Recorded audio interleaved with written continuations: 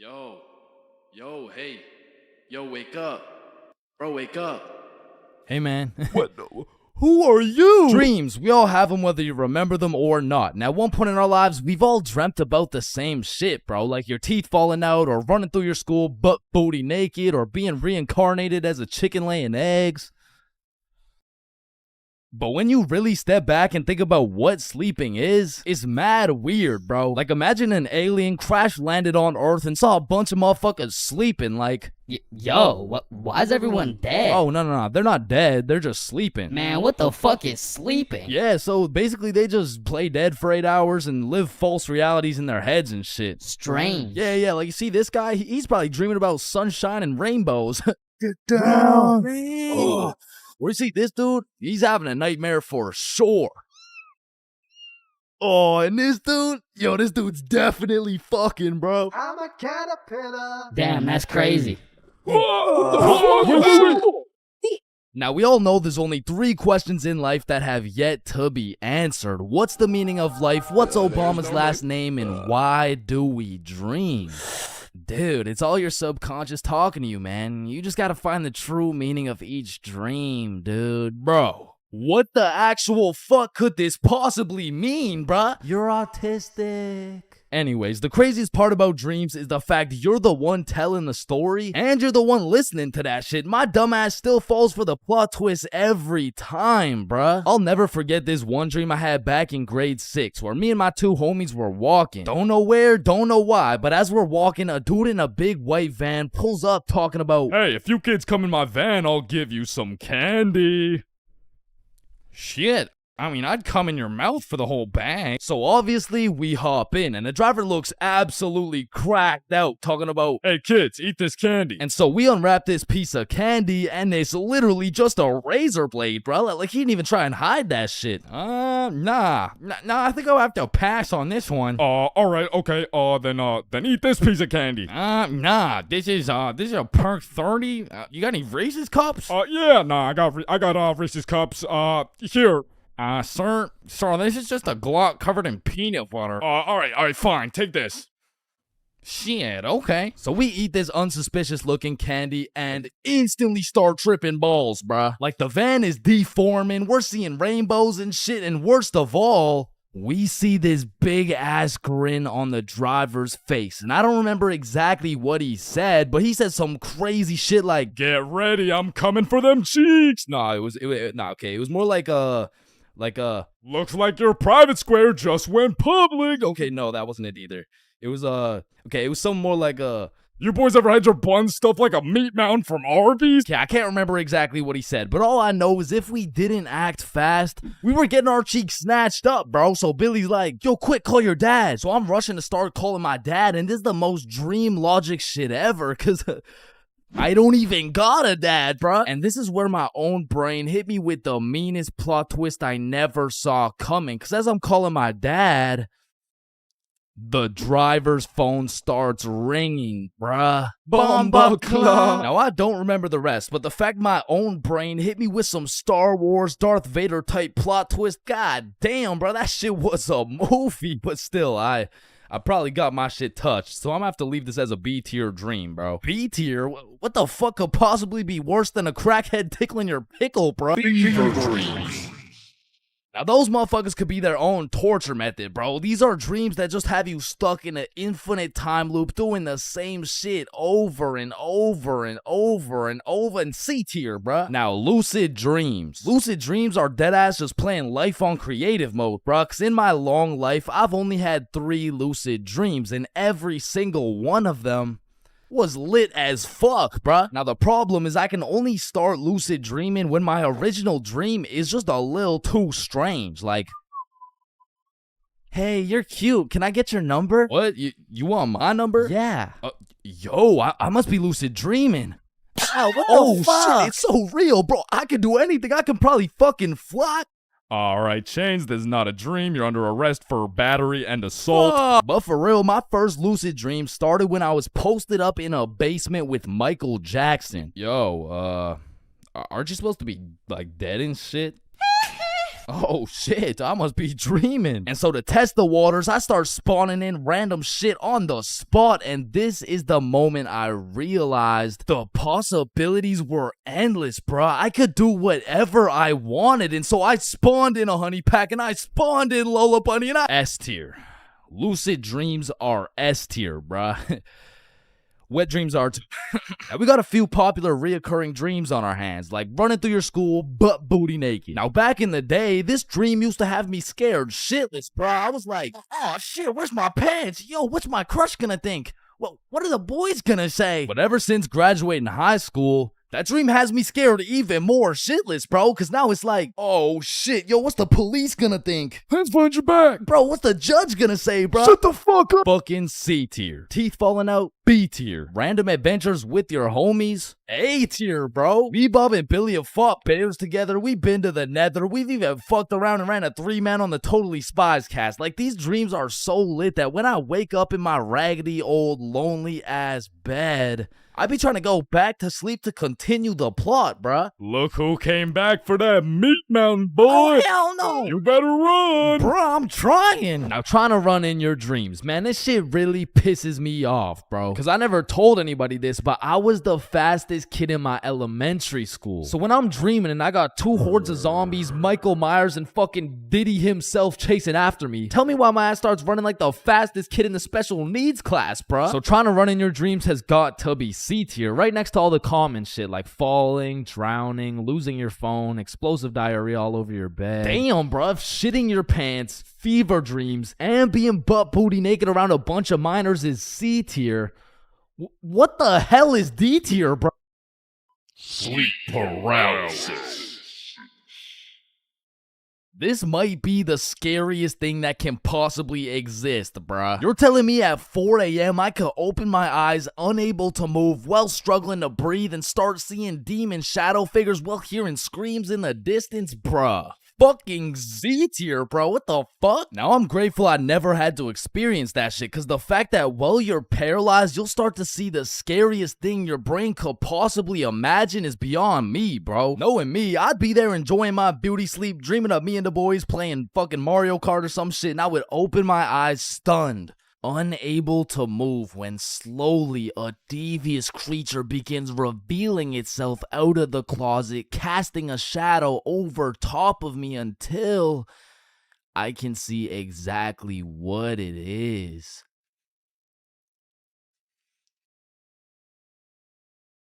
Looks like someone ordered a meat mountain.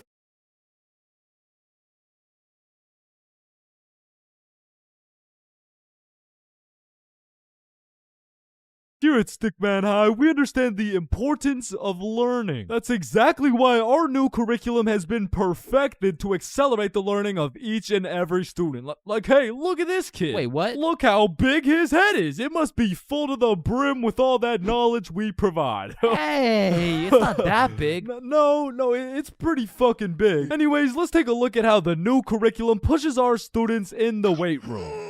Oh, wow, impressive. See, I didn't even know legs could bend like that. They can't. All right, stop recording. Stop the recording. Stop the recording. Stop the recording. All right, Stickman High, welcome to the new curriculum, and let's study those textbooks. All right, class, are we ready to learn about this new curriculum or what? Or, we could just do a Kahoot? That's what I've been waiting for. That's what it's all about. Man, I fucking love Kahoots, and I don't study for shit. Bro, I feel like Kahoots are the exact equivalent of the good old here comes the airplane trick. Like, yo, you want a Brussels sprout? Aw, hell nah, bro, those are disgusting. Oh, shit. Alright, but here comes the airplane. Hey, Chains, you need to study for this history test. Hell nah, bro, that shit's boring as hell. Okay, yeah, but... What? The Declaration of Independence was signed on the Georgia. Because personally, I didn't give a single fuck about what we're learning in school. But I swear they infused the Kahoot music with Adderall or like crack or some shit. Because a game of Kahoot used to have me all the way locked in. And I would be grinding my way up those leaderboards. Like, I'd make it to 3rd place and then 2nd place and then 1st. And then the teacher would throw in some bullshit like, now what position was Abraham Lincoln conceived in? So I go for the safe answer, and all of a sudden I dropped 14 places, and I'm getting passed by goddamn Dildo and Duncan McCawkiner. And the teacher's over here yapping about, yeah, guys, you should know this one. It's chapter 13 in your textbooks. Like, bro, why the actual fuck should we know this one? But in these Kahoots, people were coming up with the most outrageous names of all time, bro. I remember anytime a teacher would pull up a Kahoot, the first names would start off normal as hell. Jessica, Eric, maybe a little Bartholomew. But as soon as one dude drops a name that's ever so slightly comical, every single name after that ends up being more and more out of pocket than the last. It's like a competition to see who's gonna push that shit the furthest. Like Richard Long quickly turns into Ben Dover, which nicely parlays into Hugh Janus, which passes it over to I Swallow Cum, who alley-oops it for Wilma Dickfit, which eventually somehow always ends up with the teacher just catching mad strays. Like somewhere along the line, that shit goes from Dixie Normus to Miss Jackson's built like Mike Wazowski. Alright, who said I'm built like Mike? I remember I had this teacher who used to love Kahoots. Shit, she loved her Kahoots so much, we'll call her Miss Cahooters. Nope.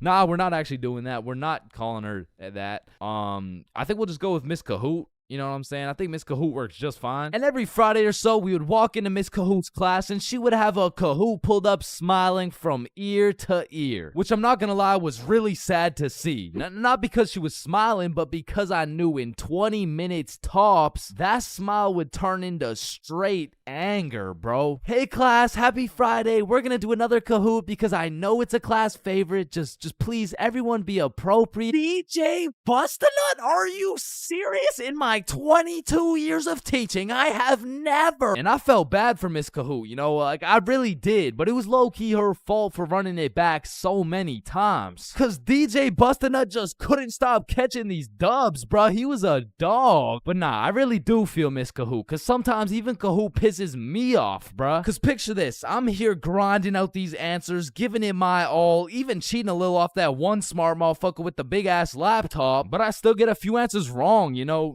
Nobody's perfect. But imagine my pain as I read my screen and find out I'm 76 points behind fucking Sebastian, bro. And I look up at Sebastian and this motherfucker doesn't even know what he's playing. He's just happy to be here and shit. But there's only one feeling worse than being 76 points behind Sebastian, and that feeling always came from the easiest questions. It would be like, oh, what? This is a little too easy? How do you say hi in English? And you're trying to speedrun this shit, so you click the first thing that kind of makes a little bit of sense and the answers come up, and you're the only motherfucker to get that shit wrong. No, dumbass starts to Konnichiwa. And everyone's looking around for who got it wrong. Like, yo, whose dumbass got that shit wrong, bruh? Top facts, bruh. Type shit. Dumbass.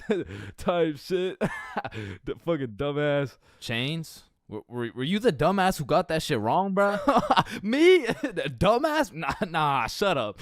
Shut the fuck up. Nah. It was probably it was probably Sebastian, bro. Just look at that motherfucker. And I feel like there's only 7 types of people in class when you're playing a Kahoot. And the first is Dover. Ben Dover. We all know him and we all love him. He's got a smart name, but not a smart brain. He might get the first answer right, but then he falls off the face of the leaderboards, never to be seen again. But on the leaderboards, we got Genius George, because George actually studied the material like a well-prepared and studious nerd, bruh. Because George was the type of dude to be like, calculate for the common denominator. oh man, this one is too easy. Like, bro, if you don't shut the fuck up, I'm about to commonly dominate that ass.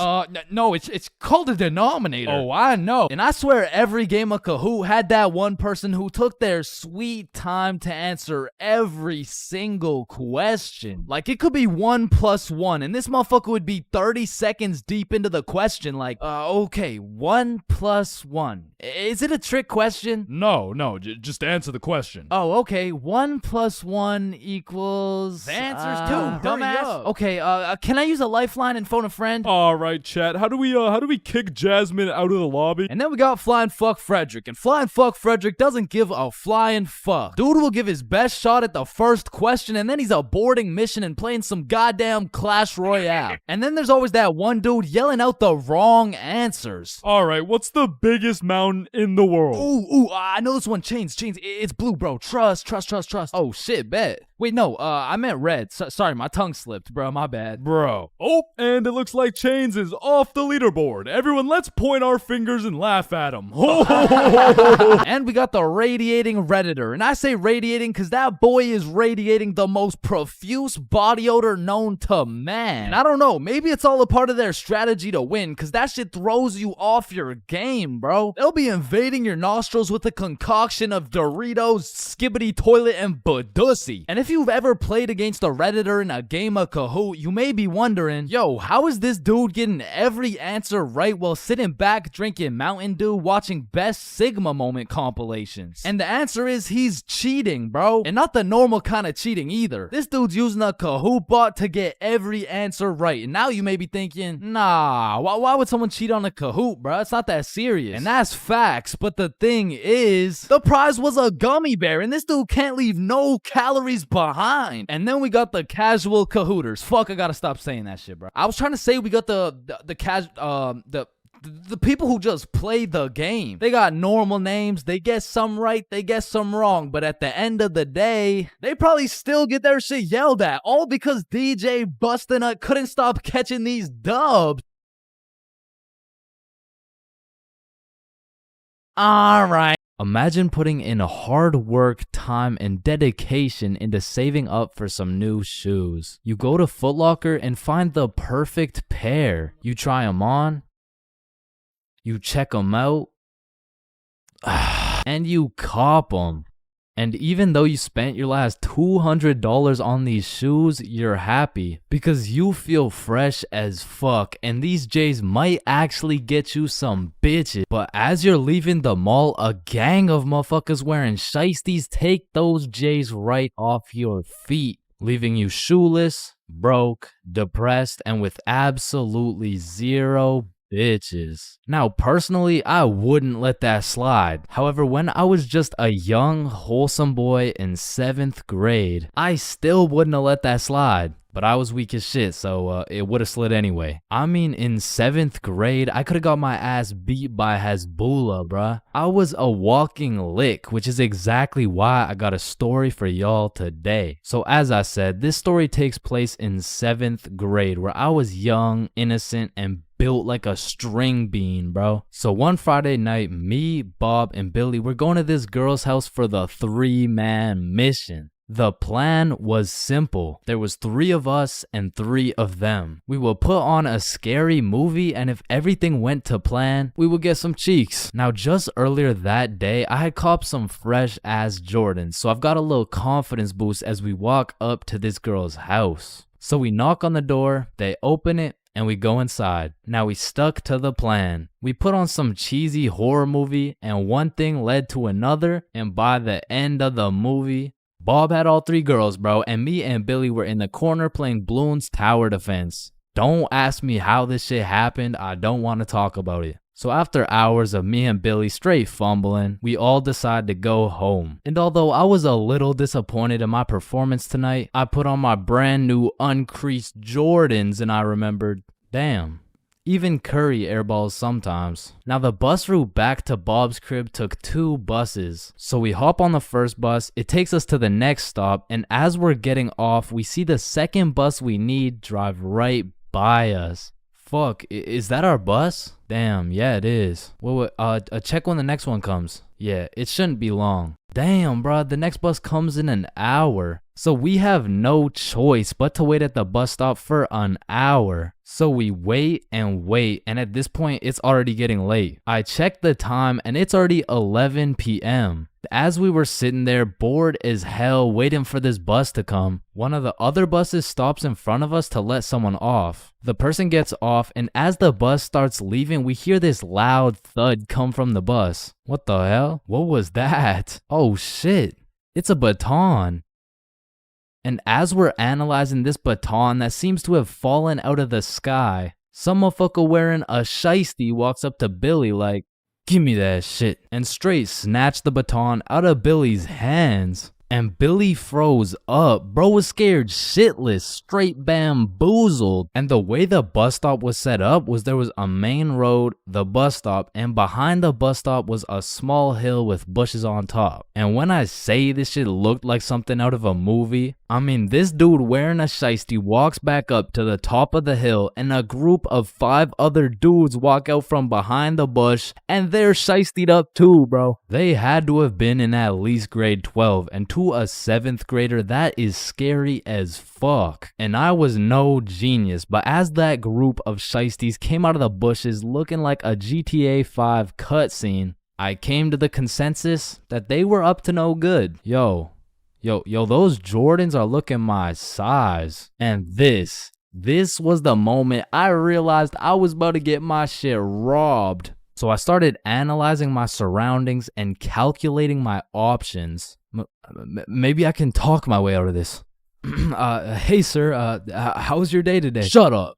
I said, what size are the shoes? Damn, I can't fight them. It's a 3-on-5, and they got the high ground, and they got a baton, bro. They would knock my ass out and take the shoes. But I'm fast. So if I take a right, then make a left, there's no way they can catch me.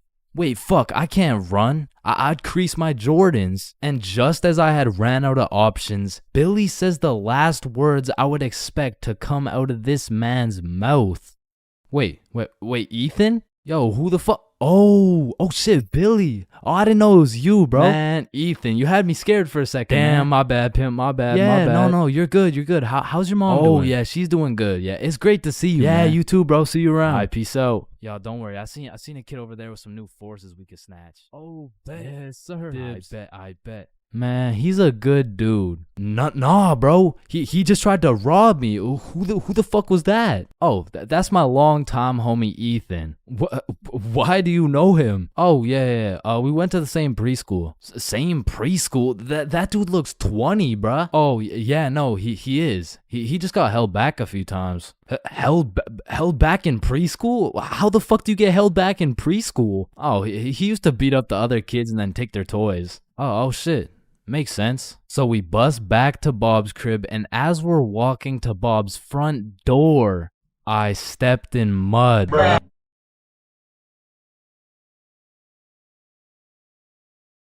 Oh shit. Ooh. Damn.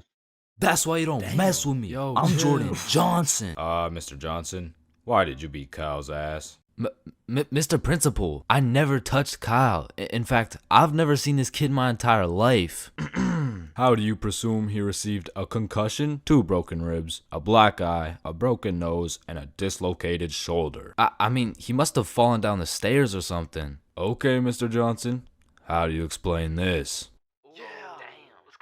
That's why you don't mess with me. I'm Jordan Johnson. What? I mean, you got the wrong Jordan Johnson. Then, what happened to your knuckles there? Shit, these ain't even my knuckles. Listen, I am not one to condone violence, but I'm not gonna lie. School fights are a major part of the high school experience. I mean, there's something about a good old school brawl that just boosts students' morale. Like, there is nothing that gets you through the rest of the day like some kid getting his ass beat in front of the entire school. And truthfully, it's just a community building experience because it gives everyone something to talk about. Yo, did you see the fight? Yeah, bro, Kyle got his shit rocked. Wait, are you guys talking about the fight? Yeah, bro. Man, Kyle got fucked up, dude. Overall, in school fights, everyone wins. Like, the fighter gets some respect and the crowd gets some entertainment. It's a win-win. What about me?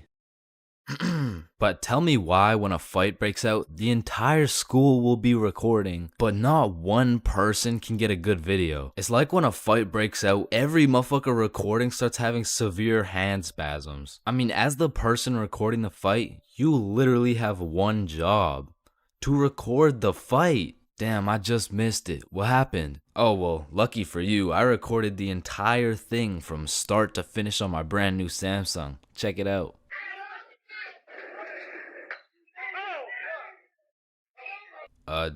Did anyone else record the fight? Oh shit, yeah, I did on my brand new iPhone 14 that actually records in 4K. Okay, bet. Ooh, damn.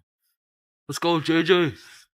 That's why you don't mess with me. But bro, there's just a video of your face for 8 minutes straight. And watching some of these fights are funny as hell. Because some motherfuckers will come in swinging like KSI. Some motherfuckers are out here thinking they're Daniel LaRusso. And some motherfuckers should just not be fighting. Which is honestly the best part. Because where else could you catch a 6'5", 250-pound big body scrapping some 5'2" nerd? Like, the UFC would never let that shit slide. Plus, you get to watch it all for free. But me personally, I've never gotten into a school fight. But don't get me wrong, if someone wanted to catch these hands, I could hit them with the little knuckle sandwich, if you know what I mean. But truth be told, I could never lose a fight.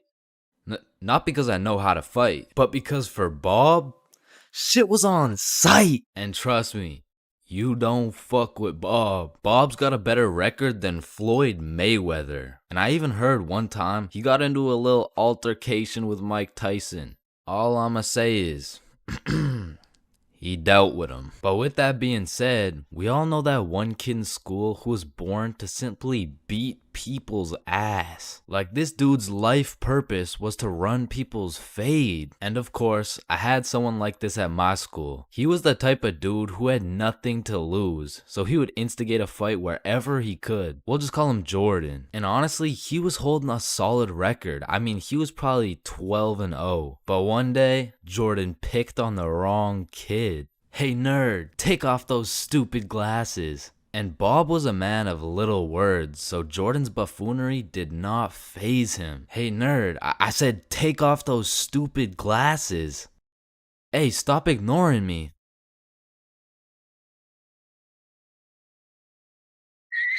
And without saying a word, Bob just ended Jordan's whole career. And ever since that day, nobody messed with Bob. That's why you don't mess with me. Yo, I'm chill. Jordan Johnson. So, there are 7 stages of being drunk, all of which I've experienced, so you don't have to. Drinking? Aren't you underage? No, I'm 21. Now let's start with stage 1, the process. Stage 1 is one of the most important stages of being drunk. If you've ever heard the saying, trust the process, this fully applies when it comes to drinking. If you don't approach this stage with precision, calculation, and patience, you might accidentally skip straight to stage 7.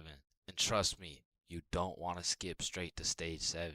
The process is pretty much where you've started drinking, but you don't really feel anything yet. Because when you drink alcohol, it takes time for it to be absorbed into the bloodstream. And some people just don't have the patience to wait and end up overestimating their limit. Oh, I feel fine. Let me take another shot. Stage 2 is tipsy. Tipsy is where you first start to feel it. It's when the first few shots start to hit and you start to feel a little bit more outgoing and maybe more talkative.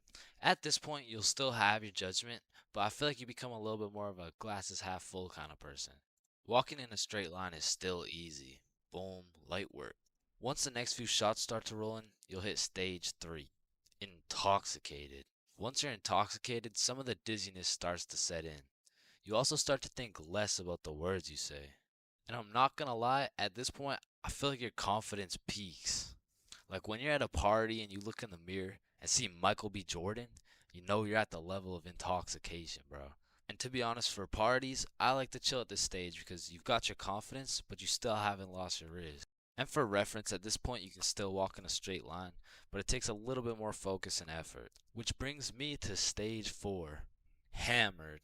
This is where you start slurring your words. And bro, at this point, walking in a straight line becomes an impossible task. Yo, dude, can you walk this line really quick? Yes.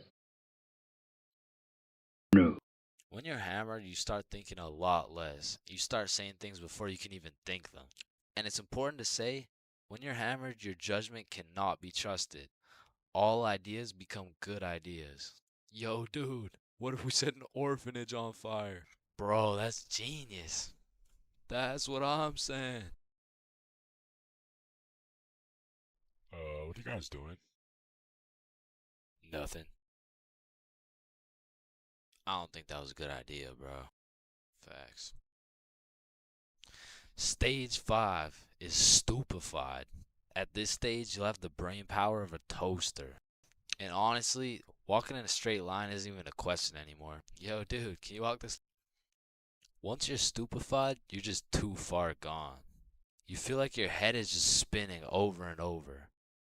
Now, at this stage, I would recommend leaving whatever party or setting you're at because you can't function properly. Probably end up regretting some of the shit you say or do the next morning. Now, stage 6, wasted. When you're wasted, when you get wasted is just regret. Your body is literally fighting for survival. Everything is miserable and you always promise yourself you'll never get to this stage again. But one way or another, it always comes back. Whenever you're at a party, there's always one person who's wasted and they're hunched over at the toilet just vomiting, bro. And it just ruins the night completely. So this might be obvious, but I do not recommend getting wasted. Now, to get to stage 7, you have to do one of 3 things. First off, you could have not trusted the process at stage 1 and heavily overestimated your limit. Or you could have been hammered and your judgment was tainted, so you had the idea to take more shots. Remember, all ideas become good ideas. And lastly, you could be going through a serious divorce. And in this case, I'm sorry. I hope she comes back. But stage 7 is blacked out. When you are blacked out, you've lost your consciousness. You're pretty much just slumped out. But your dreams when you're blackout drunk are always the most random and vivid shit, bro. And once you wake up, yo, dude, can you walk this line really quick? So, I think it's safe to say that I would strongly not recommend going past stage 4. But I'm not gonna lie, I have a few times, and I got lots of crazy stories from them too. So let me know in the comments if you want to hear any of these stories.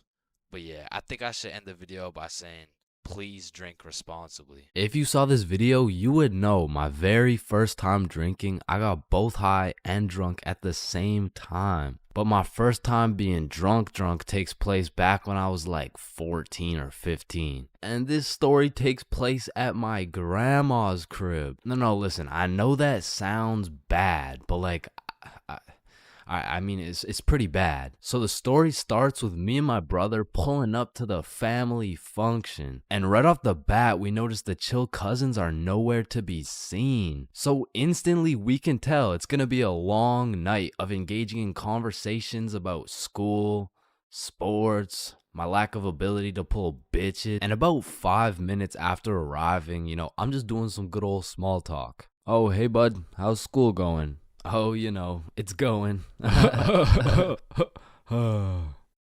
And how's sports going? Yeah, the sports are good.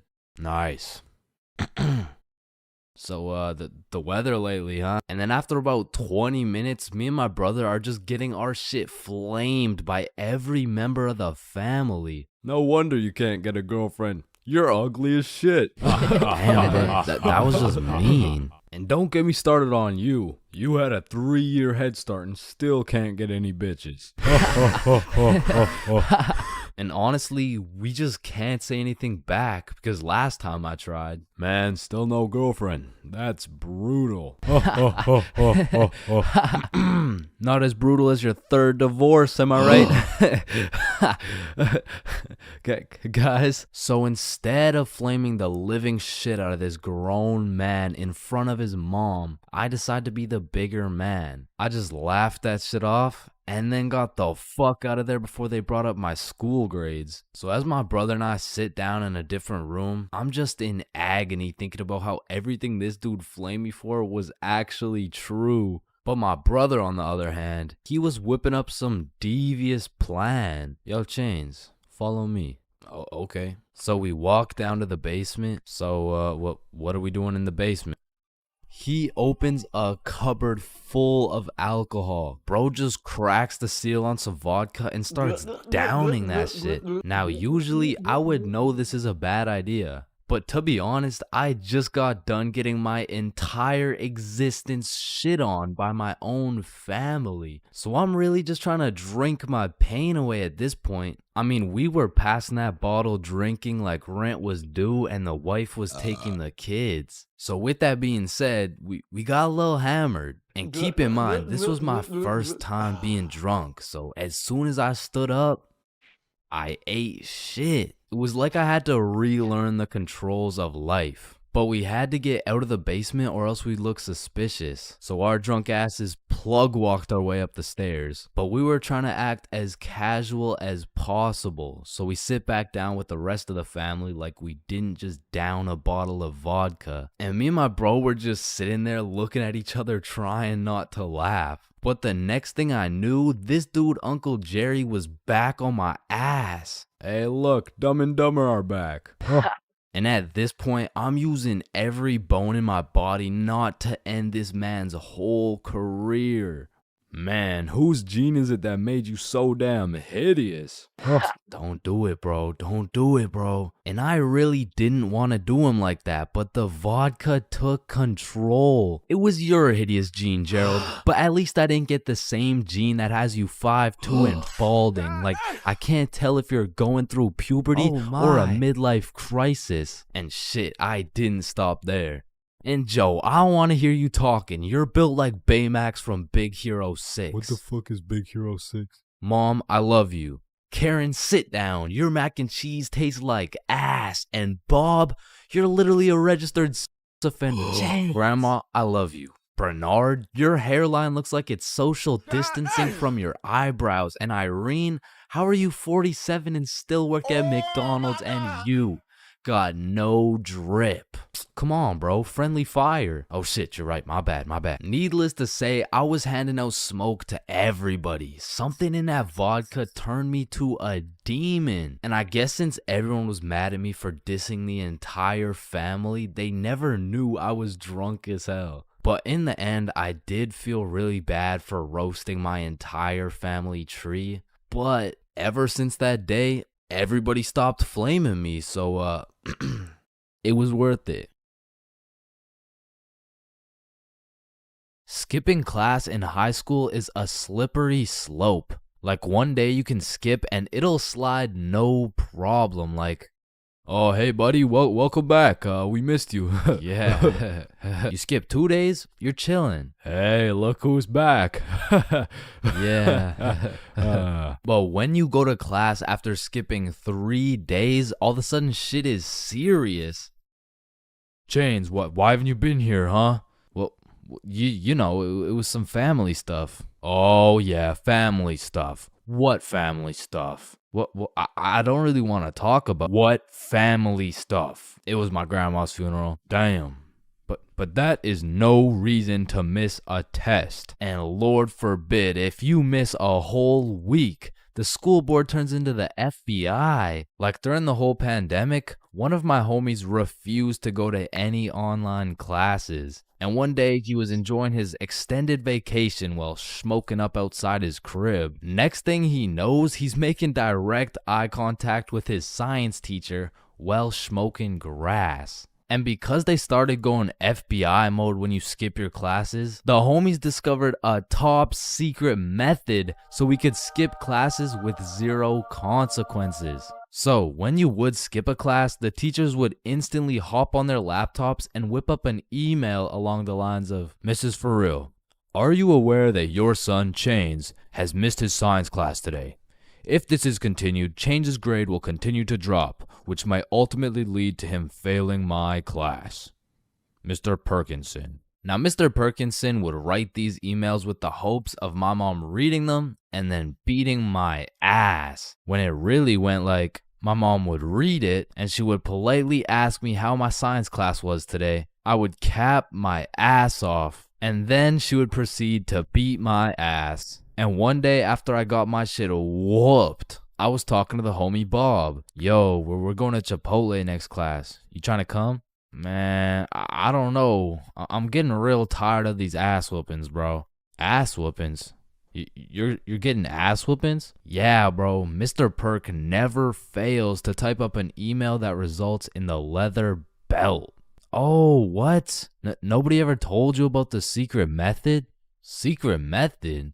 Oh, you mean like wearing extra pants so the belt doesn't hit so hard? No, I'm talking about the secret method so Mr. Perkinsons can't email your mom. Why didn't you tell me sooner, bro? So essentially, the method starts at the very beginning of the school year. At my school, they would give you this form with your parents' email, phone number, all the contact information, you know what I'm saying? You would need this form filled out and signed by a parent or guardian and then handed into the office. However, this man, Bob, conceptualized one of the greatest plans of our generation. And it went like this. So you would receive the empty form from the school, take it home to your parent/guardian, get that shit filled out and get that signature. Then secretly, when nobody is watching, you hop on your computer, you make a fake email like bobsmom123@gmail.com. Then you would change your mom's contact information into that fake ass email and then deliver it to the office like nothing happened. So when Mr. Perkinson's smartass tries to get me whooped with one of those emails, I get that shit in my inbox. I read it through and respond with some shit like, "Dear Mr. Perkinsons, thank you very much for bringing this to my attention. I was unaware of my son's absence in pursuing his educational prowess. I will discipline him with a punishment that may or may not involve me whooping the absolute shit out of his tushy. Thank you, Mr. Perkinsons." And I already know this dude, Mr. Perkinsons, was reading that email like, "Oh, yup, he is definitely getting his ass beat tonight." Meanwhile, I was typing that shit up in bed while munching on some nachos. So you best believe I was abusing this newly found secret strategy. I mean, I was missing every other class, and it was just all sunshine and rainbows. But you know what they say, it's not all sunshine and rainbows. I mean, I really don't recommend using this strategy. And I'm not saying that to be some mature role model. I say that because there was one flaw in the strategy Bob forgot to tell me. And that was as soon as my mom saw my report card with all those absences, god damn, she made up for every single beating I missed.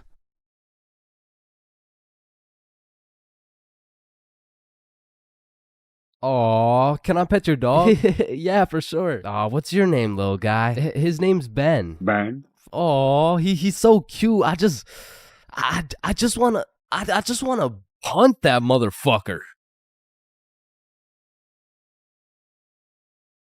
Man, these intrusive thoughts I be having make me wonder whether I belong in maximum security prison or not. Like, I don't even mean to, but the thoughts that pop into my head are so menacing that I can't even say this shit on YouTube, or this video will get taken down. Then I'll be canceled. Then my whole channel will get deleted. Then I'll be thrown into a psych ward, and then I'll be put on the fucking death penalty. Like, these thoughts that pop into my head are so alarming that they make me want to beat my own ass, bro. Hey, man, why'd you just sock yourself in the face? Oh, well, you see, I was about to push that unsuspecting toddler into the deep end for no apparent reason, so... Yo, this guy's about to assault a minor. Hey, you can't do that! Behind your back. But it's not like every single intrusive thought I have is bad enough to get me convicted. Like, whenever I'm walking across a bridge, I have to use every cell in my body to fight the urge of just tossing my phone into the water. Like, there is literally no benefit from doing that shit, but there's just something inside of me that would feel so much satisfaction with just seeing my phone dissipate into the water. You know, maybe you get that urge because it would just be satisfying to do some shit that's out of the box, some shit that nobody else would do, just to break the simulation a little bit. Cause I could be having the best day of my life. I could wake up, get the meanest pump in, hop in the shower, eat the most fire breakfast, and draw the most pristine stickmen I've ever drawn. But as I'm casually walking beside a bunch of cars that are going 65 miles an hour,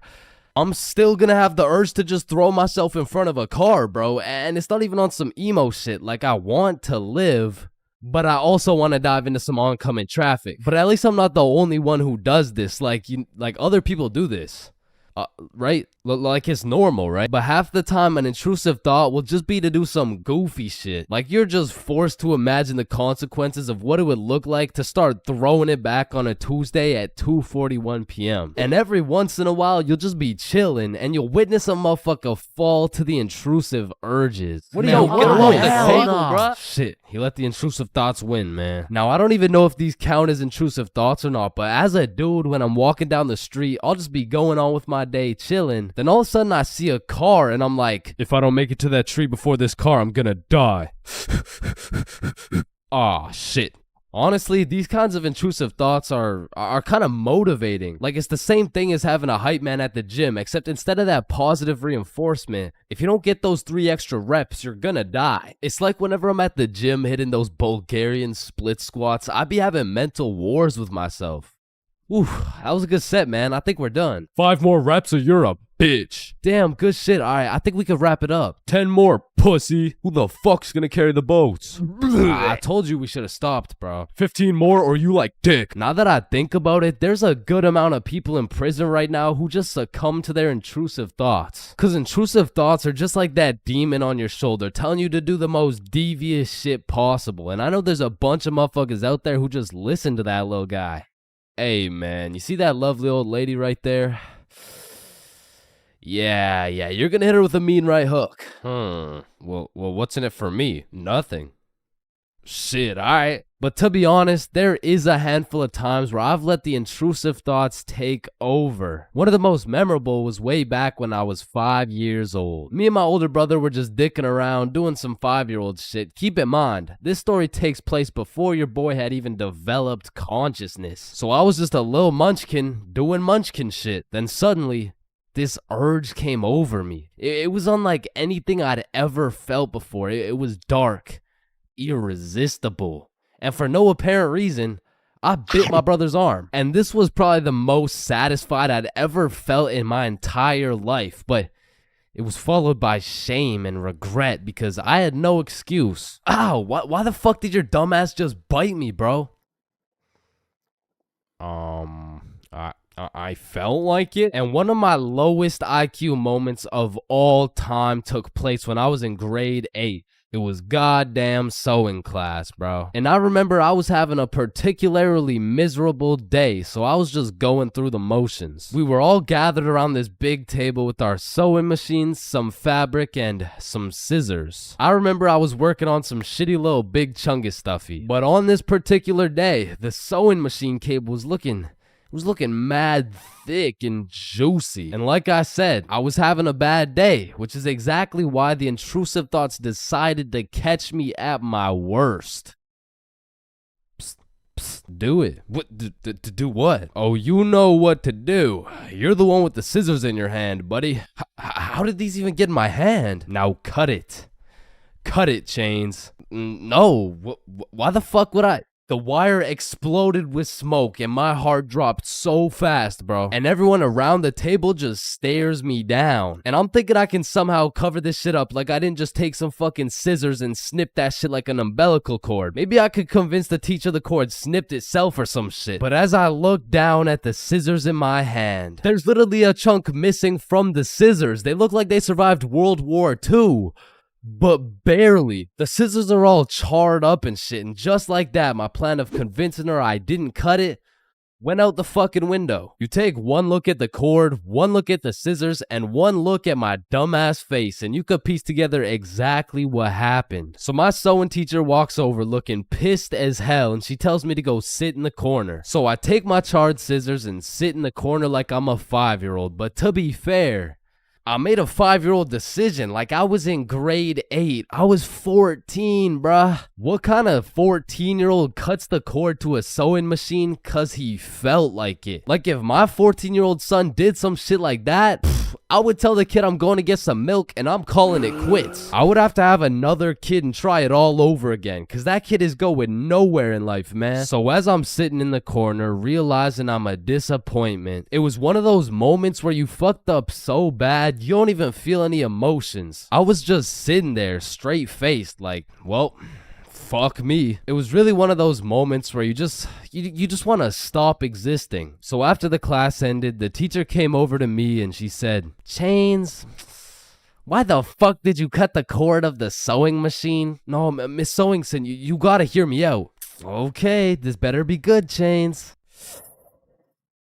What was looking mad juicy and the scissors just teleported into my hands. I don't even know. You did what? Mom, it was the intrusive thoughts that they told me to do it. I'm about to intrude that ass. The fuck?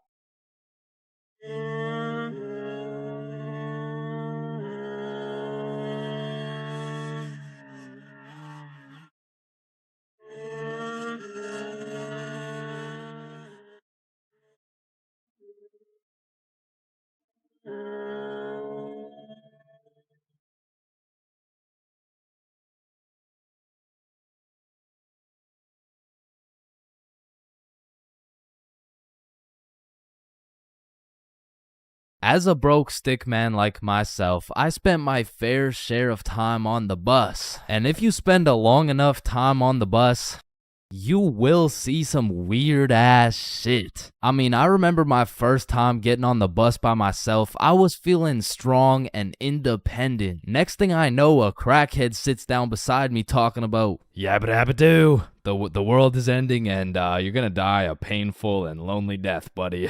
And just like that, I went from strong and independent to shitting my pants. Yeah, bro, the bus is just something else. Like 1 in 10 people who enter the bus are straight gremlins, bro. I'm talking about the gremlins who know the perk is fake, but they still pop it. Now you just gotta sit next to this motherfucker for another 30 minutes while he tells you about the kids in his basement. But to be fair, these gremlins aren't even the worst part of the bus. The worst part of the bus is the energy. You walk in there and everyone just stops and looks at you like they're sizing you up or some shit. And you know who sizes you up the most?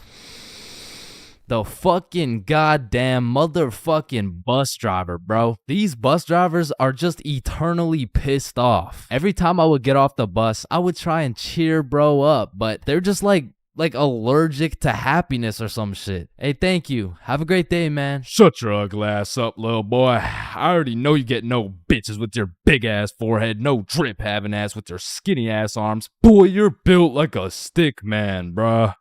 Damn. Hey, bro, there could really only be 2 reasons why these bus drivers are so mad all the time. Either they had a demon villain origin story where they were abandoned as a child and never shown any form of love until one day. In freshman year of high school, Timmy met Linda. Linda was kind, smart, beautiful, and she paid attention to Timmy when nobody else would. Timmy asked Linda to be his girlfriend, and she said yes. They dated all throughout high school, and they even got into the same university so they could be together forever. Until one day, when Timmy's world was flipped upside down. Timmy found out Tyrone had been laying some mean pipe on Linda this entire time. Everyone in Timmy's school made fun of him. Timmy could not let this slide. So he called out Tyrone to run the ones in front of the entire school. And without a single word, Tyrone winds up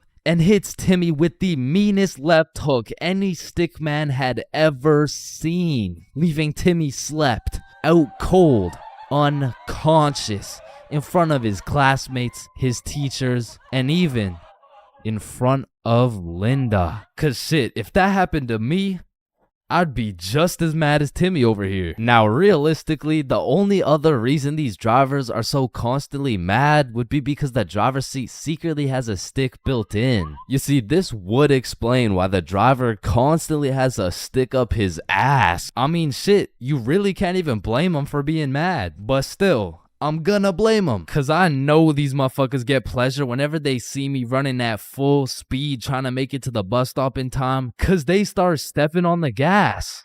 Dumbass. To be honest, there's nothing that leaves you more defeated than when you're sprinting to a bus stop, then that shit just cruises on by and everyone on the bus is laughing at you. Damn.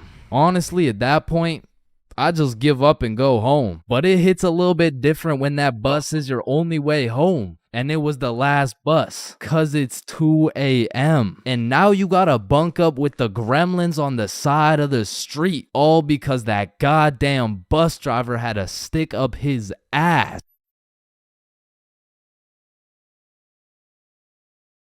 We are currently facing a life-threatening epidemic that is threatening the lives of many teens around the world. Oh, what's that? Yeah. Oh, okay. It has been brought to my attention that there's a new strain let loose that is infecting more teens than ever. The strain is propylene glycol formaldehyde. Street name, Guava Ice. So stay safe out there, and back to you, Linda.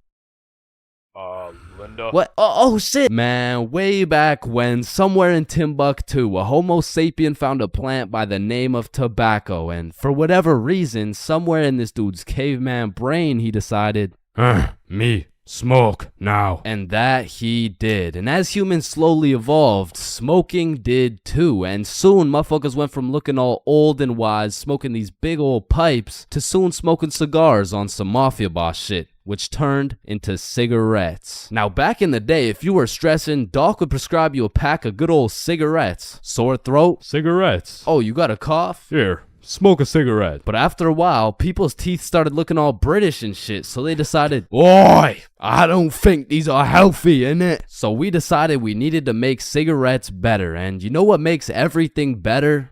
The letter E. Your mail's taking too long to come in? Email. Wait, what's that? You want to play sports, but you're ass at every single sport? Esports. Oh, you got daddy issues? E-girl. So of course, when people realize cigarettes are killing them, e-cigarettes. Man, one thing leads to another and shit. You got yourself a Vaporizer Gen Y GTX box mod with 3 USB charging ports, a speaker, and a 6-inch LED touchscreen that can play Flappy Bird. Like, vaping is just getting a little too advanced, bro. Like, I remember one time I was chilling in the washroom with my homie Billy, and of course a motherfucker walks in with a vape. But this was no regular vape, no. This shit looked like a gadget straight out of fucking Star Wars. Yo, you want a hit? A hit? A hit of your iPhone? iPhone?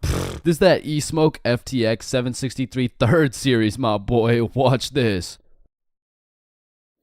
Yo, did he just hotbox the whole bathroom in one hit? Yes the fuck I did. And this shit's 100 Nick. Holy shit, where did you find 100 Nick? I ended up mixing my 50 Nick guava juice with my 50 Nick blueberry ice, and it just kind of added up to 100. Bro, I don't think that's how it works. Shut up, my mom's calling me. Yo, fuck you, mom. And that was the moment I realized there really is levels to this shit. Level 1. Level 1 is the type of dude who isn't addicted, but he'll occasionally take a hit of somebody's device. But level 2, bro's borderline addicted, but he's still in the denial phase. Bro, are you addicted to vaping? Addicted? Nah, I don't even vape like that, bruh. Shit. Do 5 jumping jacks right now. Bro, what? That's easy. 1, 2, 3, 4. Oh shit.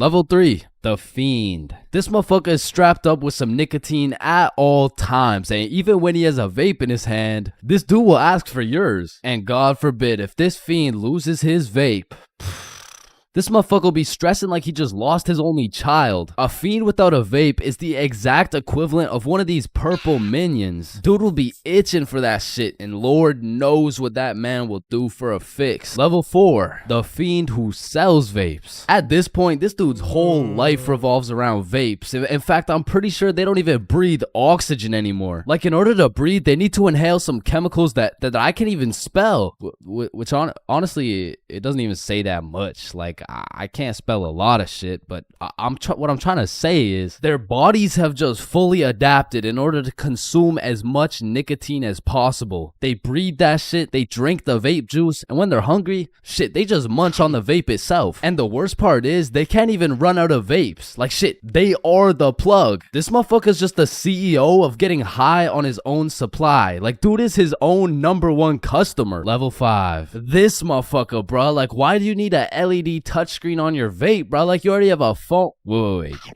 Did you just order that pizza from your vape? Shit. Where'd you get this from? And don't get me started on these flavors, bro. Like, tell me why these motherfuckers can make a vape juice and call that shit early riser. And that shit literally tastes like a Wednesday at 6 a.m. Like, what the fuck type of ingredients mixed together to taste like a Wednesday at 6 a.m.? But early riser isn't even the weirdest flavor on the market, because if you're feeling the family dinner vibes, you can get a rotisserie chicken flavor. Or if your breath is smelling nice and fresh, you could fuck that shit up quick with some garlic flavor juice. And they even got bacon. Yeah, I'm not gonna lie, that shit sounds fire as fuck. And lastly, now I don't even know if I can say this on YouTube right now, but shit, you can even get yourself some Worcestershire. Worcestershire.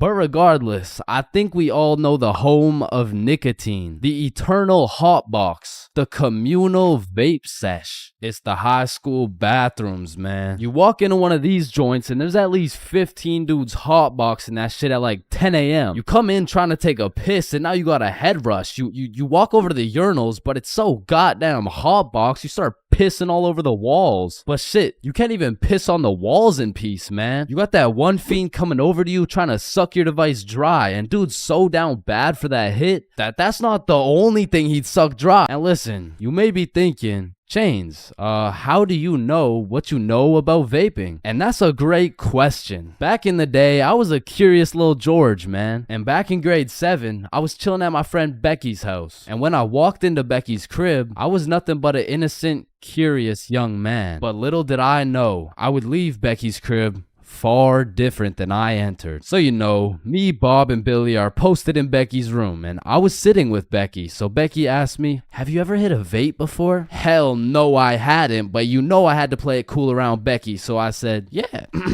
Yeah, I do that shit all the time. And so, of course, she passes me the vape. And honestly, I didn't think this far ahead, but I was in way too deep to come clean now. So I put that shit in my mouth, and I sucked the fuck out of it. Pause. And because this was the first time anything had made contact with my lungs beside oxygen, my lungs started malfunctioning. And I was coughing up a storm, and my cool guy cover was blown, but I had to see it through. Oh my God, are you okay? This shit ain't nothing for a guy like me. Guys, I think Chains is dying. And as I went on with my life, I would hit a device here and there, and eventually I even learned some tricks and shit. But one day, me and my homie had to run to catch a bus. And so we started running, but the homie doesn't even make it 100 meters, and he starts rolling on the floor, coughing up blood. And I was like, no, fuck that. And you know,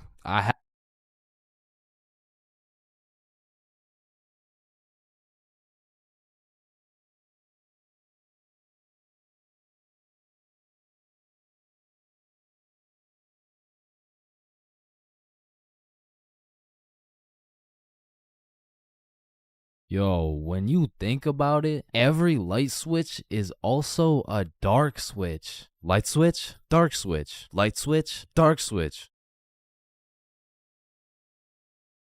Okay, class, sound it out with me. Ball. When you really think about it, we learn to read, and then we read to learn. Teacher, yeah, I think Chains is high. What the fuck? This is kindergarten. Shit. Ow. Damn. Any staircase can be a staircase to heaven if you're not careful enough. Baby, I've spent the best 4 years of my life with you, and I can't imagine my life without you. You're a 1 in a million, so will you marry me? So 1 in a million, huh? That means there's 8,017 people just like you. How does that make you feel? Yo, if you cut your leg off, would it hurt? Of course it's gonna hurt, bro. Nah, think about it. Where would it hurt? Your leg. Oh, 'cause you cut your leg off. Yo, what happens if you push down the gas and the brakes at the same time? Shit, let's find out. Oh shit, it takes a screenshot.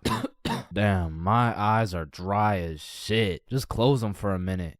Damn, bro. You never actually close your eyes. You just look at the inside of your eyelids. Damn. Yo. Can anyone answer 547 to the power of 3? Yes, Chains.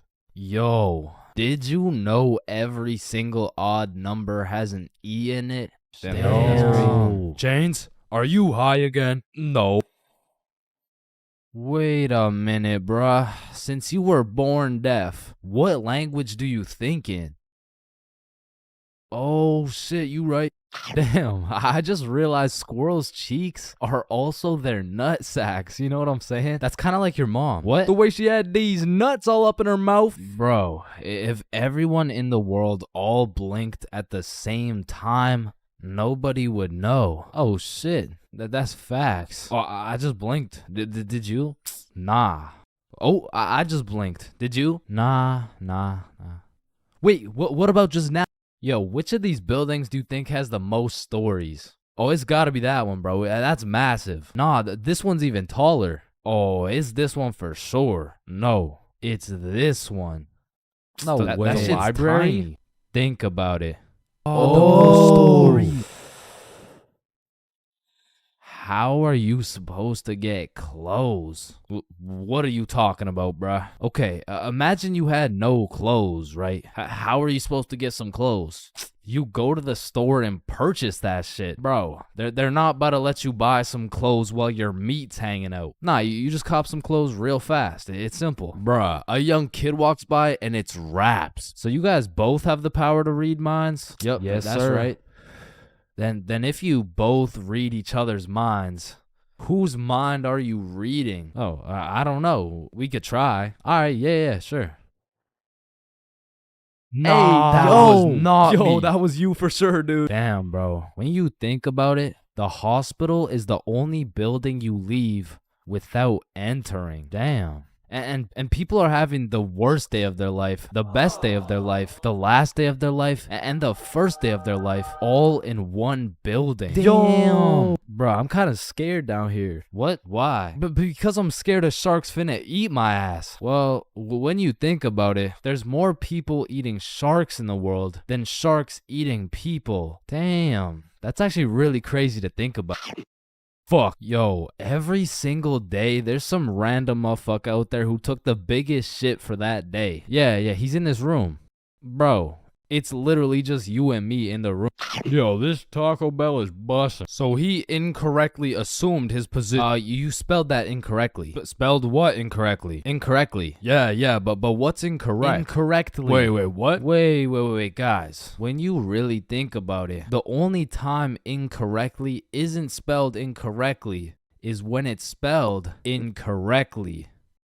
Shut the hell up. Yeah, shut the fuck up. You know, the number of people older than you never increases. It only gets smaller and smaller. Damn.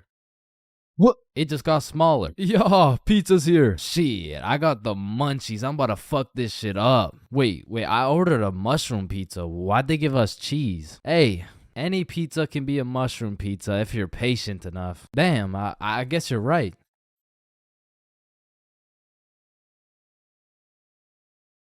At last. Damn, you know what I just realized? What? A pregnant woman swimming is pretty much a submarine. Are you just always this high, bruh? Yo, did you boys know your last name comes from what your ancestor used to do back in the day? Oh shit, mine's Baker. Yo, mine's Carpenter. Oh, mine's Smith for blacksmith. Well, what's yours, Johnny? It's Donald. Well, wait a minute. Your last name isn't Donald. It's Dickinson. Guys, chill. I can explain. Get the fuck out of bed, bitch. Go. Your alarm is really your theme song because it plays at the start of every episode. Well, why the fuck are you in my house? Yo, is Chains still mad over that chair? Yeah, well, what does this dude have against chairs? Why is it a chair? Yo, why is there sidewalks in the movie Cars if there's no humans? This dude won't shut up. Like, just watch the fucking movie, bruh. Damn, think about this. When a child is an asshole, the child gets a whooping. But when the parents are an asshole, the child gets another whooping. Shit, tell me about it, bruh. Fuck. Bro, you've checked the fridge 15 times already. No good food's finna magically appear. Damn, now that I think about it, we don't keep checking the fridge for new food, but rather we keep checking to see if our standards have dropped low enough to eat the shit that's already in the fridge. So we got Mercury, Venus, and then here's Earth. Yeah, Chains, what do you want? If Earth is the third planet from the sun, does that make every country a third world country? You're high again. Just get the fuck out of my class. And look at these sheep. Sheep. You know how one of your teeth is called a tooth? Yeah? And one geese is called a goose. Okay? Then why isn't one sheep called a shoop? All right, Chains, I can't keep doing this. We have to break up. Shoop. You know what I've been thinking? Yeah, what's up? Teenagers be whipping that shit like they're always running out of time. But old motherfuckers be driving like they got all the time in the world. Like, look at this geezer. Poor guy's practically decaying behind the wheel. But he's taking his time like he's got any time to spare. If I stab this cereal box, does that make me a serial killer? That one was straight ass. You gotta work on that shit. I'm gonna work on that one. Yo. If you weigh 99 pounds and you eat a 1 pound burrito, does that make you 1% burrito? Yo, that's crazy, because I literally just did that last night. You guys wouldn't believe this, but your blood work came back and it says you're 1% burrito. Yo, picture this. Imagine if Ed Sheeran was working at a bread place, right? Would that make him the gingerbread man? You're high as shit. Alright, bro, I'm a dip. Nah, don't leave me alone in this forest, bro. Hey, when you really think about it, you're not scared to be alone in this forest. You're scared you're not alone in the forest. You feel me? Yo, that's actually so true. Bro, you know what? Low key, if you're dead broke, robbing a bank isn't even a bad idea. Bro, there's no way some hobo's about to pull off a bank heist. Nah, but just think about it. Whether you successfully rob the bank or not, either way, you get over 10 years of bills you don't gotta worry about. Alright, fuck it. You got the strap? Yup. Yo, throw on your seatbelt really quick. Nah. What? Why not? Well, you see, it increases my risk of dying from cancer. What are you talking about, bro? That shit makes no sense. Just let that sink in. Oh, yeah, I got you. Yo, what's up? But still, that shit makes no sense. No, but actually think about it.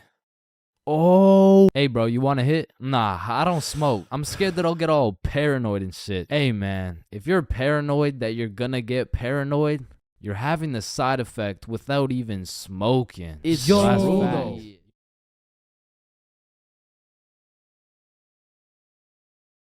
Everyone has encountered countless NPCs during their lives. Like, you know, the people that just spawned in.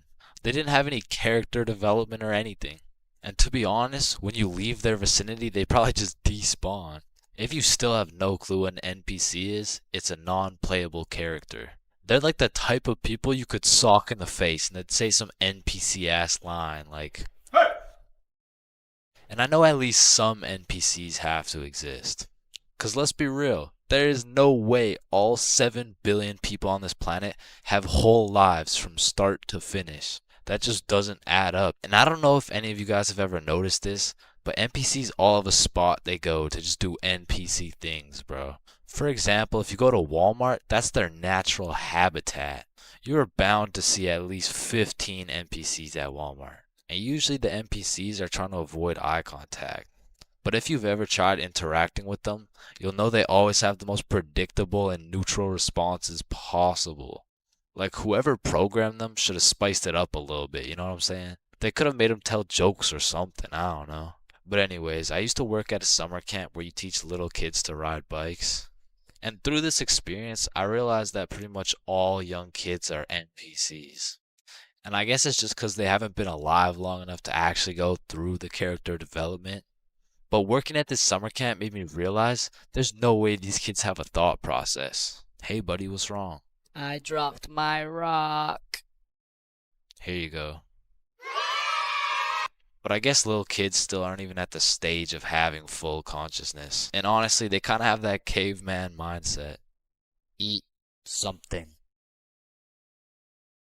But I mean, you can't really blame them because they've only been alive for a few years.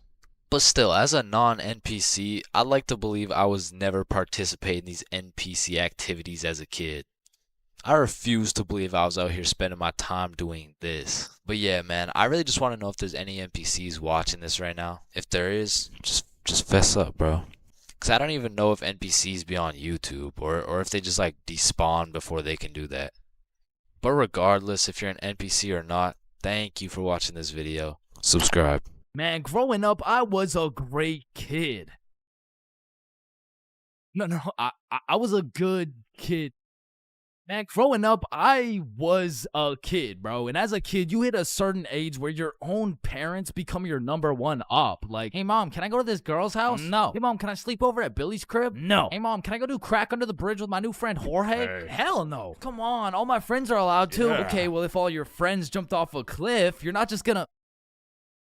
Now, to be fair, my mom wasn't the strictest parent out there. I mean, I've seen motherfuckers get the belt for speaking too loud, speaking too quiet, bro, for speaking at all. Like, one time, me and my friend wanted to have a sleepover, so homie went inside to go ask his mom, and he came out looking like he got a whooping from Prime Goku, bro. Yo, what the fuck happened back there, man? She said no to me, but...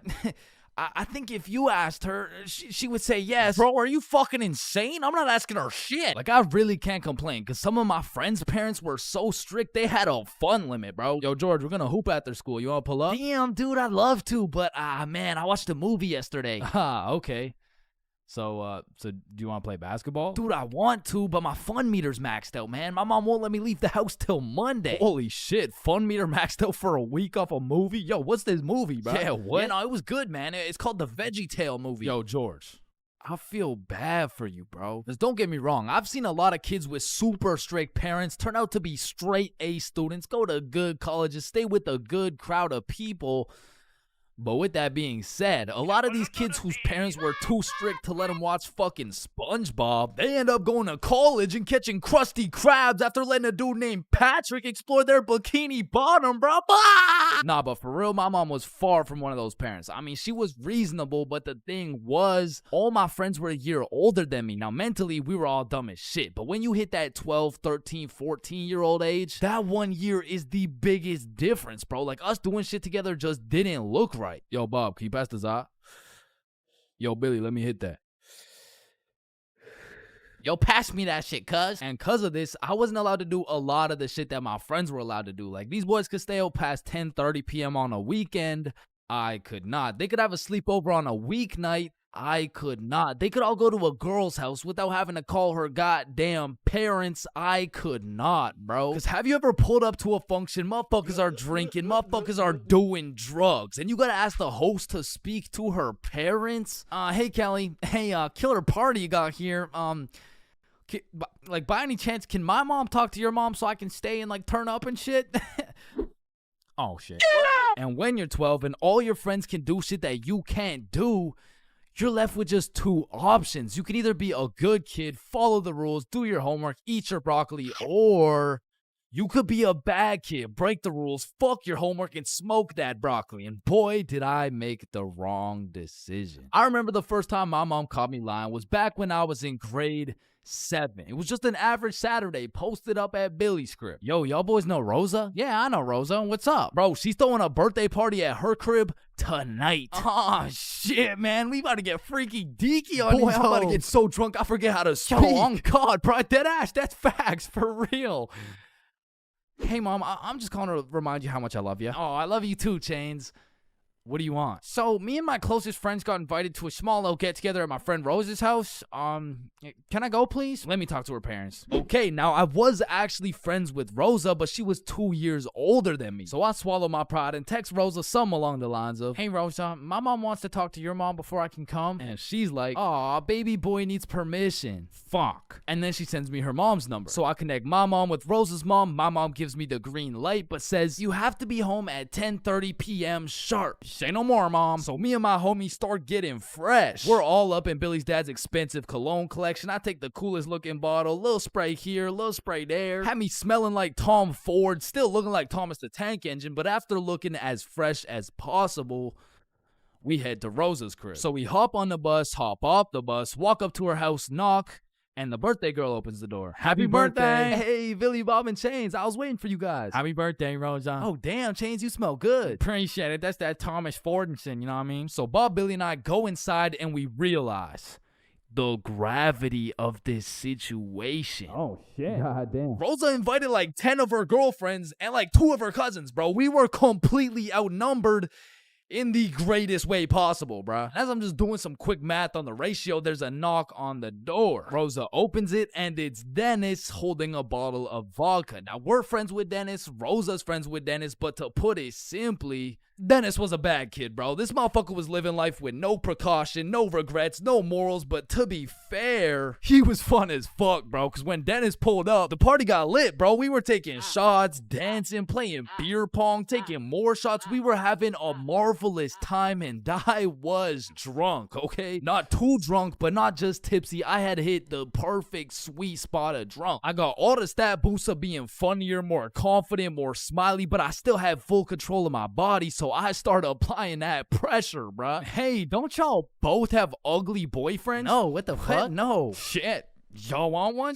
What? Damn, you smell good though. Appreciate it. I showered this week. Now, I don't remember what I actually said, but all I know is that in grade 7, cologne was overpowered, bro, because nobody was smelling good, and if they tried, it would just smell like Axe, dog. So I'm over here combining the powers of Tom Ford with the confidence of Smirnoff. Had me feeling like I'm him, bruh. So how y'all feeling? Honestly, feeling amazing. How you feel? Shit, I'm feeling good. Just a little, Just a little bit tired.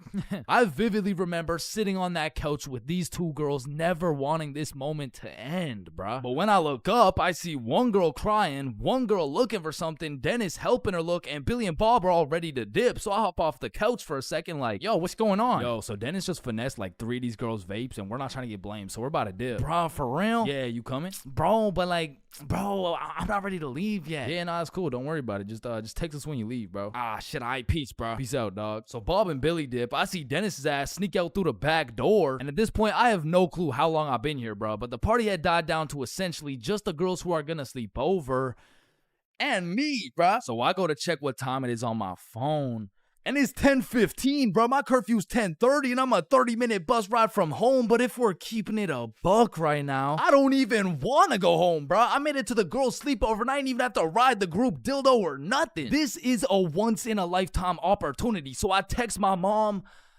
and I lied, bruh. Bob, Billy, and I are almost at Billy's house.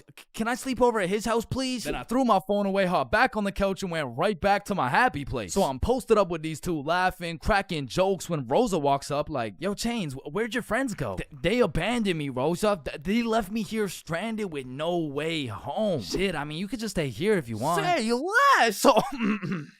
Appreciate it. And eventually, all the girls gave up on trying to find their vapes. They all gathered around to play Truth or Dare, and I prayed for times like this, bro. I was deep in enemy lines, and I didn't want it any other way until one of the girls sees my phone on the ground and is like, hey, Chains, I think someone's calling you. So she tosses me my phone. I check it, and I got 20 missed calls from fucking everyone in my contacts, bro. So I'm trying to be strategic with it to find out what's going on. I call Billy first. Yo, what's happening? Bro, so your mom called my mom and asked if you were here yet at my house. And my mom told your mom that you're not even here, bruh. Aw, shit, what do I do? Bruh, I don't know. And everyone knows when you get caught in a lie, you should just fess up, tell the truth, and apologize. But I doubled down, bro, so I called my mom, and I'm like, hey, mom, we're almost at Billy's house. We just missed our second bus. Where are you? I'm at Stickman Middle School bus stop. You know, like, we're super close. We're just waiting for the bus to come. I'm picking you up right now. Fuck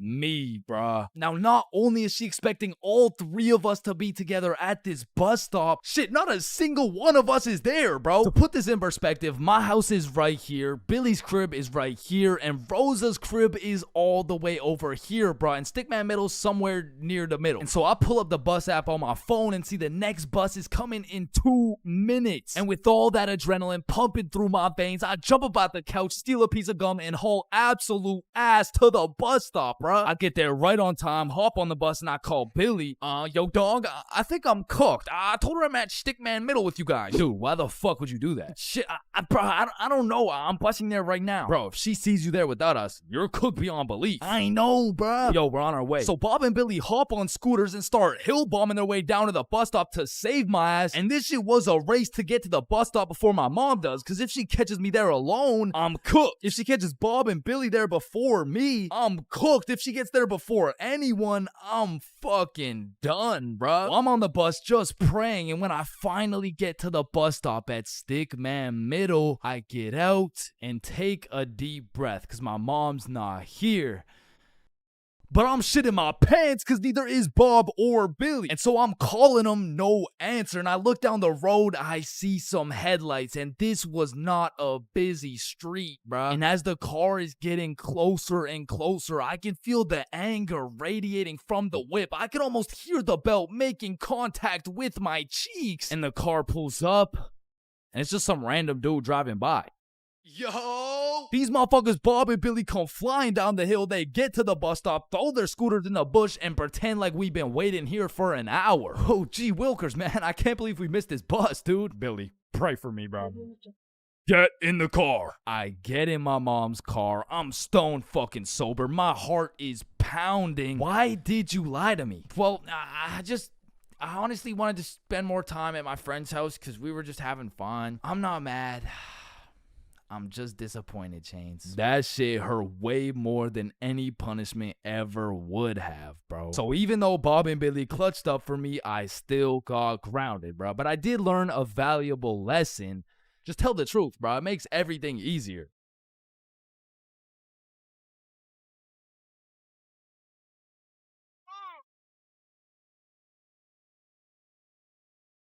You know what they say, there's a first for everything, bro. Like your first steps, your first dance moves, your first words. Dada. Hey, would you look at that? We gotta get some milk. I'll be right back. Your first stepdad? New dada? Yeah, nah, I'm head out too, actually. And your first kiss. Man, the things I would do to go back and completely erase that shit from existence. Bro, all these Disney movies I was seeing as a kid had these first kisses turning ugly ass frogs into some fucking giga chads and shit. Like, spoiler alert.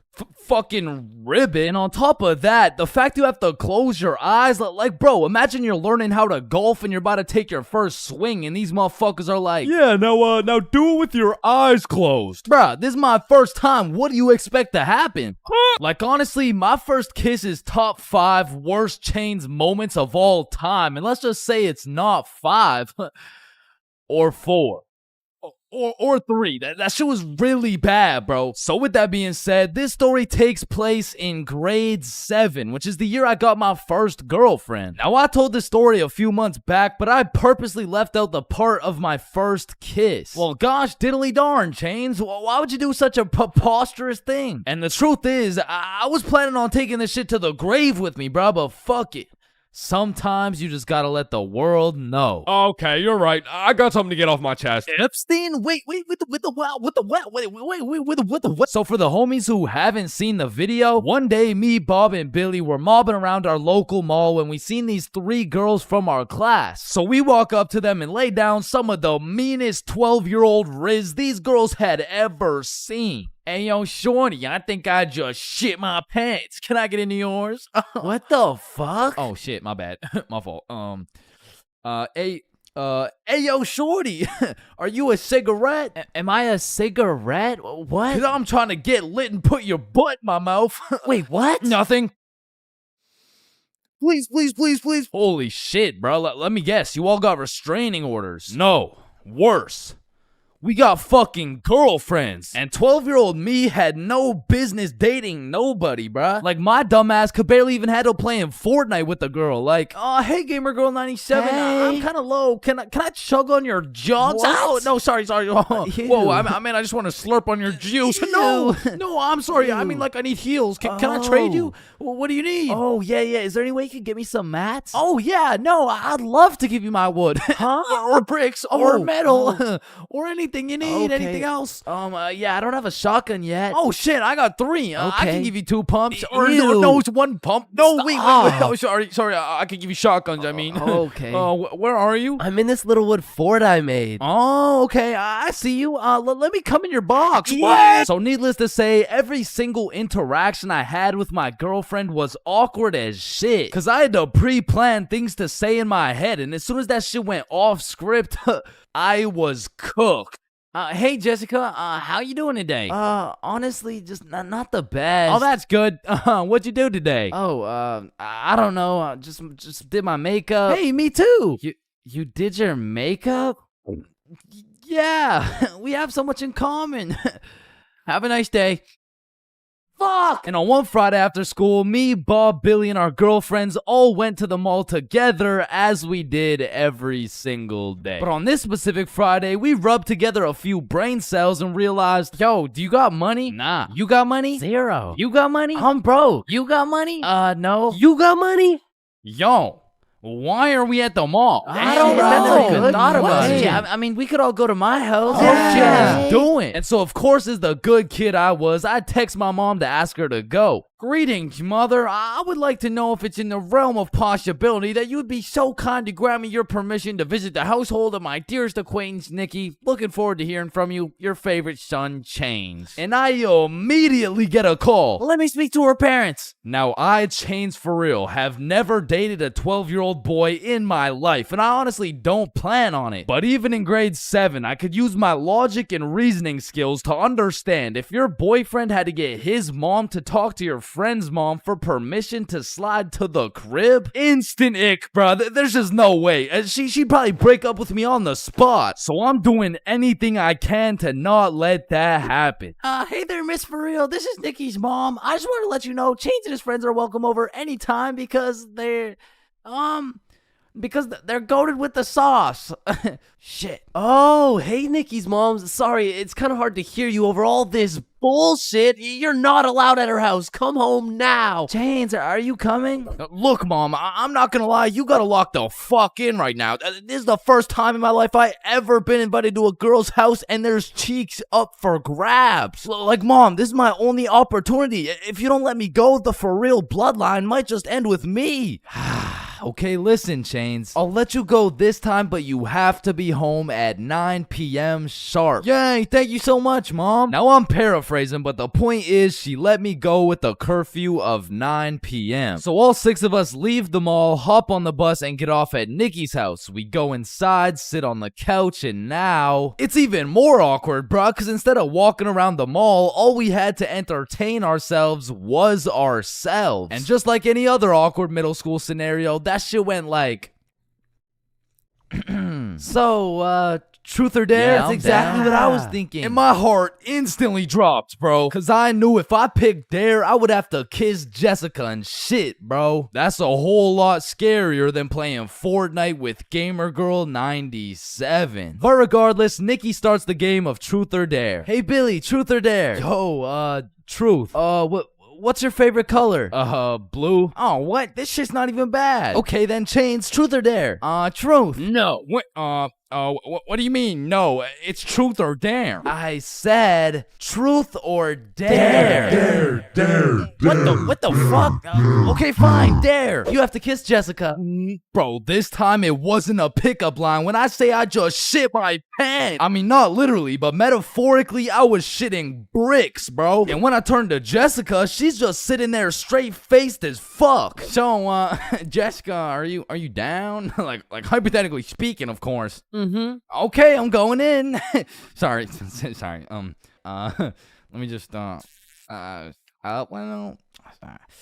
Alright, bro, I'm not gonna lie, this is fucking weird. You guys are just watching and shit. Like, I don't know, it's just kind of. Oh, so if we weren't watching you do it? I mean, yeah, I would actually. Wait, what the fuck? Every single one of these motherfuckers ran to the corner and started staring at the wall. Like, Did you do it yet? We're not looking till you do it. yo, hurry up, dumbass. So now I got all this pressure on me to do this shit, but Jessica's out here looking at me like, hey, how was your day? Yo, shut the fuck Just up. kiss her already. What are you yapping about? And I deadass didn't know how to go about it. I ended up sitting on this couch, nervous as hell, awkward as hell, looking stupid as fuck for 20 minutes, bruh. Now, 20 minutes in general doesn't sound that long, but imagine sitting on a couch in complete silence with everyone just, bro, just watch this.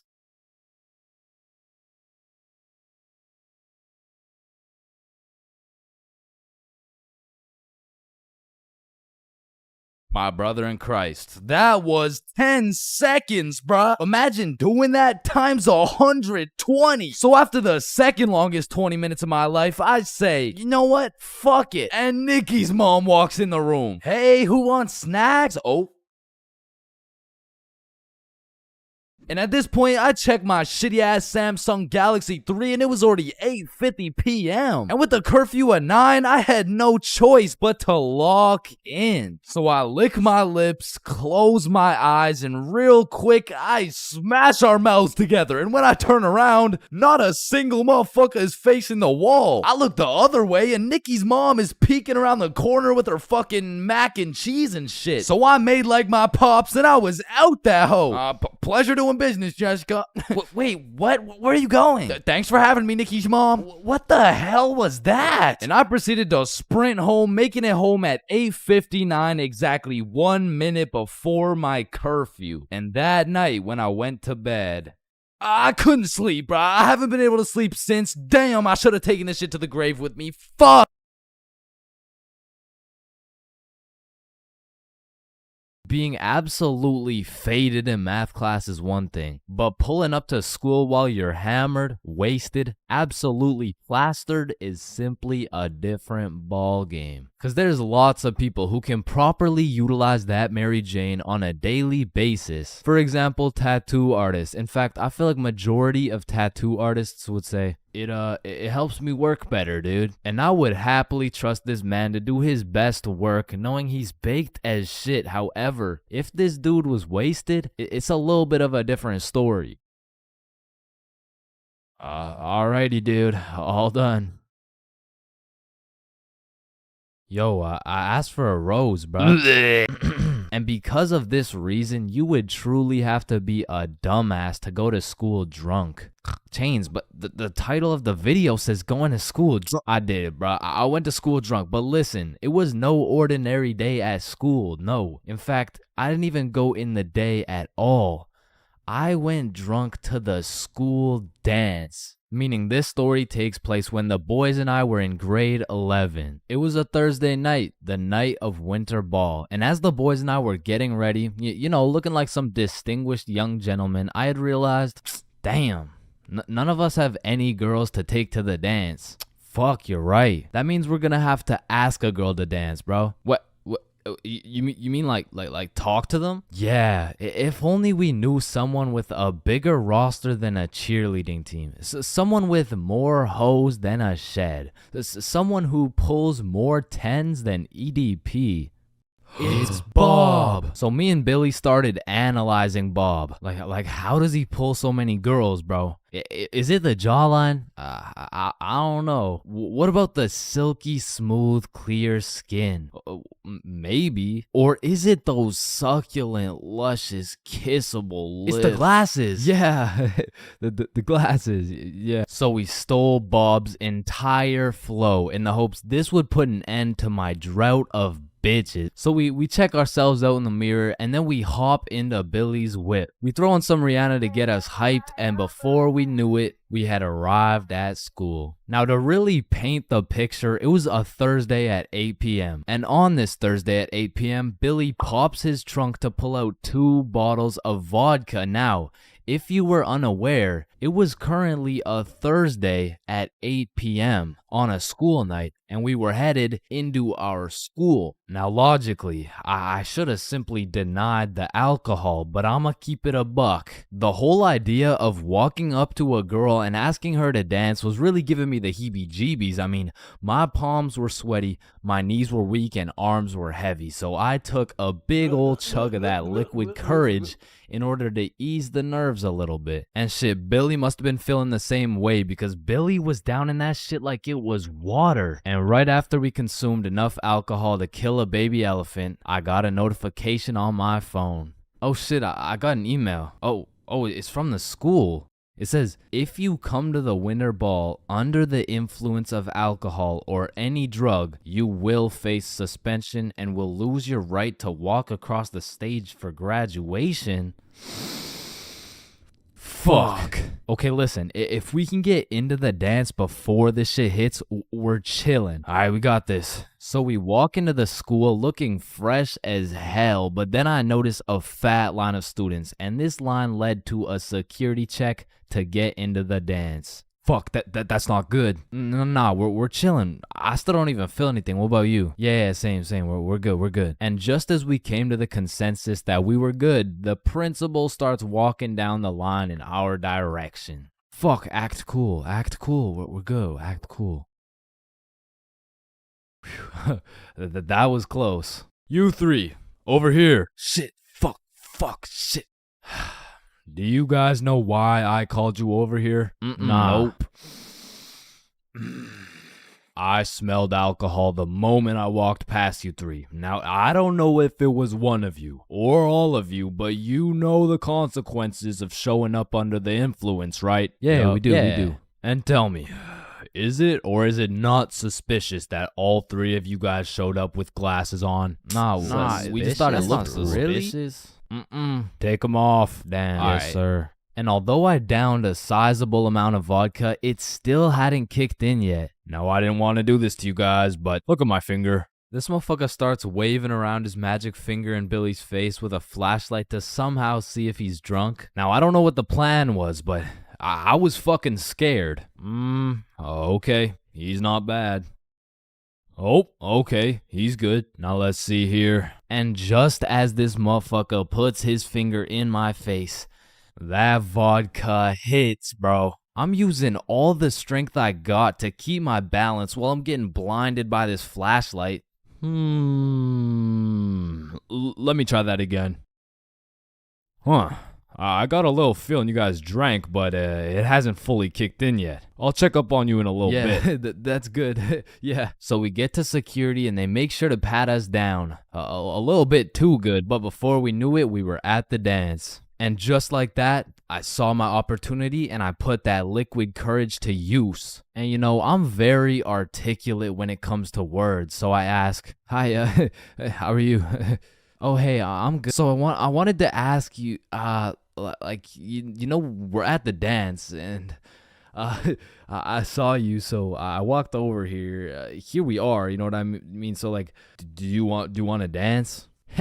Yeah, sure. It had worked. My plan had finally worked. And just as I was about to feel the female touch I'd been deprived of for all these years, I see Mr. Principal walking in my direction with his finger ready and his flashlight in hand. So I just haul ass, and I don't stop hauling ass until I'm off school grounds. So the moral of the story is, don't go to school drunk, bro.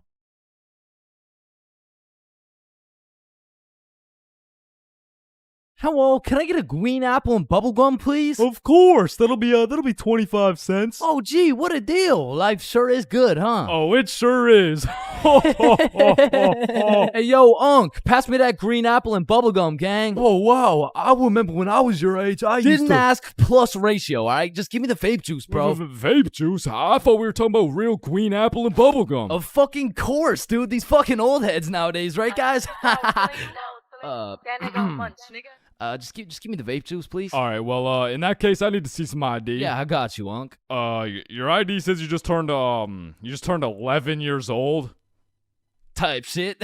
No, you gotta be at least 21 to buy vape juice. Oh shit, yeah, no, I guess it's a robbery then. Oh, wait, what? Ah, shit. Listen, the times are changing, bro. Not too long ago, kids were just playing outside, playing sports, and climbing trees and shit. But nowadays, I swear these kids are just grinding TikTok, playing GTA in real life, and the only thing they're climbing is the spectrum, and I blame the internet, bro. Cause now these kids are coming straight out the womb watching Skibbity Toilet Brain Rot, and if that was my kid, shit, I would want to restart, bro. Like take two from the top, bro. And honestly, I feel like most of these kids were coming along just fine, you know? Like, they were developing into some cool dudes. They had a banger theme song and shit. Like, yeah, I was low-key fucking with this new generation. And then the birth of brain rot. Millions of people scrolling TikTok, Instagram Reels, YouTube Shorts, and even... It was great. I mean, we had all the free time in the world to fill up our brains with dog shit, and it didn't even matter until we had to talk to each other again. Like, Oh, shit. hey, oh, hi, oh, what's up? What? Hi. Oh, what's poppin'? Brand new whip just hopped Oh, in. yeah, I know Yo, that song. I got options. What I about, could what pass about that bitch like Roxanne? stock. Roxanne. Like, shit, even now in 2024, I feel like half the motherfuckers my age still haven't mentally recovered. Like, ever since the great brain rotting, I've unfortunately witnessed some of my closest homies get NPC-ified, and there's really no bringing them back. Yo, bro, you've been watching a lot of TikTok recently, huh? Oh, yeah, no. I mean, this shit's fire, bro. Just look at this one. We can go gut for gut. Fuck that, we can go wrist for wrist. Yeah, no, bro, you have a problem, like dead ass. Like you gotta put the TikTok down, bro. Like really lock in up here, bro. Nah, bro really just phantom taxed my phone and minus 100 aura for throwing it and shit. Like that would have been El Riz if I wasn't Sigma. But remember what Duke Dennis said? Ohio, Riz Skibbity Toilet, Phantom Tax, did Gronk hug Libby Dog? And so if some of my homies' brains are still trying to recover, I can only imagine the permanent effects on these kids, bro. Like, I feel like it's entirely possible that these kids' brains will be stuck in 2024 and they'll be old as hell talking about, Hey, can you help me cross the road? oh yeah, for sure. W Riz! Oh, no, my aura! Now, unlike half these YouTubers out here, I don't spend a lot of time talking to kids. But the one kid I did talk to recently was actually my cousin. Hey, you're not alone on that one. No. So I was at this extended family function, and there was a bunch of people I'd never seen in my life, including this one kid who had to be about 10 years old. He was a short little guy, still waiting on puberty and shit, but when I talked to him, it was like talking to a little Kai Cenat or some shit. If he was 10 years younger and like, about the same height. Yo, broski. The fuck? Hey, down here. Oh, shit, what's up? My name's Elijah. Okay, Elijah. How's school, bro? Shit, it's aight. Yo, what grade are you in, bro? Grade 5. Type shit. Damn, I remember being in grade 5, bro. I was actually the fastest kid in my school. Yeah, but you probably had no hoes, bro. I already got a girlfriend and she's bad as hell, bro. You should see the gat on that shit. Nah, what? And I never thought I'd be saying this, but back in my day, grade 5, we were still running from cooties and shit, and is this motherfucker vaping? What the fuck? I feel like kids these days just skipped a part of childhood, you know? Like, they're fresh out of elementary school, chiefing some coconut watermelon ice. Like, bro, your little ass should be watching Cocomelon twice. Chat, did that hit? Yeah? No. Shut the fuck up, Grandpa. Okay. It's because when I was born, everyone was given a good 10, 11-year grace period where you could be as cringy as you wanted. Like, you could make shitty YouTube videos. You could wear those smart-ass t-shirts. You could even get away with saying shit like, man, yo mama's so stupid. She brought a spoon to the Super Bowl. Oh, yeah? Well, yo mama's so fat. When she walked in front of the TV, I missed 3 episodes. Okay, but yo mama's so fat, she takes selfies in panoramic mode. Well, yo mama's so nasty, she got fired from a sperm bank for drinking on the job. What's a sperm bank? Shit, I don't even know. And I feel bad for this new generation because they don't got no cringe grace period or anything, bro. They just pop straight out the womb like, And it's a boy. Yeah, I'm a dude, whatever. Now snip me up, bro. I can't have the host seeing my foreskin, dog. and maybe I'm just jealous, but to me it's wild that these kids are getting new ass phones in elementary and middle school. Cause they'll never understand the absolute crucifixion I would get every single time I whipped out my phone, bro. Like that shit was staying in my pocket unless it was 100% necessary. Alright class, everyone get your phones out for our end of year Kahoot. Oh, let's go!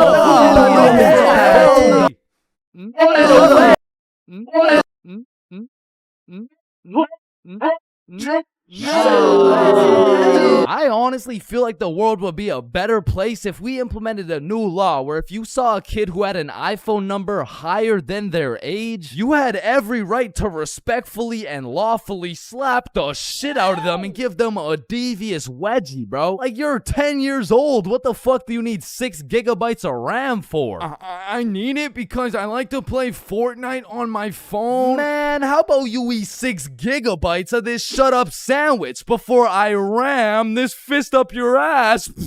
Alright, chat. I know that one hit, bro. What do we think? Stickman Police Department donated $1. Wait, what? Look behind you, Chains.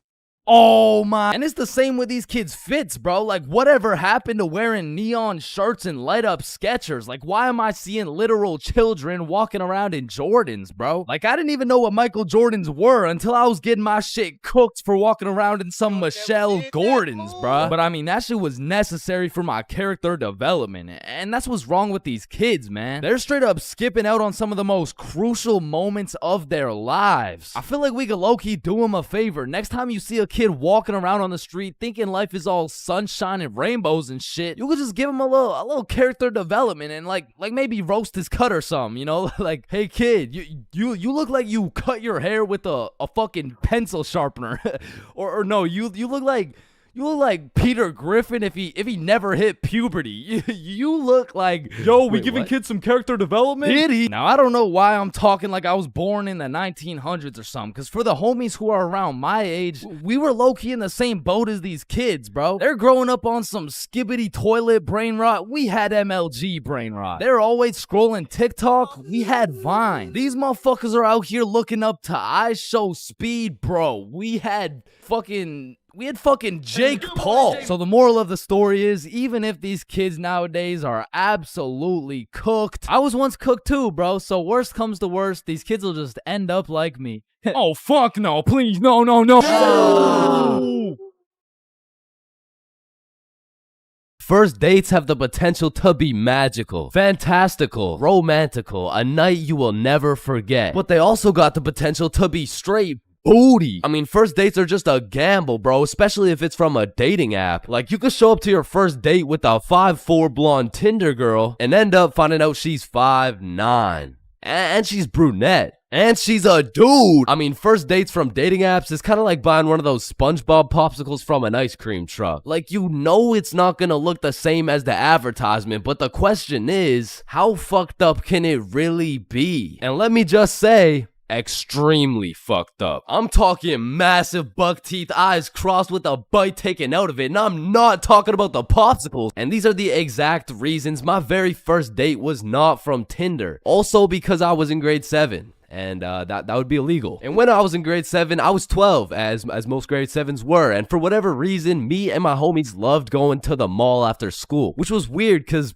we had no money. So after another successful day of walking around and being too broke to buy anything, we walked back to the bus terminal by the mall. And as we walked up to our bus stop, we see these 2 girls waiting there. And the closer we got, the more familiar these girls started looking, until we realized one of them was in our class. And so we walk up to them like, yo, are you Kate? Oh shit, Billy Bob and Chains. What's up? Oh, nothing much. How are you guys doing? Oh, I'm good. This is Jessica. She's new to our school. Hi. What's up? Hello, Jessica. What brings you guys to the mall? Oh, nothing much. Just walking around and not buying anything because we don't have any money. Yo, us too. And so we all get on the bus and we're just talking and shit for a good 20 minutes until my stop comes up. So I'll pull the thingy, but before I get off the bus, I ask Jessica, yo, Jessica, do you Snapchat by any chance? Yeah, I do. Let me add you. you. What's your Snap name? And I remember I had some shitty ass username like, oh shit, it's MLG Pro No Scoper Illuminati confirmed. Yo, kid, get the fuck off the bus. Sorry, 1 second, please. Where was I? MLG Pro No Scoper Illuminati confirmed. And when I got home, I went on Snapchat, accepted a request, and we started talking. And we snapped all night to the point I was smiling, kicking my feet in the air and shit. Yo, I'm coming in. No, wait, don't. I'm beating my meat. Wait, shit. Yo, what boy has you smiling like that? Boy, it's a girl. Man, shut the fuck up. Oh shit, you're serious. Wait, so the whole time you were watching Powerpuff Girls? It just had a good plot. Okay, bro. Okay, so this is what you gotta know. And my brother started running me through the do's and don'ts of being in a talking stage. Alright, listen, don't text her too much, but don't text her too little. Don't talk to too many other girls. Yep, nope, that won't be a problem right there. Yep, I know, buddy. And you also gotta talk to her at school. So the next day at lunch, Bob, Billy, and I walk over to Jessica and her two friends, and we start talking again, and we make plans to go to the mall together. And boom, all of a sudden we started forming a little friend group. It was me, Bob, and Billy with Jessica, Kate, and Nikki. And we started hanging out damn near every day, hitting the mall, buying nothing, going to Nikki's house, doing nothing. But we had fun, and so inevitably, Bob and Kate start having a thing, Billy and Nikki start having a thing, and that just left me and Jessica. And so one late night, we're on Snapchat with my feet kicking in the air faster than ever, and Jessica hits me with a, so I've been thinking, well, I like you. I like you back. So... And I typed up, do you want to be my girlfriend? I fucking threw my phone across the room, nervous as hell. I get the notification, and when I go to check what she said, she was like, yes, I do. And call me Josh Giddy, the way I just bagged this 12-year-old. But the next day at school, when me, Billy, and Bob walk up to our girlfriends, I started getting all nervous and shit. There was something about the title of being a boyfriend that just had me shitting bricks, bro. It was like, hey, Chains, how are you? Oh, you know, I'm good. How are you? Oh, I'm good.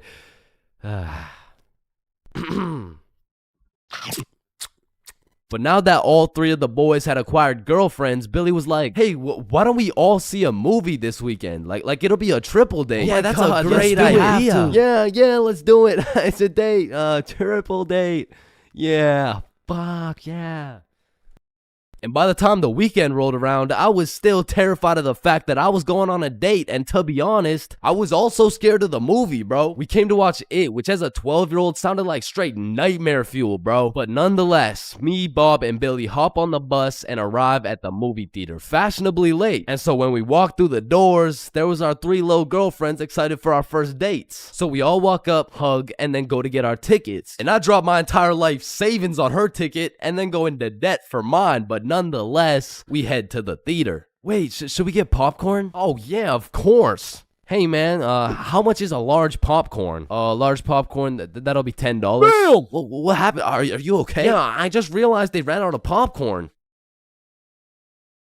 Are you fucking stupid? Yeah, no, don't worry. Thank you, man. Is it no problem? Have a good day. And we got to our seats and sat down, and the movie began. And as the movie progressed, I realized it wasn't even too scary, but about 20 minutes deep, I get a tap on my shoulder from Bob. And he gestures to me the fact that him and Kate are holding hands. And I look over to Billy and Nikki, and they're all cuddled up and shit. Which meant I had to make a move, bro, which inconveniently made my hands start sweating bullets. So now I was in a position where I couldn't just grab her hand while my shit was sweaty as hell, cause then she'd think I'm weird. But then I also couldn't just sit there and do nothing the whole time, cause then she'd also think I'm weird. So I just started doing the only thing I could think of, which was blowing on my hand like some hot soup, and believe it or not, made me look fucking weird. But at least my hand was dry, so I go and hold her hand, but when I do, I make a grave mistake. A tactical error, bro. When I held her hand, my hand was on top and hers was underneath against the armrest, and my dumbass was scared I was gonna crush her arm or some shit. And I don't know where I got the idea that I even could crush her arm from, bro, because those 12-year-old stickman arms couldn't crush a fucking pretzel if they tried. But for whatever reason, I decided my best option would be to hover my arm slightly above hers so my 1-pound arm couldn't come down and fucking demolish her forearm. And you know, this was cool for about 60 seconds until I started feeling the burn, which started hurting so bad that I forgot I was even watching a movie. I was just 100% focused on thugging this shit out. And about an hour into the movie, I was just fucking shaking relentlessly. I mean, at this point, it wasn't even about not having this girl think I was weird, because Lord knows it was too late for that shit. But now it was about proving to myself that I could finish the movie this way, and sure enough, I did. But at what cost? Wow, you were so scared you were shaking, huh? No, I wasn't scared at all, actually. Oh my god, are you sweating? No. So, looking back, it wasn't my best performance, you know what I'm saying? But with that being said, after that triple date, Billy's girlfriend Nikki ended up breaking up with him and gave up on dating dudes as a whole. So, I mean, it could always be worse, bro. There's a lot of things in life that I don't really understand, but if there's one thing I can truly comprehend, it's being grounded. Because in my time, I've served a total of 547 days and 16 hours in the slammer. And through a year and a half of extensive first-hand research, I've come to the professional conclusion that getting grounded is straight ass, bro. You're locked in your room with no phone, no computer. Like, what do you want me to do? Think about my actions? Hell nah. Being grounded had a young me doing the stupidest shit ever, bro. Like, I was popping handstands, hitting my head against the wall, playing with the door stopper thingy. Shit, I got so bored, I even read a few pages of a book like an absolute nerd. And now that I think about it, Percy Jackson and the Battle of the Labyrinth was actually a spectacular read. Now listen, there's only one thing worse than being grounded, and that's being falsely imprisoned for life. Well, now that I think about it, there's a lot of things worse than being grounded, but one of which is being grounded during summer, bro. There's something about being able to hear all the happy children, the ice cream trucks, your homies having fun, the hoes throwing rocks at your window, asking you to come outside. Well, you just cry yourself to sleep because there never was any hoes throwing rocks at your window asking you to come outside. It's just you, your Percy Jackson books, some used toilet paper, and the existential thoughts in your head questioning if it's even worth it. And listen, I'm sure everyone can pick up on the fact that I'm a really intelligent dude. Smart all around, really, but trust me when I say, I wasn't always this smart, bro. In fact, in kindergarten, my dumbass fully believed with my whole heart that being grounded meant your parents would just dig a decent-sized hole in your backyard, toss you in, and bury you alive for the time being. And so I'm sure you could imagine my surprise when my OG friend of 5 days said, yeah, I got grounded for 2 whole weeks. Holy fucking shitballs, dude, are you okay? No, man, it's really hard. I didn't get to touch any of my toys or anything. Damn, how long ago was that, man? Oh, I'm still grounded. What? No, you're not. Yeah, dude, I'm grounded right now. No, the fuck you're not. And I wouldn't truly find out what being grounded was until 7 years later. I was in grade 7. It was a beautiful sunny summer day at approximately 11 a.m. and me and the boys were freely roaming our city. Little did I know, we wouldn't be free for long. And as the boys and I roamed the city looking for a move, one of Bob's girls calls him up and is like, okay, so my friend Becky is in Hawaii for a few days with her family, and she said I could bring you over. And just like that, Bob could have wrapped it up and claimed some cheeks. But the boy Bob was never one to leave the homies behind, so not only did he convince his girl to let us come, but he went above and beyond. He got his girl to bring some of her friends over too, and now we're hyped because we had now located the move, and quite a marvelous move if I do say so myself. Now keep in mind, all of us knew Becky and had been to Becky's house many times before, but Becky was all the way in Hawaii, so she had no clue about the marvelous move about to take place at her own crib. But regardless, me and the homies walk into Becky's crib and they low-key got a little get-together in the works. I see Bob's girl, I see Bob's girl's friends, and then I see a mutual friend of mine named Dennis. And he brought his girl. Now, a little backstory about Dennis. Dennis was 2 years older than me, making him in high school. And to be fair, from grade 7 to high school is a colossal difference. Dennis was taller, had a more developed frame, and Dennis even had some facial hair in progress. The amount of facial hair that put my peach fuzz to shame. And to put it quite simply,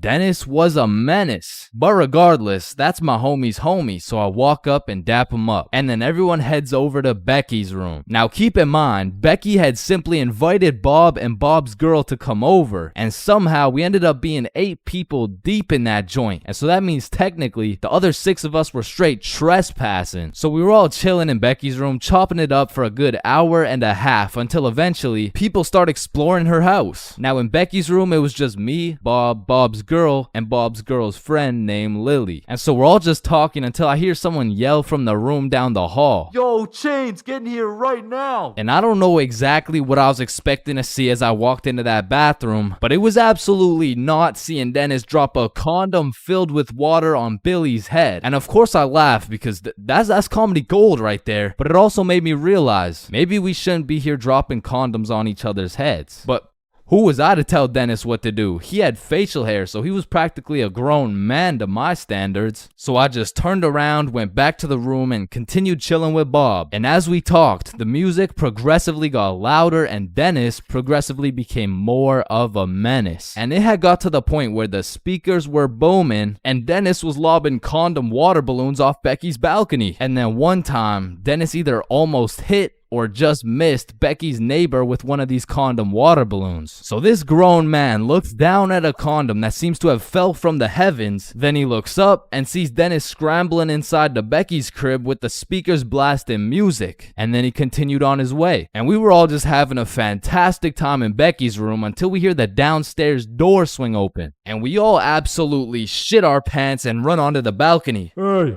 I just texted the family who lives here and they said no one is supposed to be in the house. Everyone needs to leave right now or I'm calling the cops. And that's exactly what we did. No messing around, we were out that hoe. And we all went to Bob's girl's house for an emergency meeting because we were all scared as fuck. And now Bob's girl and Becky are texting and Becky's like, my parents are pissed. They want to talk to everyone's parents and they know how many people were there. So we all devise a foolproof plan. Okay, we give Becky our phone numbers, tell it's our parents' phone numbers, and we act super disappointed in our children. We all agreed on this plan and the emergency meeting was dismissed. And over the next few days, we all got texts from a very unhappy Becky's father, who made sure to specify the amount of condoms that were found in the bathtub. We all respond with some bullshit along the lines of, hello, Mr. Beckerson. I'm very sorry to hear about the inconsiderate acts of Chains and how he's invaded your home. Rest assured, Chains will feel the wrath of this thick leather belt as it repeatedly beats against his cheeks to discipline him for his heinous actions. Thank you for bringing this to my attention. But come to find out, Lily's dumbass responded with some shit like, Dear Mr. Beckerson, thank you for letting me know, but Lily did nothing wrong as she didn't know she wasn't allowed there. Plus, she didn't even make a mess or anything, on God. Put some respect on my daughter's name. Period. And just like that, our foolproof plan got fucked. And Becky's father texted each of us saying, you are coming to the house at 3:15 p.m. today or I'm calling the cops. And shit, looking back, Becky's father was most definitely bluffing. Like, say I didn't go, what was he gonna tell the cops? 911, what's your emergency? Hey, there was 8 kids who invaded my home 3 days ago. Okay, sir, did they break in? No, no. My daughter gave them the key. Sir, why the fuck are you calling 911? There was condoms in the bathtub. But like I said, I wasn't very smart and I didn't have the brain capacity to think that far ahead. So everyone shows up to the house and Becky's father sits us down and makes each of us individually call our parents and explain what we had done. And I went first. Hey mom, so I went to Becky's house the other day, but she was in Hawaii and I wasn't really invited. There was condoms in the bathtub. Needless to say, we all got our shit whooped and I received my very first grounding with the sentence of 1 month in the slammer.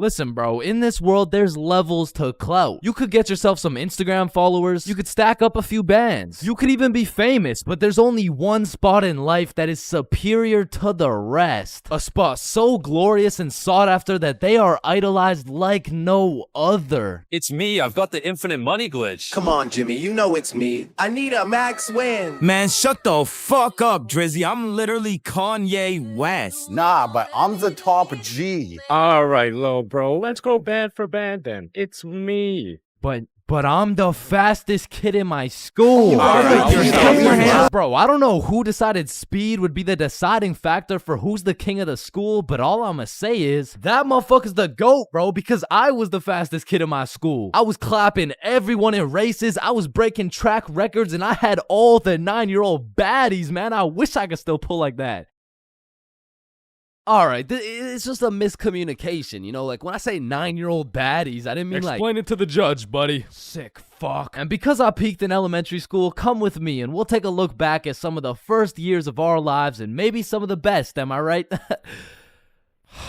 Kindergarten. Coming into kindergarten, kids were either excited or terrified as fuck for their first day. I mean, I would be pretty fucking pissed too if I knew this was the beginning of me being locked up every day for 13 years. But kindergarten was funny as hell because these kids had no clue what was right and wrong, so they'd be saying the most outrageous shit for no reason at all, bro.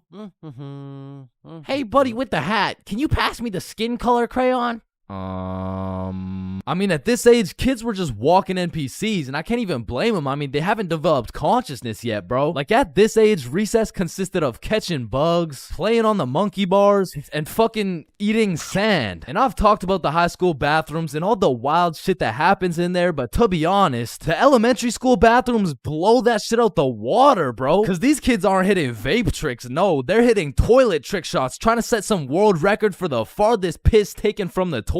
And let's just say even Stephen Curry couldn't splash that 3-pointer. So essentially, motherfuckers was just pissing on the ground. Like, you need to walk into that bathroom 110% alert, or else the next thing you know, you're getting that R. Kelly treatment, bro. And I remember my kindergarten had those green, yellow, and red cards to show how good you were that day, but there was always that one kid with the permanent red. I'm talking the teacher didn't even bother to change his shit the next day, because everyone knows as soon as he walks into class, he's doing some fuck shit. For me, it was this kid we'll call Dennis, because he was a menace, bro. He was always loud, always throwing shit, but besides being a menace, he was also a truth speaker, a fact spitter, for better or for worse, because this little guy had no filter. Okay, Leah, you're up first for our show and tell.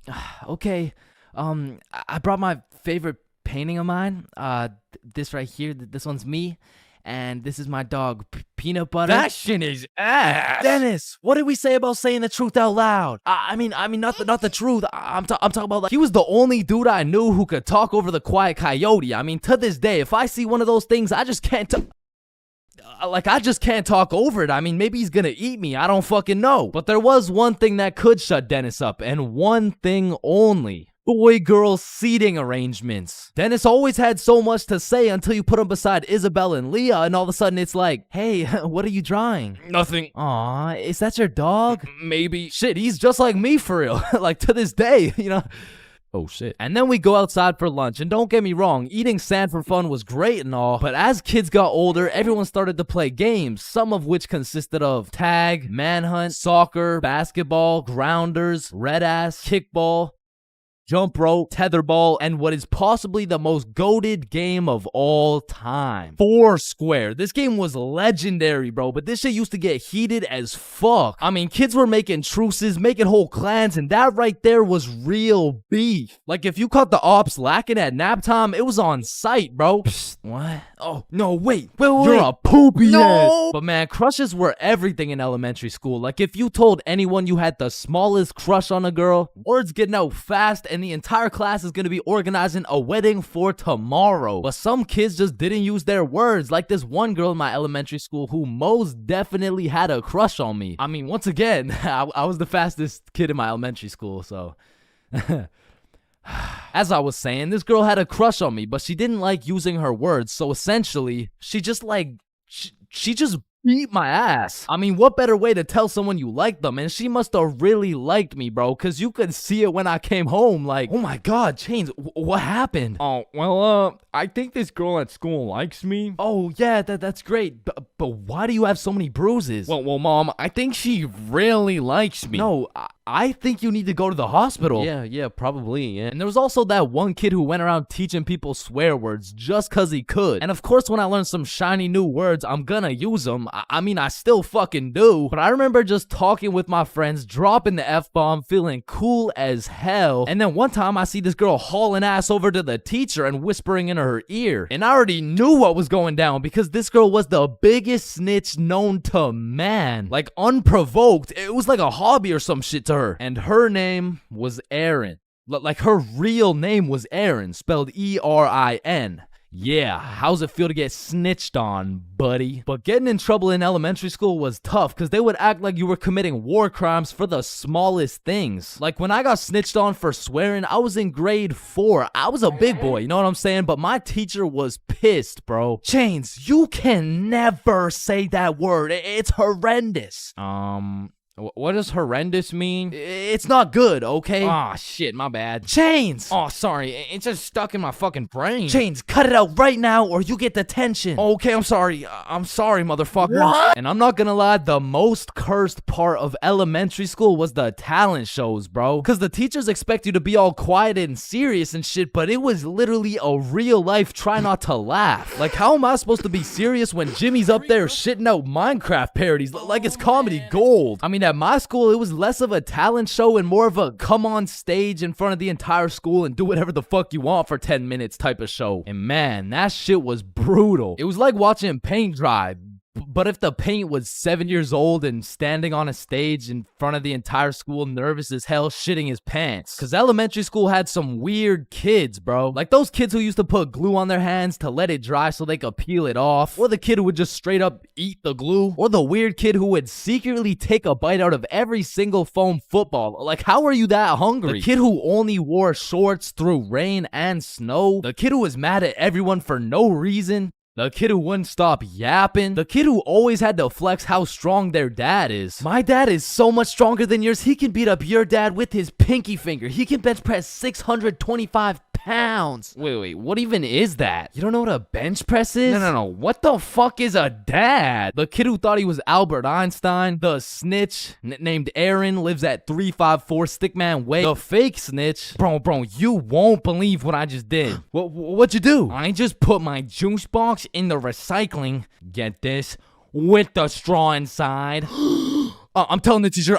Bro, chill. Teacher. Jackson. Yeah, can I go to the bathroom? The teacher's pet named Aaron, E-R-I-N, postal code 3310. And of course, the fastest kid in the school. You know what I'm saying? That was me. I was him. I was the fastest kid in my... Honestly, bro, I'm not scared of much. I'd go skydiving, I'd swim with the sharks, run with the lions, fight a gorilla, beat some ass, and not even get my ass eaten. No, I would not. What the fuck? Wait, no. I meant I'd even get my ass beaten, bro. But if there's one thing that leaves me scared shitless, it's a... But one day when I was 15 years old, my friends and I went to the gas station to get nothing more than a pack of Reese's. All right, your total will be $2.50. Hey, boy, step back. I got this. Put it on my car, bro. Yeah, oh, okay.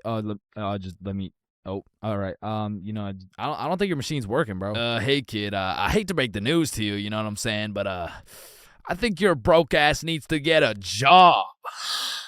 No! So I got my first job at Jim Jordan's and I was grinding, bro. I made every coffee fresh, every customer happy, every toilet squeaky clean. I was putting the potato wedges in a goddamn bag until I'd stacked up my first few bands and I'd never seen this much money in my life. I thought I was rich, bro. So I quit my job. And then the government took some bands. I bought a few Fortnite skins, one ugly-ass t-shirt, and before I knew it, I ended up exactly where I started. Damn, dude, you fucking suck. Your broke ass still needs to get a job, bro. Man. Firstly, my name is Chains, and I would love to work here at this summer camp. All right, Chains, do you know how to read? Yes, sir. Do you speak English? I do. Can you count to 10? Indeed. Can you ride a bike? Of course. Do you like little kids? Yeah, no, wait, no, yeah, well, no. Well, no. Final answer, no. All right, you're fired. Wait, no.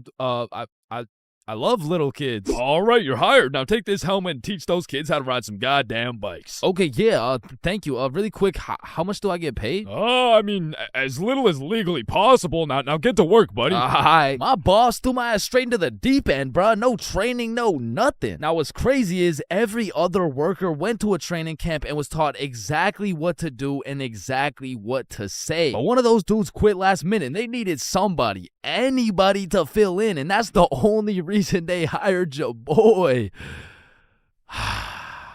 Anyways, I grab a bike, go outside, and there I see my group of 5 little 5-year-olds waiting for me. And I can see the hopes and dreams of learning to ride a bike glistening in each and every one of their little eyes. And I didn't want to let these little motherfuckers down, so I wasted no time and got straight to work. Listen, it's simple. You get on your bike and you just start pedaling like, look at me go. Right, guys? Shit. Listen, teaching one kid to ride a bike is legwork. You grab the seat, you push them, they pedal, they fall, and you pick them up and start gaslighting their ass like, wow, buddy, you did an amazing job. I've never seen somebody sweep the floor with their face before, man. Next time you can use your hands, though. Thank you. But the real problem is having 5 different kids with 5 different personalities and skill levels. Because the first kid was named Miles, but he couldn't ride a bike for 5 feet. Then we had a kid named Noah, who didn't know a single thing about how to brake. Parker, who couldn't park for shit. We even had a kid named Noel, but his little ass couldn't stop taking L's. In James. But it was just one motherfucker, bro. Like, why is your name plural, bro? Where's the other one at? So my group's out here looking like 5 chimpanzees on bikes with one bigger chimpanzee supervising them. And I look over at my coworkers' groups, and these motherfuckers are out here biking in perfect unison, weaving through cones. I even seen a little kid doing no hands, bro. Hey, James, look, no hands. Oh, shit. Oh, shit. Oh, shit. Hey, James, look, no teeth. So after painting the pavement like Picasso, we get under the shade for some lunch break. And talking with these kids was such an interesting experience, bro, because since I was their biking instructor, they just assumed I knew everything, bro. Hey, James, why is the sky blue? Shit, I mean, it just... And who even decided that it'd be a Monday today? Oh, that was definitely Abraham Lincoln. Why does my sandwich taste like pennies? That's the taste of blood, my boy. What's the biggest number? Infinity. How old are you? 300. What time is it? 12:37. And why do my parents wrestle without any clothes on? Yeah, mine too. So, okay, time to get back to riding bikes, bro. But this time when we got back out to riding bikes, I set up a cone drill. All right, group, lock in. Here we got an easy cone drill. You know what I'm saying? I'll show you how it's done. So you just want to go through the cones just like this. You know what I'm saying? I like to call this drill. Oh, fuck. Wait, what's it called? I don't know. I think it's called fuck. Are you sure? Fuck. Yeah, nah, it's definitely called fuck. Well, that's a weird name. Okay, who's gonna fuck next? Yeah, bruh.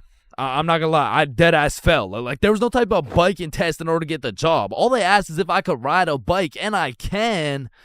But I did not know we'd be doing NFL drills on these fucking bikes. But needless to say, when the parents came to pick their kids up from the first day of bike camp, they were not impressed. Hey, there's my little man. What did we learn today? Oh, you know, we just took the training wheels off. We got started on a few cone drills. He showed us how to fuck. Yeah, okay, man. No, I'm sorry. I'm so sorry. This is a catastrophic miscommunication. And James told me I had the best grip. Hey, yo, I'm the handlebars, brother. You gotta specify. James says I have so much potential for a kid my age. Okay, yeah, that sounds bad. That sounds really bad. Why does all this shit sound so bad? Me better without any teeth. I'm just trying to cheer him up, man. He told us to always use protection before riding. Okay, that's enough. Just stop. None of them came back, bro. So I got a new group, and the best part about this new group of kids is that they were already level 4, meaning we'd all just bike to the park, eat lunch, and then bike back. Damn, bro, that sounds easy as fuck. Surely this couldn't go any worse than your first group, right? Yeah, it does. Yeah, it gets worse. It gets so much worse. So for this little journey to the park, I'll pair up with my coworker Natalie. So Natalie's in the front and we got 10 kids in the middle. We'll call them Liam, Ava, Milo, Zoe, Tucker, Cornelius, Jackson, Bradley, Quandale Dingle Jr. the third, and Riley, which is the only name you'll need to remember. So I count up the kids so we don't leave any behind, and as expected, I count 10. So we take off on our journey to the park, and all these kids were really good at riding. You know, out of the whole group, we only had one little fall. But I just scraped my knee, you know what I'm saying? Like, I didn't even cry or anything, bro. It wasn't even that bad. And before I knew it, we made it to the park. We all put our bikes down. Natalie and I ate our lunch while the 10 kids ran around and played. Liam and Tucker were playing tag. Zoe and Ava were picking flowers. Meatloaf and Quandale were eating cockroaches. Riley and Cornelius were in the bushes picking berries. And Jackson and Bradley were wrestling. And after a peaceful 45 minutes passed by, Natalie and I round everyone up to get back in line like we started. I count them up so we don't forget anyone. 1, 2, 3, 4, 5, 6, 7, 8, 9, 10. And we head back to camp. And after a very successful trip, the parents pick their children up one by one until Riley's very sweet mom shows up with a pack of 20 gym bits to thank me for my great work taking care of her child. Hey there, I just wanted to say I appreciate you so much for taking care of Riley today. Yo, what? Thank you so much. You really didn't have to. No, it's my pleasure, truly. Oh, okay, well, thank you so much. So, where's my little guy? Oh, he's right here. My heart dropped straight to my stomach, bro. And as I'm looking around for Riley, I'm trying to recall the ride home, and I genuinely just don't remember seeing Riley at all. And that's when I remember I last saw Riley playing in the bushes. And this is when my heart goes back from my stomach and drops down to my testicles, bro. To this day, my heart has never dropped so hard. This woman trusted me with her son, and I don't know where the fuck he is. So, where is he? Man, that right there is a great question. What do you mean that's a great question? You know, all the greatest questions in the world make you think, don't they? Yes. Right, and as you ask me this question, I really get to thinking, you know, like I really get to rack in my brain, and well, to be quite frank, well, I'm stumped. Okay, what do you mean you're stumped? I don't know where Riley is. What do you mean you don't know where Riley is? Okay, yeah, nah. Let's just put it like this. Do you know where Riley is? No. Yeah, nah, me either. Yeah, ice cream. Holy fuck, he's right there. Oh my god, fuck, I knew it. I knew it. Like, fuck, I oh thought my this god, he's right dumbass there. lost you. I knew it the whole time. He's right there. It's April Fool's. Give me Yeah, these. take him. Oh my God, Jesus, God bless America. And that was genuinely the day I realized I can't work a fucking job. I'm not built for that shit, bro. I gotta start a Stickman YouTube channel or some shit.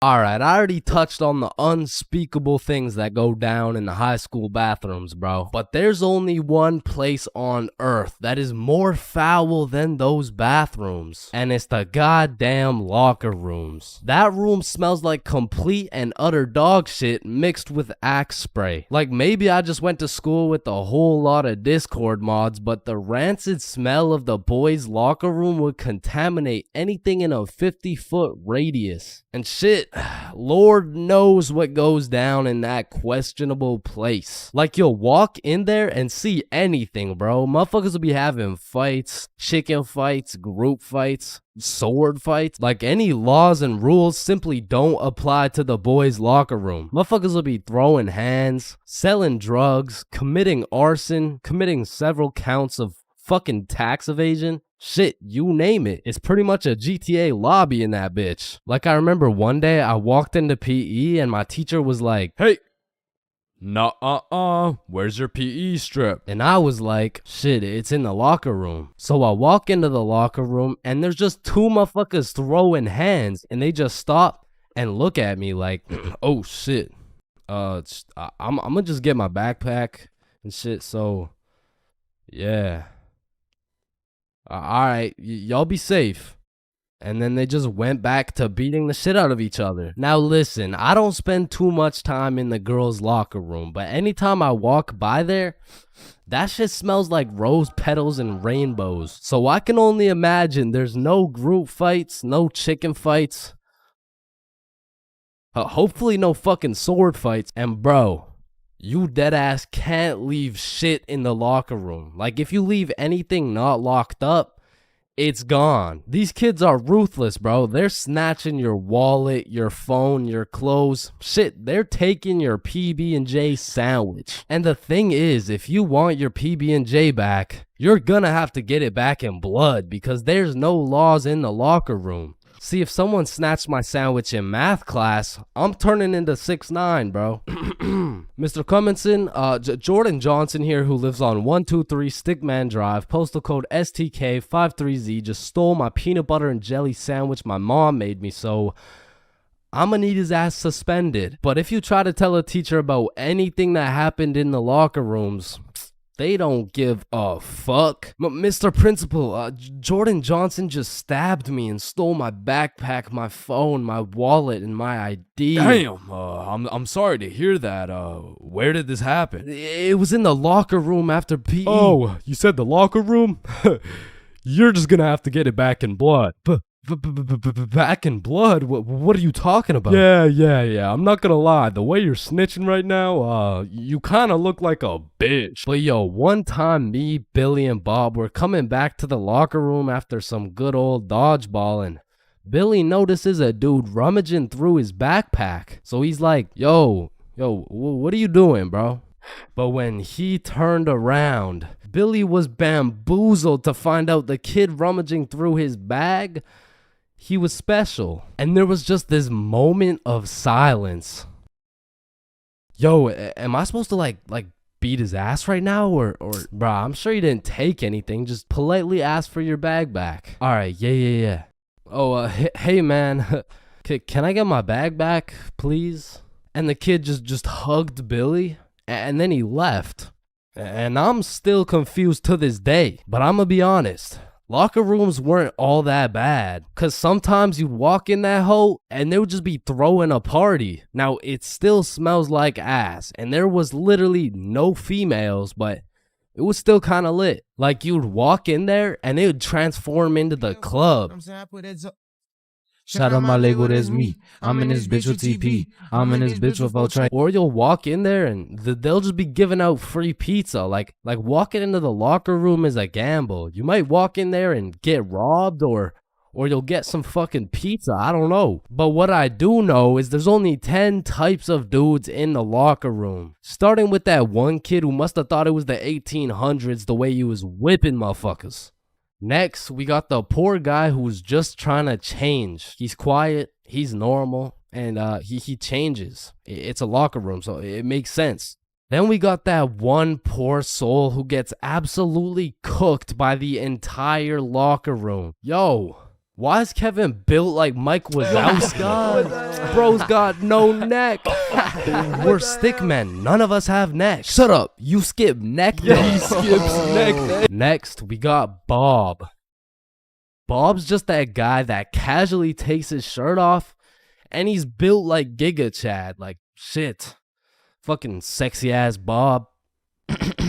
And I don't know why, but there was always that one guy who thought it was a good idea to just whip his nuts out. Unprovoked, uncalled for, completely out of pocket. Like, what do you look like with your nuts out in a room with 30 half-naked sweaty dudes? Like, personally in that situation, I'm keeping my balls in my boxers. Thank you very much. And bro, tell me why there was always one kid who was just dousing himself in Axe spray. And it's always the mustiest motherfucker doing it too. Like, who's gonna tell him that Axe spray doesn't replace taking showers, bruh? And I don't know about your locker room, but for mine, there was always a dude eating. Like, out of all the places on earth, why are you eating in the locker room? Like, for some reason, there's something about eating around a bunch of dudes in their boxers that just doesn't sit right with me. I mean, simply by bringing that sandwich into the locker room makes it contaminated. That sandwich will be tasting like wet dog and Axe spray. And next, we got the kid who just makes as much noise as humanly possible. Shut the fuck up. Damn. And then there's that one dude who decides he's having a shower. And all power to that guy, but personally, there is no fucking way I'm showering in school. Like, I can't trust this little door to stop these menaces from breaking into my shower. Cause remember, there's no laws in the locker room. Like, it's no jail, but I'm sure if you drop the soap in there, you're gonna get violated. And of course you got the fiend. There's always a dude fiending for a vape in every locker room. And it's low-key worse in the locker room than the bathrooms. Like, these locker room fiends would do a little bit too much for some nicotine. I've seen them pay $5 for a single hit, and fuck, I don't want to know what they'll do for a hit when they run out of money. And still, I'm not gonna lie, the high school bathrooms get wild. They'll be hotboxed, there'll be fight clubs, but the thing about the bathrooms is a teacher can walk in at any time and get every student suspended. Like, even the poor kid taking a piss will probably get suspended just by association, which is exactly why the high school locker rooms get so fucking rowdy, because there's truly no teacher strong enough to stop the buffoonery that goes on in these locker rooms. So they don't even try. Shit, I don't care if your teacher is John Cena. There is no single man who can put a stop to the fuck shit that goes down in the locker rooms. But there is one thing that can: a female.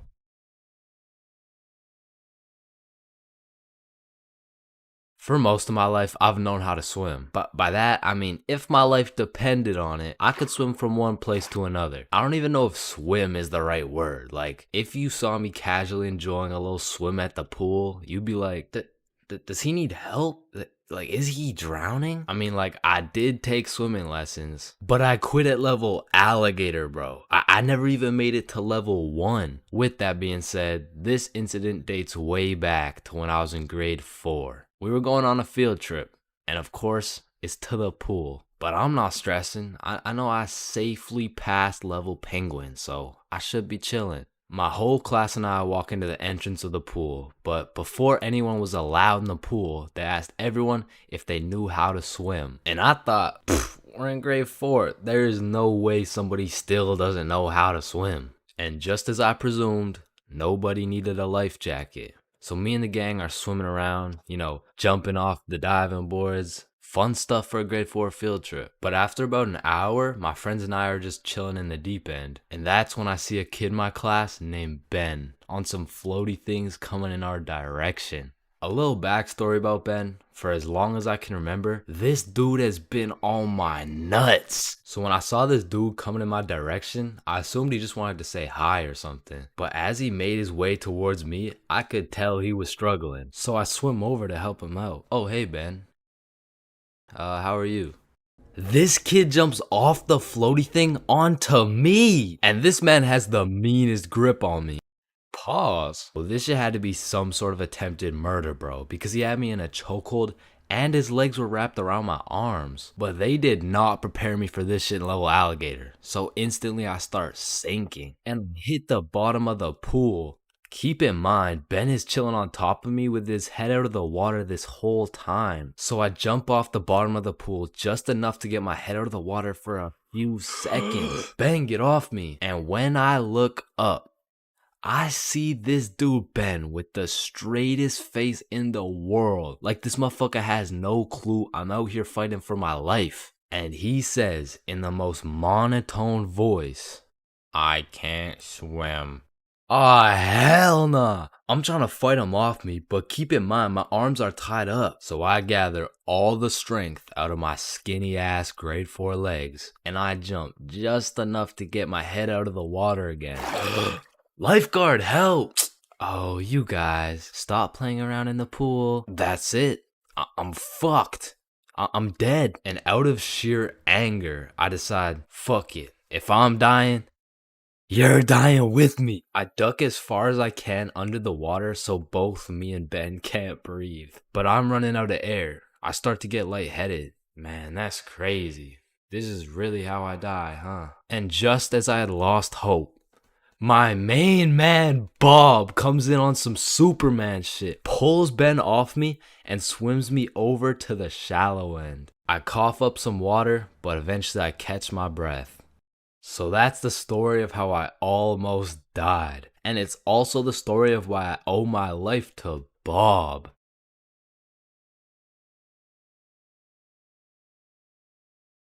Damn, light bulbs were such a good idea that they became the symbol for good ideas.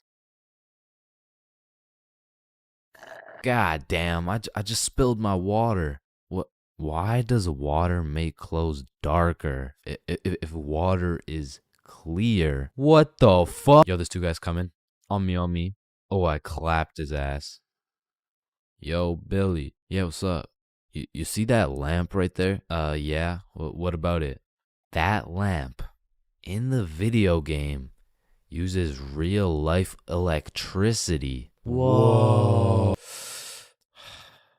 You know what I just realized?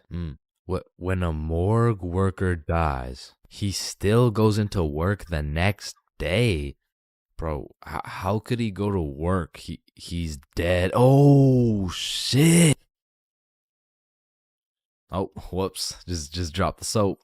Wait, when you drop the soap, does the soap get dirty or does the floor get clean? Wait, guys. Since I'm alone, I'm the only person in the world to ever see this peanut. Nah, I saw it too. Who the fuck are you? Yo, when did you get so much money? Man, it's the money my grandma inherited me before she died. Yo, that's low key like when your homie dies in Fortnite and you pick up his loot. Come on, bro, my grandma's dead. Not cool. You right, my bad. Man, imagine the guy that discovered milk and think about him convincing someone else to drink it. You did what to the cow? No, trust me, it's good, just drink it. Wait, you drink it too? Yeah, it's really good, look. Aw, hell nah. Damn, bro, mosquitoes are some brave creatures, considering those jits got 1 HP. Facts. Yo, Chains, you need your parachute to skydive. No, you don't. You just need a parachute to skydive twice. No, Chains. Well, what the fuck? Why did you just break my mirror? Well, actually, mirrors don't break. They simply multiply. Oh. Damn, bro. We're all just some walking nut for real. Facts. Damn, for real. It's crazy. It's true, though. Oh, shit. I'm on fire. If you really think about it, you're not on fire. Fire is on you. Call the fire truck. Wait a minute. A fire truck is actually a water truck. Oh, god damn, just call the truck. Jesus. Bro, I was on fire. Why didn't you just call the fire truck? First of all, you weren't on fire. The fire was on you. Second of all, it's a water truck. Bro, I got the munchies. We should cook some cookies or something. Nah, you don't cook cookies. You bake them. What? Then why are they called cookies? Shit, I don't know. Cookies are just cookies. No, that's like saying you cook bacon instead of baking it. Well, actually, you do. What the fuck? Bro, what keeps the hot dog in like hot dog shape? It's like meat inside some animal intestine casing or some shit. Okay, so it's hot dog meat inside animal casing, right? Yeah. So, hypothetically speaking, once you eat the hot dog, it's still hot dog meat inside animal casing. But you are the animal casing. So, with that being said, when you eat the hot dog, you become the hot dog. Just let me eat my fucking hot dog, bro. And that is why Genghis Khan has the most descendants in human history. I actually know someone with more descendants than Genghis Khan. Well, that's impossible. Who could possibly have more descendants than Genghis Khan? Genghis Khan's dad. Damn, you know Google Maps, right? Yeah, of course. Bro, someone at Google really just said, yup. Let's just have someone drive down every road on fucking Earth. And then they did it.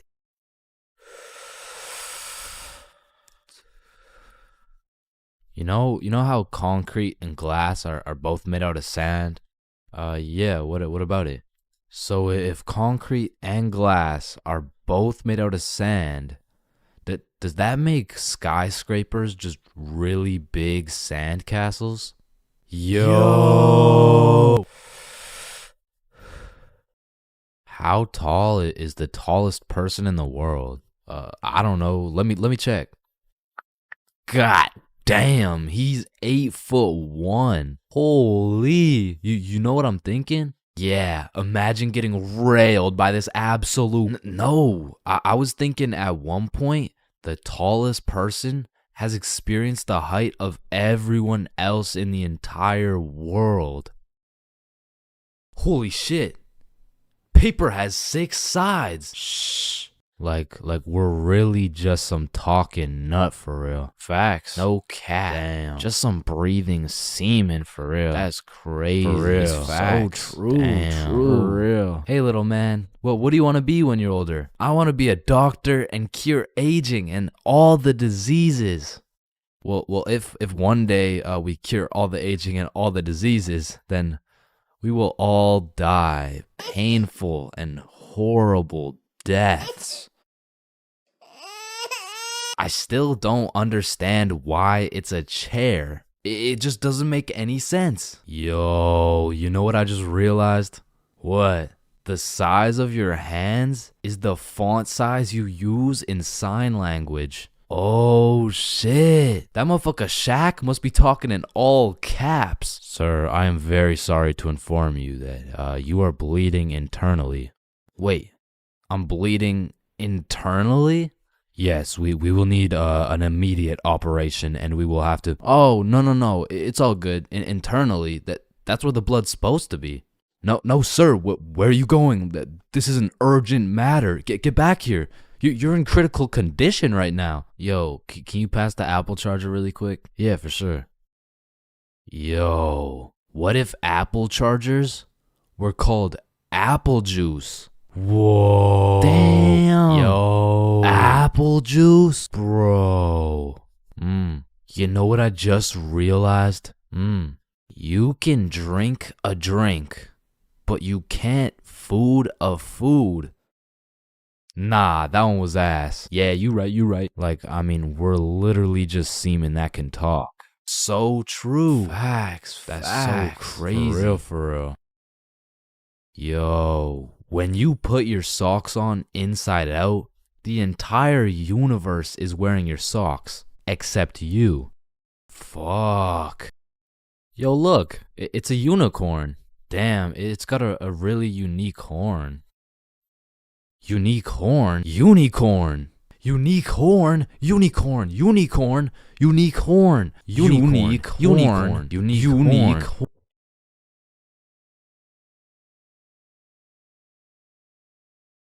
Oh, leaves are called leaves because they leave the tree. Holy shit, I got an idea. Can you pass me the wrench? Rope. Glue. Piece of pizza, please. Tape. A little more tape. Damn. Big ass magnet. Alright, all done. Whoa! This bad boy uses 0 gas. It's completely eco-friendly. Hop in.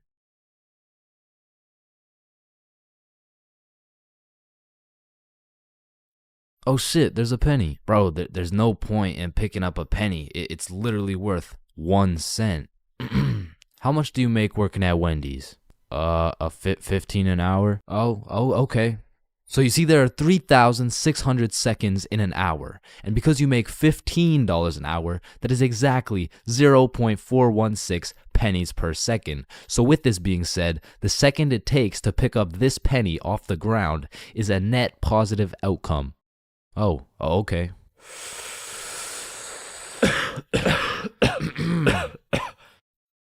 Wait a minute. Are stickmen always naked? Holy shit, we are stickmen. What the fuck? Yo. There's a lot of awkward things in life, like the handshake fist bump dilemma, or waving back to someone who is waving to the dude behind you, or the you too situation. Enjoy your meal, sir. Thanks, you too. Actually, wait, no.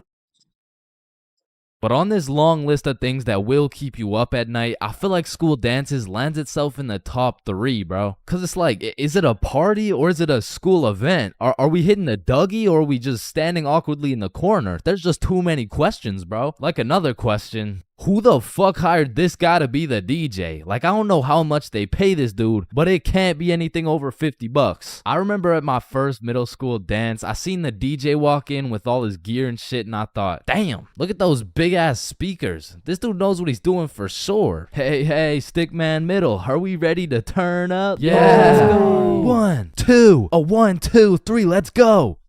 So I walk over there to give bro some song requests that he so desperately needs, and as I walk up to this dude's expensive ass setup, I look down at his laptop and this motherfucker's on Spotify and he's moving around the volume slider like he's doing some shit. Like, bro, I could have done this shit for free. Nah, trust me, bro. I know what I'm doing, dude.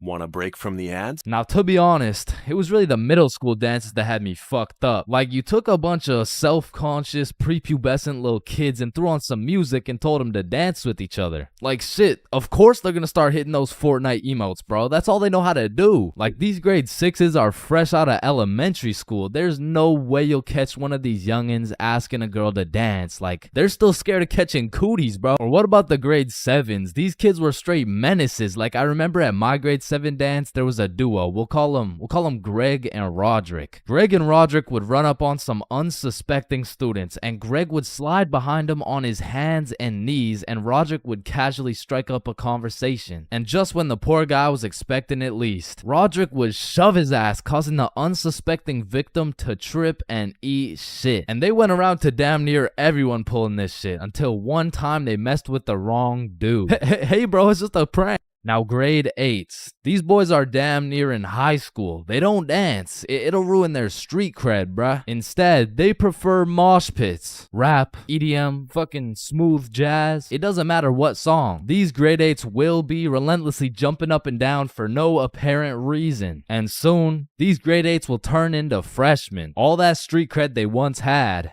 gone. If you push one of these freshmen into the middle of a dance circle, he'll stress so hard he'll start malfunctioning and hit those fucking Fortnite dances again. Now, grade 10s. Most of these grade 10s are a little self-conscious, but if you throw one of them into the dance circles, let's go, Michael. Let's see it, yeah, let's go.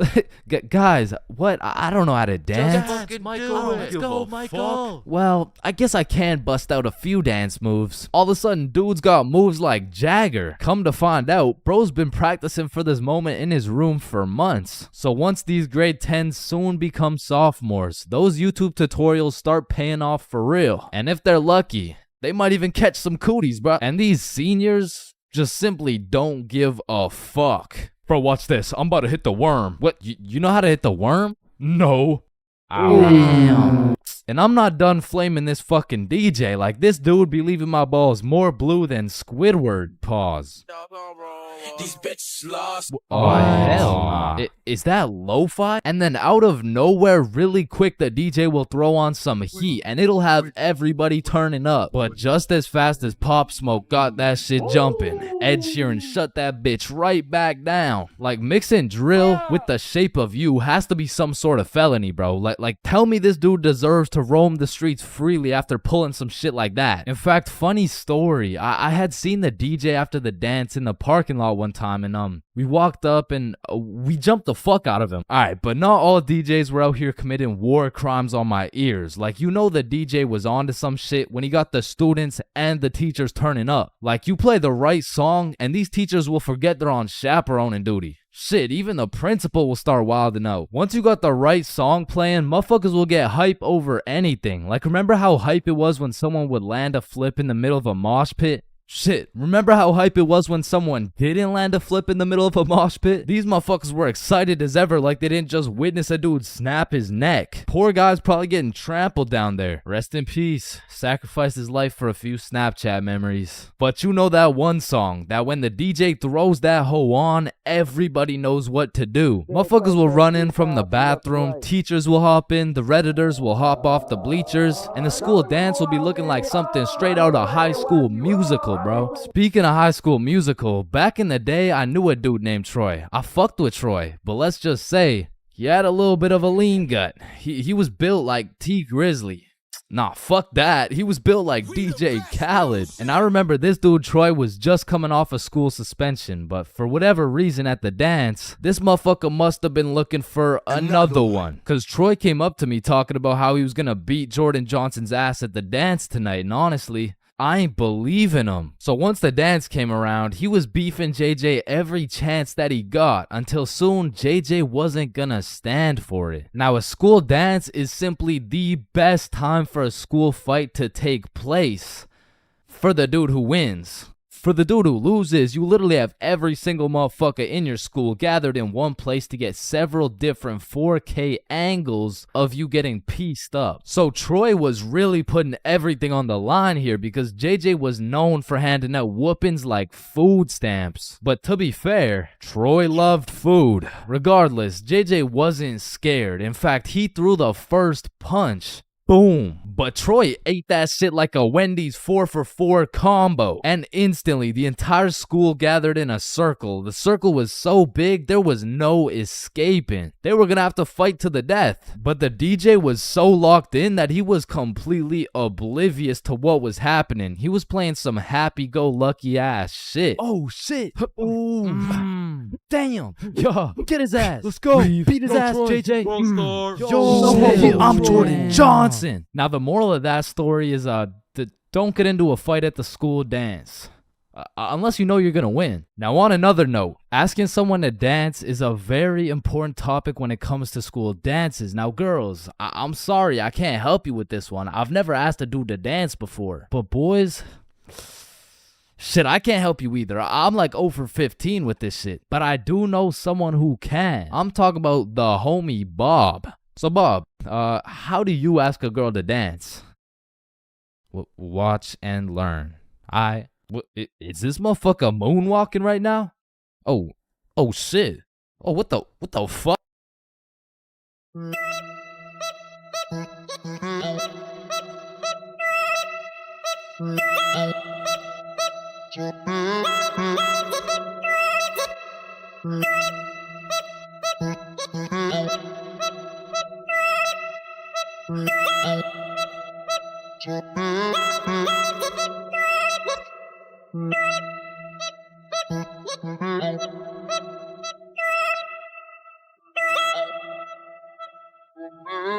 Bro, when I was in middle school, every time I would walk by the high school, the freshmen deadass looked like adults to me, bro. The sophomores looked like tax-paying citizens. I saw juniors as grown men with a wife and kids, and seniors, bro. I couldn't tell the difference between a senior and a senior citizen, bro. And that's because in grade 7, I saw me and all my homies as fully developed, mature, and respectable humans, and that was simply cat.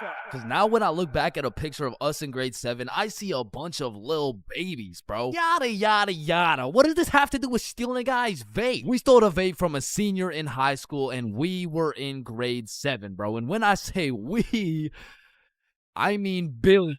Billy stole that shit, and me and Bob were accomplices. Now, if you ask me back in the day, James, for real, you're awfully small. Scrawny, weak, ugly, chopped. Yeah, okay, sir, what's the question? How do you expect to win this fight against such a bigger opponent? Listen, Joe Rogan, it's not about the size of the dog in the fight.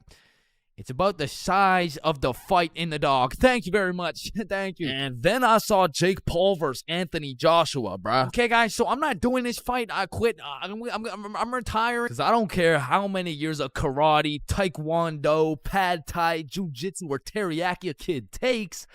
I can beat their ass easily. But I won't, because that's morally wrong and I have honor. Hey, everyone. I heard Chains talks to minors.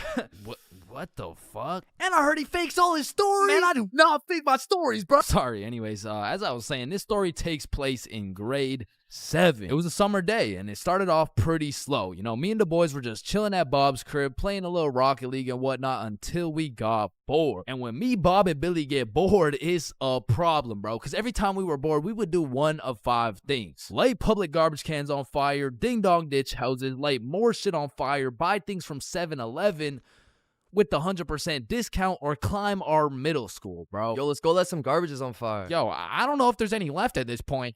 Alright, let's ding dong ditch. Man, I'm not really trying to do all that running right now. Shit, should we climb Stickman Middle? Yes. So we pull up on a scene, shiesties activated. We scan the area for witnesses, nobody. We identify all security cameras and move forward with the plan. So, Stickman Middle rooftop was about 20 feet up, far too high to reach. However, it had a playground with one of those spiderweb johns, and this playground was fenced off, and this fence is what we call the method. So one at a time, we climb up this metal fence, stand on top of it so we were just tall enough to jump and grab the roof, and we pull ourselves onto the rooftop. So Bob and Billy got up first. I jump and get my hands on the rooftop, pull myself up, and the view was insane, bro. Sun setting and everything. So me and the gang are sitting on the roof of our school. Bob brought some of those good old sweet heat Doritos, and we have ourselves a nice little romantic afternoon. When all of a sudden a car pulls up to the courtyard. A dude hops out of the driver's seat. 3 girls hop out of their whip. They're probably 19 or 20, and one of them looks up like, Hey, what the fuck? Hey. Yo. Oh shit, how'd y'all get up there? Shit, it's easy. I mean, we just climbed this fence. You want to try? Yeah, okay, yeah. What do I do? You just gotta stand on the right side of the fence. Okay. Which side's the right side? It's the opposite of left. Is this guy retarded? Oh, okay, yep, okay, I got it. All right. Okay, now what? Okay, yeah, just bring your feet up to the little crossbar, but be careful. Careful? This shit's easy, man. I know a ton of 12-year-old girls who could do this. Right, okay. Why does he know a ton of 12-year-old girls? Okay, what do you think I do from here? Dude, I don't think. I know what to do. Oh, shit, man. I don't think I know what to do either. No, I'm saying I know. Like, damn, man. How is he so retarded? Oh, I'm up, boys. Let's Yes, go. sir. Yeah, let's go. Anyways, what's y'all's names? I'm Billy. That's Bob. And I'm Chains. BBC, is it? Yeah, my name's Cooper. It's nice to meet y'all. Yeah, nice to meet you, man. You want some Doritos? So he just abandons the girls down at the courtyard, and we go back to our spot, sit down, and Cooper's vaping and shit. Billy's bumming a few hits. And I'm not gonna lie, he was a nice guy. I mean, you could tell he had a good heart, but god damn did that motherfucker like yapping, bro. I think me, Bob, and Billy got off a total of 3 sentences, bro. And so I was telling her, if you mess with the bull, you get the horns. Damn, that's crazy. Bruh, for real? Dead ass? I mean, bro yapped the day away. The sun went down. It was getting cold, so Billy was like, Yo, y'all trying to head back? yeah, bro, it's getting cold. Yeah, yo, great conversation though, boys. Right. So we all climb down the roof, make it to the courtyard, and say our farewells. Peace out, I Cooper. see, bro. Yeah, y'all have a good one, man. We head back towards Bob's crib, and to get there, we gotta walk up this small path with a super steep uphill, and as soon as we get to the top of the hill, Billy stops. And he looks back. Yo, what's up? I should have taxed his vape, bro. What? Yeah, like I should have finessed his vape. That shit was nice. Bro, like you're not doing that. Let's go back to Bob's crib. Say I won't do it right now. Bro, you won't. Bob, you know I would do that shit. Keep it a buck. Alright, watch this then. So Billy, completely alone, walks back down the hill to the courtyard and starts talking to the dude through the driver's window. Yo, Cooper, you think I can have one more hit for the road, bro? Damn, man, you really came all the way back? You're a fiend, huh? Yeah, nah, I got you, man. Bless. And because me and Bob were up on this hill, I vividly remember we got like a bird's eye view of this shit. And obviously, y'all don't know Billy the way I do, but I was 100% convinced he did not have the balls to do this shit, bro. There was no way. Hey, Billy starts hauling ass, and instantly Cooper punches that bitch in reverse. And my heart dropped so fast. We had a bird's eye view of Billy running for his fucking life, and Cooper's right on his ass, and they are both headed right towards me and Bob, bro. So we take our head start and get our ass right back to Bob's crib. But Billy couldn't just run to Bob's crib and have Cooper knowing his address. So instead of taking the path to Bob's crib, this motherfucker runs straight into the prickle bushes, bro. Adrenaline pumping. He's powering through these bushes, getting cuts all over his arms, legs, face, until all that adrenaline crashes and he realizes he can't make it through to the other side. He was stuck. Oh, no. You fucking idiot. Come back down here and give me my fucking vape. So Billy walks back out of the bushes, walks over to Cooper, hands over the vape. The girls in the back are all laughing and pointing and shit. Billy's aura is decreasing by the second, and just as Billy cuts his loss and starts walking away. Hey, yo, come back. What? Bro, the coil's missing from the vape. You owe me $70. I know what school you go to, man. You got a week to pay me back. Or else. Billy not only lost all the aura he'd been saving up for 13 years on this earth, but now he's $70 in debt with 1 week to figure it out. So every day after that, Billy begs his mom for $10 for lunch money, $10 for pizza, $10 for school supplies until a week had passed. And Billy had his 70 bones saved up. So as agreed upon, me, Bob, and Billy are posted up in the parking lot 1 week after the incident, and just as expected, Cooper pulls up. And this time he's got like 4 shorties in the car. Like, genuinely, how the fuck? So Billy hands over his life savings. Cooper pockets that shit, and with the most shit-eating grin I've ever witnessed, he mutters, Hey, look, it looks like we got some pizza money for tonight. Am I right? Yeah, look at this dumbass. Billy got scammed, bro. He got his shit rinsed. $70 could have bought this dude like 3 whole vapes, but I mean, truthfully, that's karma. And the moral of the story is, don't steal from people, but more importantly, just don't vape, bro. Yo, Billy just posted his first YouTube video ever. Go check that shit out. Yes, sir. And I just posted a video of me and Chains talking about this story, the raw, uncut, unedited version. So click this link right here if y'all want to tap in. Click that shit. Stole that shit. That's what I do, nigga. Fuck, nigga, I stole that shit. All right, listen, I'm creating something I like to call the internet. Yo, what does it do? On the internet, people are going to be able to search up literally any question they have. They're going to be able to watch videos for educational purposes. And the craziest achievement yet, you can communicate with literally anyone across the entire world. Bro, this is going to change the world. Bro, I'm not gonna lie, the internet is 100% one of the greatest inventions of all time. Like, that shit's up there with the light bulb, the airplane, the Testacuzzi. Like, they're all groundbreaking inventions, but the internet just has to be number one, bro. Like, imagine telling a caveman you had a magical box where you could make anything pop up in 2 seconds. Yo, Caveman Dave, I got a magical box where you can make anything pop up in 2 seconds. Oh, shit, cool. Do you know her or something? No, Dave, no, get the fuck. Now, Caveman Dave absolutely dicking down the computer monitor seems stupid, barbaric, uncivilized, you know? Like, who's gonna tell bro they're just pixels on a screen, am I right? Facts! Yo, Caveman Dave is a dumbass! Facts, yeah, nah, don't let me see your search history. You know, we don't gotta do all that. You know, oh, okay. Monstrous KFC mukbang. I like KFC. Fat motherfuckers eating a lot of food. I was hungry. Yo, big butt booty Latina oiled up, shaking that diggity dump truck dog. What are you searching? Okay, listen, like I my finger slipped. Yeah, bro. 2025 is the weirdest time to have access to the internet, and that's just cause everybody has that shit. Like, I got it, you got it, my grandma's got it, Kanye's got it. Man, you and your grandma. Kanye still got it. And I fucking hate so every thing, and I'm done. Okay, yeah, well, not anymore, but I don't know if it's just me, but recently the internet has been getting more and more out of pocket, bro. Like, I'll be having a fantastic day, just chilling, until I pull up Instagram and see some shit talking about, imagine your car declines at the abortion clinic and the doctor start nutting in you. Yeah, this motherfucker's never getting a job, bro. Like, his digital footprint's up there with fucking Kanye, bro. Ah, hell nah. Alright, his shit isn't yay bad, but imagine dude trying to apply to a university like, yes, sir, this has been a dream of mine since I was a little kid, and I've spent thousands of hours studying, and it would be an absolute pleasure to join your program. Wow, that's amazing. And it seems like your GPA is a perfect 4.0, and man, your volunteer work is nothing short of impressive. I mean, building an entire village in Africa with your bare hands, I mean, geez, that's good stuff. Yeah, thank you, sir. Yeah, now, I do just have one last question. Yeah, anything. What would happen if your car got declined at an abortion clinic? Oh, holy shit, is that girthy dishwasher 97? Yep.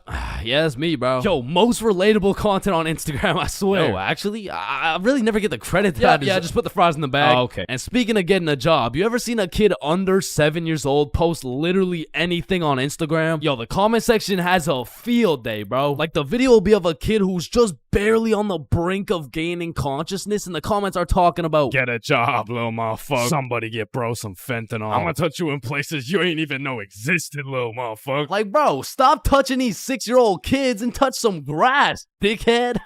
Yeah, but I'm not gonna lie, as a motherfucker who draws stickman for 16 hours a day, I really gotta start taking some of my own advice, bro. Wait, what's your advice? Oh, I mean, stop touching these 6-year-old kids. You touch 6-year-old kids? I'm talking about Gurgi Force. Chains, you know the drill. God damn. Bro. Even these motherfuckers have the internet, bro. Like, what could you even possibly be posting? Oh, shit. Yeah, nah. We gotta start banning motherfuckers from the internet, bro. And I think we should all do a poll for the first person to go. You know, like, take your time. And, oh, shit. Okay, never mind. Votes are in. Looks like we're banning Jack Doherty. Why in the fuckity shit did you just ban Jack Doherty? You know what?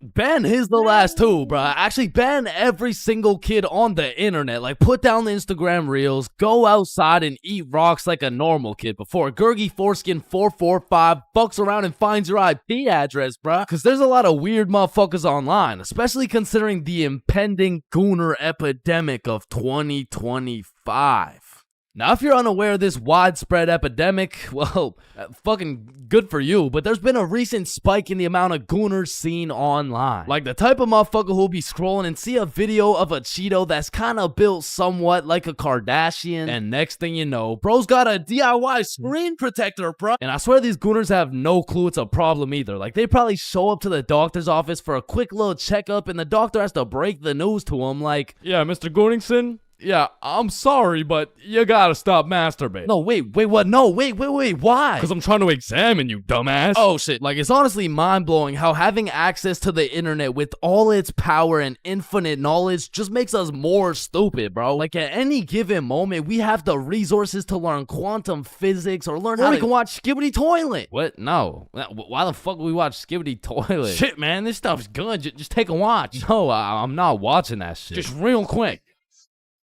Yo, why are you recording me, bro? We're filming a YouTube video, dumbass. Oh, shit, yeah, you're right. So I was saying there's a lot of people nowadays addicted to the internet and shit, like that guy over there. Where? Bro. What? Oh, shit, yeah, what I was saying was, back in the day, the internet was just for shit like cute cat videos and cool math games and shit, but nowadays, the internet has everything your brain craves. Like, it's got food for you, it's got friends for you, it's funny, it's educational, bro, it has Cheetos built like Kardashians, bro. And as if the internet having everything we ever needed wasn't enough, these motherfuckers invented AI, bruh. Now, maybe it's just me, but this AI shit is getting a little too good, bro. I mean, when ChatGPT first came out, I was using that bad boy for all kinds of shit. Whenever I couldn't do my homework, ChatGPT. When I forgot a recipe, ChatGPT. When I couldn't get a girlfriend, cry myself to sleep.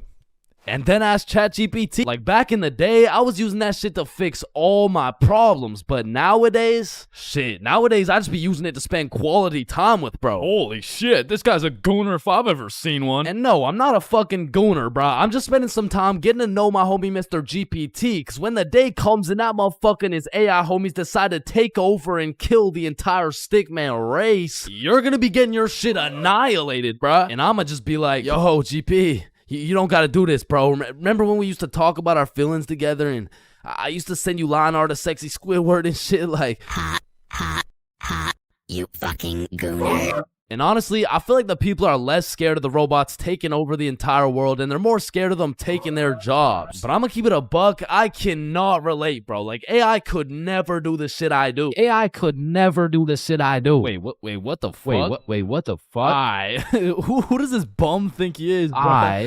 Who does this bum think he is, bro? Like I mean, yo, alright, that shit doesn't even sound like me, bro. Yo, that shit doesn't even sound like me, bro. So you want to copy everything, huh? Yeah? Yeah, you sure you want to do this? Yeah, you sure you want to do this? Yeah. Alright, let's go. I like little kids. Yo. Like you loading or something? Like what's going on? You gonna repeat it or you know? Undercover police has Vaj back. So a few years ago, I worked at a fast food restaurant. We'll just call it Jim Jordan's, you know what I'm saying? Jim Jordan's was my first job ever. So coming in on my first day, I was kind of excited, you know, because it was just overall a new experience, so I was looking forward to it. So I walked through the doors and, you know, it's looking like a nice establishment so far. But as soon as you step past the staff gate, you realize it's instantly a hellhole. Like, this is exactly what it was like. Hi there, can I take your order? Yo, who's medium making double. coffee? What's your order? Yo, hello. It's my first day. Hi there, can I take your order? And bro, once they give you the once they give you the Jim Jordan's drip, you instantly lose value as a human, bro. For example, if you're going for a casual stroll down the street, an average interaction would look something like this. Hey, how are you? Good, how are you? Good. You know, just average small talk things. But once you throw on that Jim Jordan's drip, hey, what can I get for medium black coffee? Make my coffee faster, bitch. And while I was working here, it was just the beginning of the pandemic. Meaning, on top of the gym drip, you also had to wear a mask. So pretty much people could just see your eyes. And trying to communicate during the pandemic was horrible. Because not only did both parties have to wear a mask, there was this big plastic wall between us. And they had to stand 6 feet away. Hi, what can I get for you? What? I said, hi, what? Huh? Ma'am, what can I get for you? Oh, I'm good. Thanks for asking. Oh my god, bro. Oh, hey. And man, I already made a video on NPCs, but working in any sort of drive-thru, you'll figure out that drive-thrus are NPCs' prime real estate. It's just like back to back to back NPCs. And when you don't have your average NPC, you'll have a below average IQ NPC. Like there was this one lady that would come through every day, and all my coworkers knew her as the coupon lady because every day she would try and use coupons, but somehow never understand how they work. All right, your total is $15.67. Okay, I'm gonna use a coupon. All right. What are you waiting for? The coupon? Oh, it's just at my house. And don't get me started on my manager, Magnus, bro. Next time I see Magnus, it's on site. Wait a minute, Chains, is that you? The longer I worked there, Magnus just started getting a little bit too comfortable on booking my shifts. After about 10 months of working there, she just decided to give me 5 a.m. shifts every time. And that wasn't even in my availability. So, you know, I would send a polite and professional email, and she would just hit me with some shit like, okay. Then just continue to book me at 5 a.m., bro. So I ended up working there for about a year and a half. And like most people at minimum wage jobs, when you're there for long enough, you just start to care a lot less about getting fired. I mean, I was snatching donuts, whipping myself up some food whenever no one was looking, and hooking up all my homies with free everything. And eventually I just got tired of waking up at 4:30 every shift. So I put in my 2 weeks. And during these last 2 weeks, I did not give a fudge cake, bro. I was out here setting up coffee cups and playing basketball with the gym bits. And if someone was kind of polite to me, I would just hook them up with a free donut. And I remember on my last day, I was working a night shift, and it was just about 15 minutes before I got off forever. And some dudes rolled up in the drive-thru baked as hell. Hey dude, can you check how much is on this gift card really quick? Yeah, you got 21 cents on it. What can we get for 21 cents? One sec.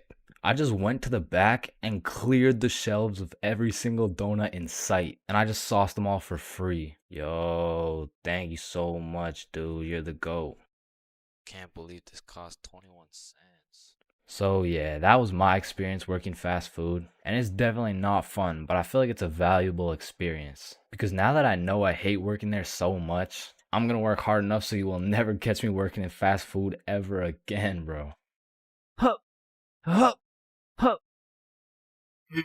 Pain. I've felt pain. He's felt pain. That dude's felt pain. What? No, I haven't felt any pain.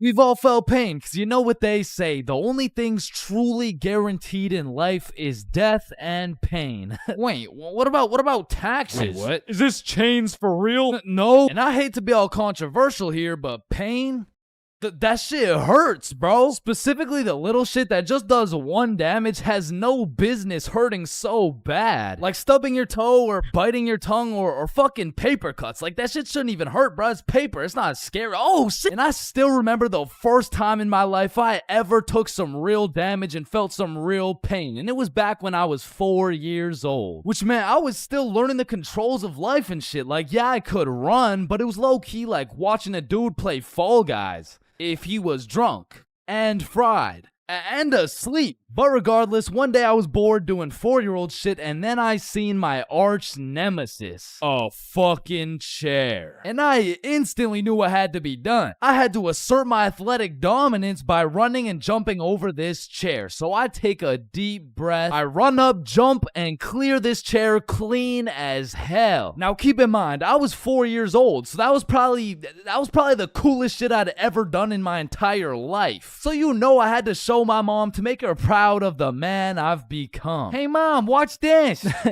What the hell are you doing, Chains? Hey man, just watch and learn. Oh, I fucking ate it, bro. Like that was the type of pain that hits so hard you can fucking taste it, and damn, that shit tasted ass, bruh. Like, have you ever taken a soccer ball straight to the schnoz? Cause that shit will have you smelling pain, tasting pennies, and seeing tears. Which is bad, but like, who the fuck invented the funny bone, bruh? Cause that shit ain't funny. Like, bro, you can't just call some painful ass shit funny and expect it to be humorous. No, the bone is called a humorous. Yeah, shut up. How humorous is this, buddy? Not humorous. Yeah, that's what I thought. And in fact, I think it's the opposite of humorous. Like, yo, did you guys know 1 in 4 dudes is gay? Wait a minute. Gee, I sure hope it's Owen, cause he's sexy as hell. Yeah. Y'all hit the funny bone too? Yeah, I did. If I had a pain tier list that went from shit ain't nothing to... I'd probably rate hitting your funny bone a solid. It's the same as stubbing your toe real hard. Like, you just need a moment to take a few deep breaths and say a few slurs, and that shit just heals itself. But if we're looking at some top tier, brutal, agonizing, excruciating pain, getting kicked in the balls. Now, for you 19.8% female audience, I know you might not be able to understand what this feels like. So let me just give you a quick overview. Imagine having balls, right? Now imagine getting kicked in them. That shit hurts like a bitch. I remember one time in grade 6, me and my homies were playing a good old game of soccer. And we were playing with the big homie.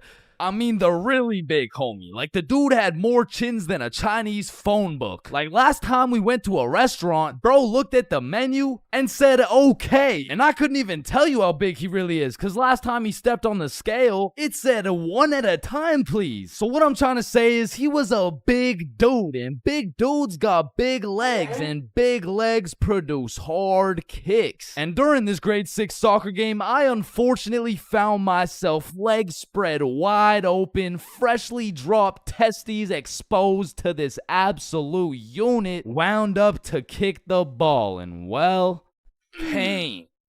Just pain, bruh. Followed by a moment of silence from everyone on the field. And I don't know if the moment of silence was for me or for my next generation of kids the big homie just wiped out, but I felt that shit. And I felt it in my stomach. And there was really only one sound I was able to make in that moment.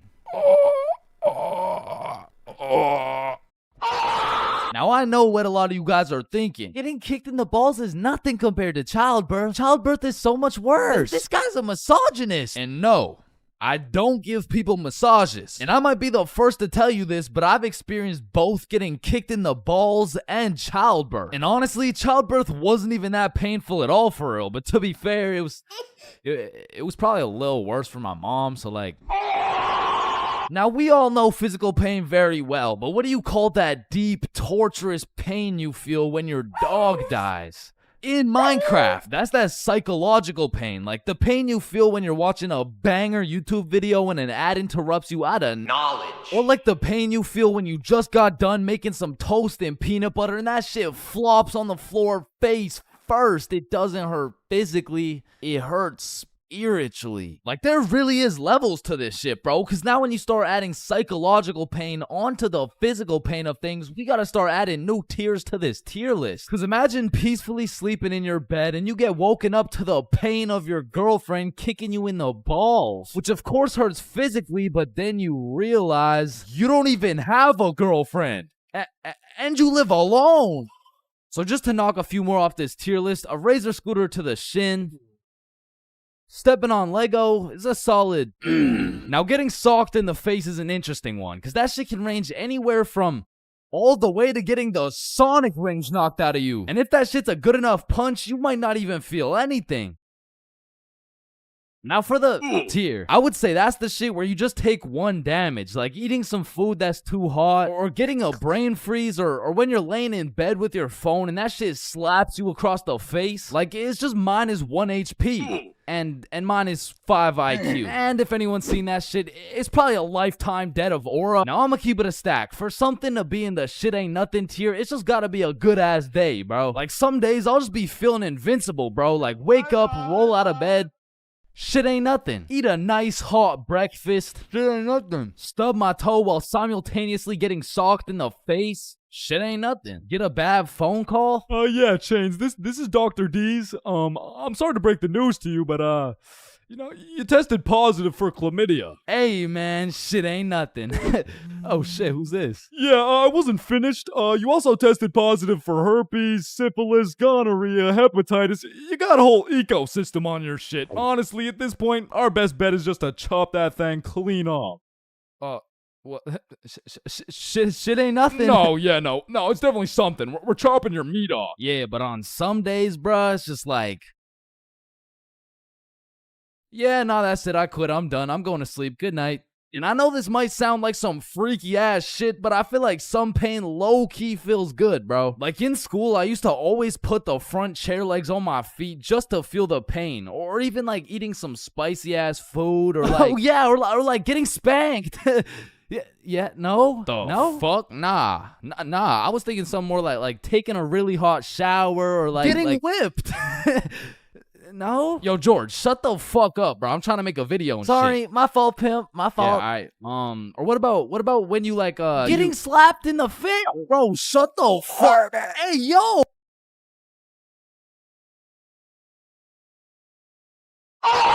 There's levels to friendships. I mean, you could have known your homie since you were 2 years old. You could have lived together. I mean, you could have survived the whole zombie apocalypse together. But shit, the truth is, you haven't truly experienced brotherhood until you and your homie have participated in a 2-man mission. Like, just look at Kobe and Shaq, man. That type of chemistry can only be achieved by running a 2-man. Shit, I bet these motherfuckers were running 2-mans every night. And you already know Kobe was laying down that Mamba mentality while Shaq had his girl kneeling. But for those of you who may be wondering, Chains, what the hell is a 2-man mission? Well, I'm glad you asked. It's quite simple, really. It's when you're gonna link with a girl, but you bring your homie and she brings her homie. And what this does is it sets an environment when you and your homie can dribble, pass, alley-oop, and ideally dunk that shit. Now, don't get me wrong, it's simple, but not easy. I remember my first 2-man mission like it was yesterday. It took place when I was in grade 7. And it started when my friend Joe hit me up like, yo, bro, I'm going to this girl Sophie's house and her friend Ava's there. You trying to pull up? And I was like, am I trying to pull up?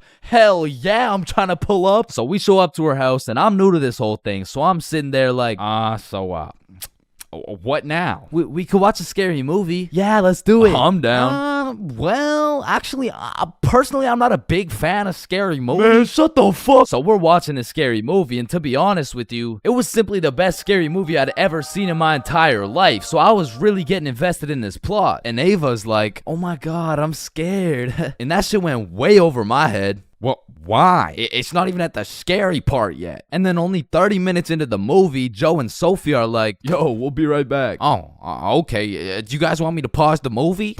Nah, it's all good, bro. And you see, what Joe just did right there was a calculated move. In basketball terms, he just set an ISO. So now it was 2 1v1s. And the situation was absolutely perfect, but the problem was, I actually liked the fucking movie. And that violates rule number 3 in section 7 of how to pull off off a successful two-man. Never give a fuck about the movie. Cause the truth is, the movie length is like the shot clock. If you end up actually watching the entire movie, you failed the mission. But I had no clue, and to be honest, I didn't even know what a two-man was at the time. So I got some popcorn and I was just watching the movie. But when the climax of the movie was about to come around, I did something that violated every term and agreement of the two-man mission. I went over to Joe and Sophie like, hey guys, quick, you're gonna miss the best oh, fuck. And I missed the climax of the movie, but shit, I seen a climax. And needless to say, Joe never invited me to a two-man mission since. But you know I had to redeem myself, even if it was 3 years later when I was in grade 10. It was a Saturday night, and me and Bob were looking for something to do. And I'm gonna keep it a stack with you, bro. I had no motion. Like, my Snapchat was drier than a Popeye's biscuit, bro. But lucky for me, Bob had a roster. And I'm talking an all-star lineup of girls who just want Bob on their body. And I don't blame them. I mean, shit, I got Bob on my body right now. And you can too at chainsclub.shop. That's right, we got hoodies, shirts, beanies, socks, keychains, stickers, you name it. And starting at the price of $4.20, Bob can be all yours. Or if you want me, I wouldn't mind being on your keychain or something. Treat me like white teeth. So as I was saying, me and Bob were bored. So Bob hits up this girl named Avery like, what are you doing right now? And she's like, just chilling. Who you with? My friend Alice. Let's link. I'm with my homie. Okay, is he cute? Cute as hell. Okay, come over. And I'm excited as fuck, so we get Bob's sister to drive us to Avery's crib, and as we pull up to her house, I remember a crucial detail that I'd been forgetting this whole time.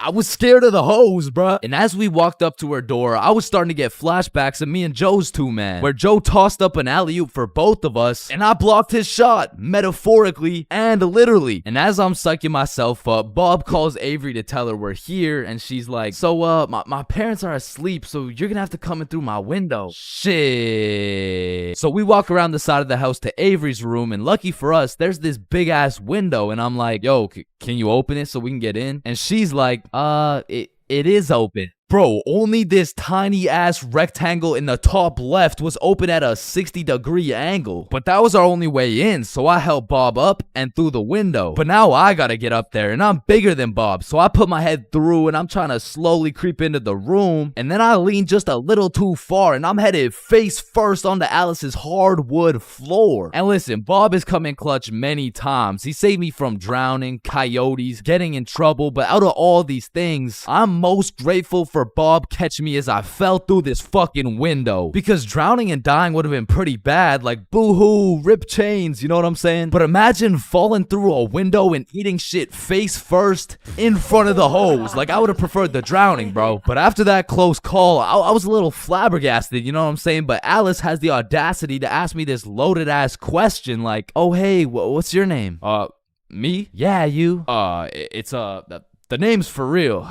Chains for real. Nice to meet you, Mr. Frill. I'm Alice. And so we all just started talking and shit, but I keep noticing Alice was getting a bunch of text messages. And I remember thinking it was probably her mom or something, so I shrugged that shit off and I'm like, yo, we should watch a movie. Yeah, we should. God, yeah. And I wasn't about to make the same mistake I made last time, so I found the most dog shit horror movie on the face of Netflix and threw that shit on. And man, that shit was ass. In fact, it was so ass that we just started cuddling and shit. Like, what else was there to do? But now that we were close, I could feel the vibrations of Alice's phone getting a call, so she's like, 1 second, I'll be right back. And I wasn't trying to eavesdrop, but I could low-key hear what she was saying through the door. I'm just at Avery's house. We're watching a movie. Oh my god, okay, that's fine.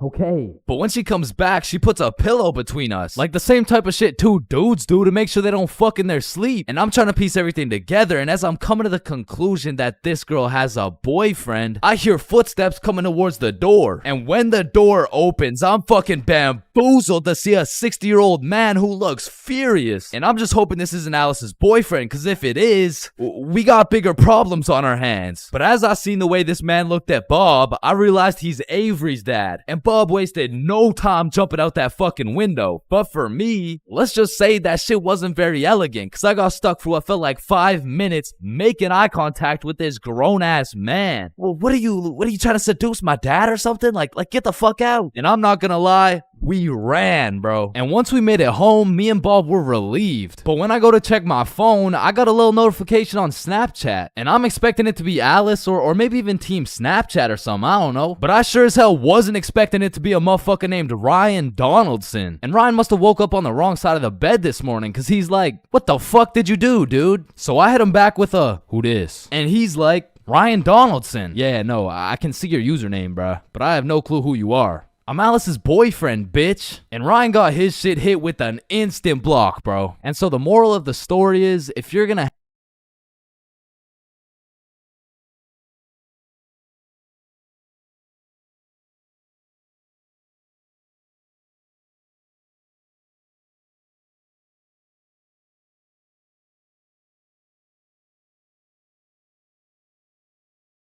high school, the only place you'll find nerds and jocks chilling in the same room, where there's fight clubs and book clubs in the same building, where you can find the plug selling something and the school thought-giving dome all in the same bathroom. And surely one of the few places you can pursue your educational prowess and take it off that Benjamin in the same institution. High school, man. Love it or hate it, it's quite the experience. And although every single person will have a different experience at high school, there are some things you are guaranteed to encounter. Like the PE sweat, the nerd, that one strict ass teacher, the teacher's pet, the redditor, the predator, the chill teacher, the plug, the stoner, that one motherfucker who walks like this, the class clown, the band kid, the kid who just never shows up, the hot Cheeto girl, that one sexy ass kid who he got all the girls and you know what I'm saying, he was like super cool, the bathroom fiend, the oh my god I almost failed that test, I did so bad, oh shit same, I got a 51%, what about you?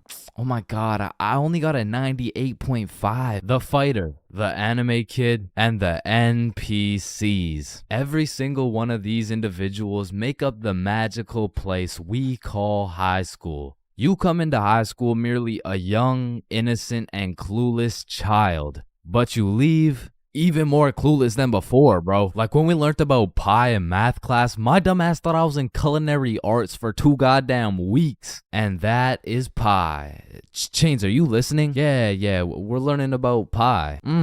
Then recite pi. Flour, egg, some fucking blueberry. Like coming into high school as a freshman, I was thinking, I can use my high school experiences and knowledge to figure out what I'm gonna do in life. Then shit, all of a sudden I'm graduated and my brain is filled to max capacity on bullshit. So now that you're graduated, what are you gonna do with your life?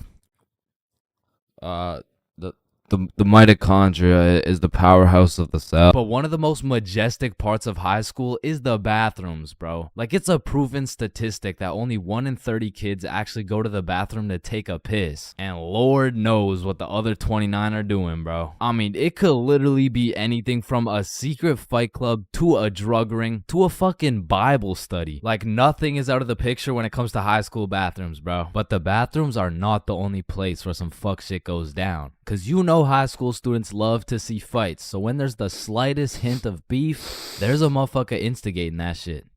Oh shit, my bad, bro. Nah, it's all good, don't worry. Yo, personally, I wouldn't take that shit, bro. What? Nah, it's fine. Like, he practically just called you a bitch. Wait, really? No, it was an accident. Wait, what's that? Oh shit, he just said he's smoking on your grandma's pack right now. Hey, don't be talking about grams like that. Ah, shit. Wow. But tell me why when some entertaining shit happens, I just happen to miss school that day. Like I'll go every day of the month, but I get sick for 1 day? Damn, I'm glad as fuck I'm not at school right now. Yo. Holy shit. Chains, where are you? I'm in my bed right now. Why? Ooh. Jeremy and Tom are running the ones right now. Fuck, the one day I didn't go. Wait, what's that in the background? Oh shit, yeah, they got Lil Uzi performing at school today. What? Uzi's at our school? Yeah, check it out. Yo. Oh, and they brought in Gordon Ramsay cooking up free lunch today as well. What? Oh, and I almost forgot, Elon's pulling up and giving everyone Teslas. So, No. I'll see you later, man. But listen, high school is nothing like these movies paint it out to be. Like, all these movies portray the same shit, where Victoria and her goon squad make fun of Ruby, and where Chad and the football team shove Arthur in a locker. Like, I've only seen a motherfucker get shoved into a locker once in my life, and to be honest, I couldn't even see much of it. I mean, it was pretty fucking dark in that locker, bro. But for real, in high school, you don't have to worry about some big body taking your lunch money or some football kid slapping the books out of your hand. The worst thing you'll encounter on your average day at school is your local Redditor. I don't know how they do it, but somehow every joke they make is so unfunny that it just ruins my day, bro. Do you smell that? Yeah, Jeremy, that's what happens when you don't shower in 2 months. No, it smells like sussy baka, like Among Us. But not to confuse Redditors with Discord mods. I mean, they're pretty much the same thing, but Discord mods shower even less. To be honest, there is truly only one thing mustier than a Discord mod, and that's the cafeteria food, bro. I mean, this food is completely and utterly ass. Like, somehow these motherfuckers manage to get the food cold and the drinks warm. Like, how the fuck does that shit happen? And my high school would serve some daily specials, and to be honest, that shit was unidentifiable. Like, you'd see this pile of mysterious substance, and I'd ask the person who made it what it is. Like, what's the special today? You're holding it right now, dumbass. No, but like, what is it? Oh, I don't fucking know. And my school refused to pay people to make good food, so they had students making all the food. So you'd be eating a burger and look up at the person making them, and they'd just be casually scratching their ass. And even with all this free labor, tell me how these motherfuckers have the audacity to be charging $6 for 3 chicken strips, bro. That's $2 for one small soggy piece of some shit that's probably not even chicken. I mean, that shit is a robbery. And speaking of robbery, the high school change rooms are shockingly similar to Detroit. And we all know, you can't have shit in Detroit. Like, if you leave anything not locked up, it's gone, bro. Your iPhone, gone. $5, finessed. 2-week-old rotten sandwich. Someone's taking that shit. And to be honest, even if you lock that shit up, it's still at high risk. Like, let me paint the picture a little bit. This is PJ. PJ locks all his beloved belongings in his good old PE locker before heading to play some soccer. After scoring a hat trick, PJ comes back to the change room to reacquire his belongings, only to find out someone took PJ's whole goddamn locker. PJ was devastated. Until he remembers, he can check the school's security cameras. Yeah, take a look. Yeah, take that shit, take that. Yeah, we'll. PJ never got his shit back. Now, I don't know about your guys' high schools, but mine was equipped with security cameras everywhere, covering every square inch of the school. But these cameras had the resolution of a fucking toaster. Like, you could have a motherfucker commit a heinous crime. He could proceed to put his face in the camera, state his government name, address, and date of birth, and you would still have no clue who did it, bro. And of course, the teachers. Teachers have the ability to make or break your high school experience. So real quick, let me go over some of the teachers you will encounter in high school. The angry teacher, the chill teacher, the lazy ass teacher, the funny ass teacher, the teacher who doesn't know how to teach shit, Miss Cakinson, the teacher who wants to be the chill teacher, but shit just doesn't work. That teacher that plays videos all class. The gym teacher with several allegations. The weird science teacher. And the teacher who subscribed to ChainsFR. Wow, what a G. And that's high school in a nutshell.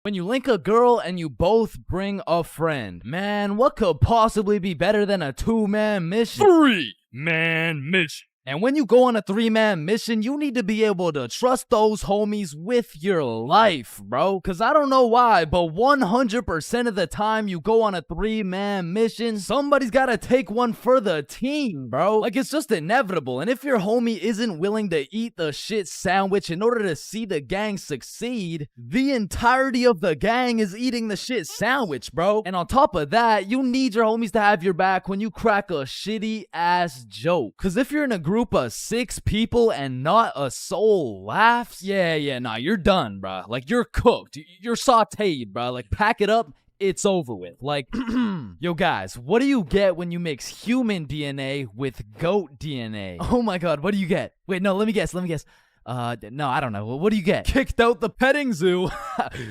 Fuck. I sold. Actually, that's a really good joke. Facts. Wait, it was? And lucky for me, I got the two most perfect dudes for the job.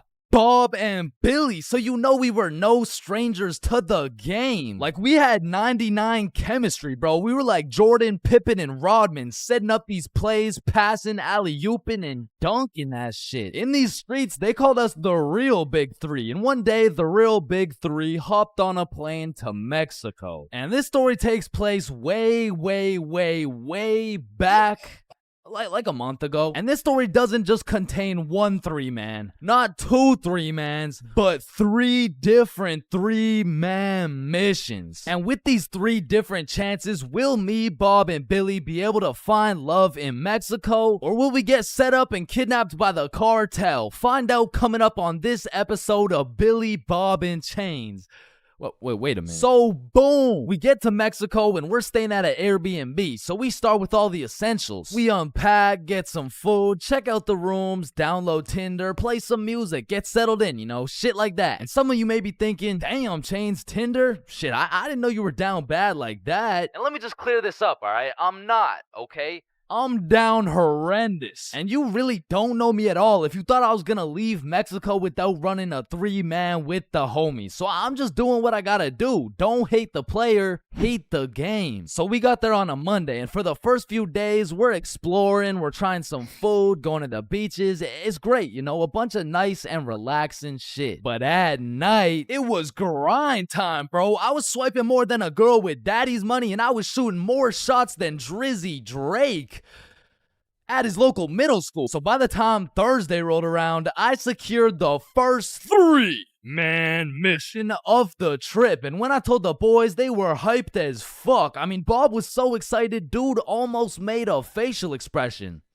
So before we went out, we had to get teed up. And lucky for us, we spent half our food budget on a few bottles of vodka. So we're absolutely down in that shit until our Uber pulls up. We hop in the Uber and get dropped off by some bars where we plan to meet the girls. Now keep in mind, at this point, all I've seen of this girl is pictures. And you know there's a brutal catfishing epidemic going on. So let's just say it's completely in the realm of possibility that I set up a link with 3 big buff Mexican dudes. And Lord knows I'm crossing my fingers.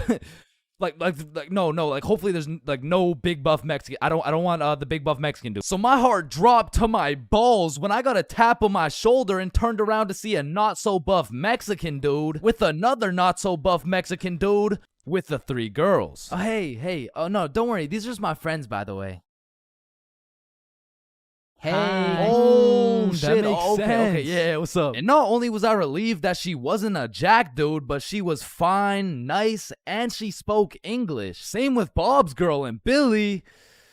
Yeah, nah, he had to take one for the team for sure. Hey, bro, I'm sorry, but this is just the way the cookie crumbled. Shit, bro. Can we get another cookie? It's too late, bro. It's already crumbled. And Billy took that shit like a champ, bro. So all 8 of us go to a bar and we're just talking, getting to know each other and shit. And I notice Billy just keeps the tequila shots coming. I mean, we were only 10 minutes into the conversation, but this dude is 10 shots deep at this point. And all of a sudden, this dude starts laying down that Google Translate riz, and he's dropping hard eye emojis and shit, and I'm like, damn, respect. I mean, he's taking this extremely well. And after about 30 minutes of talking to this girl, I look over at Billy and I start to see some wild ass emojis being thrown around. Like, oh shit, Bob. Yo, I think Billy forgot he's the one taking one for the team. So me and Bob cut him off of the tequila, and then my girl is like, hey, do you guys want to come over to our place? Yeah, Hell yeah!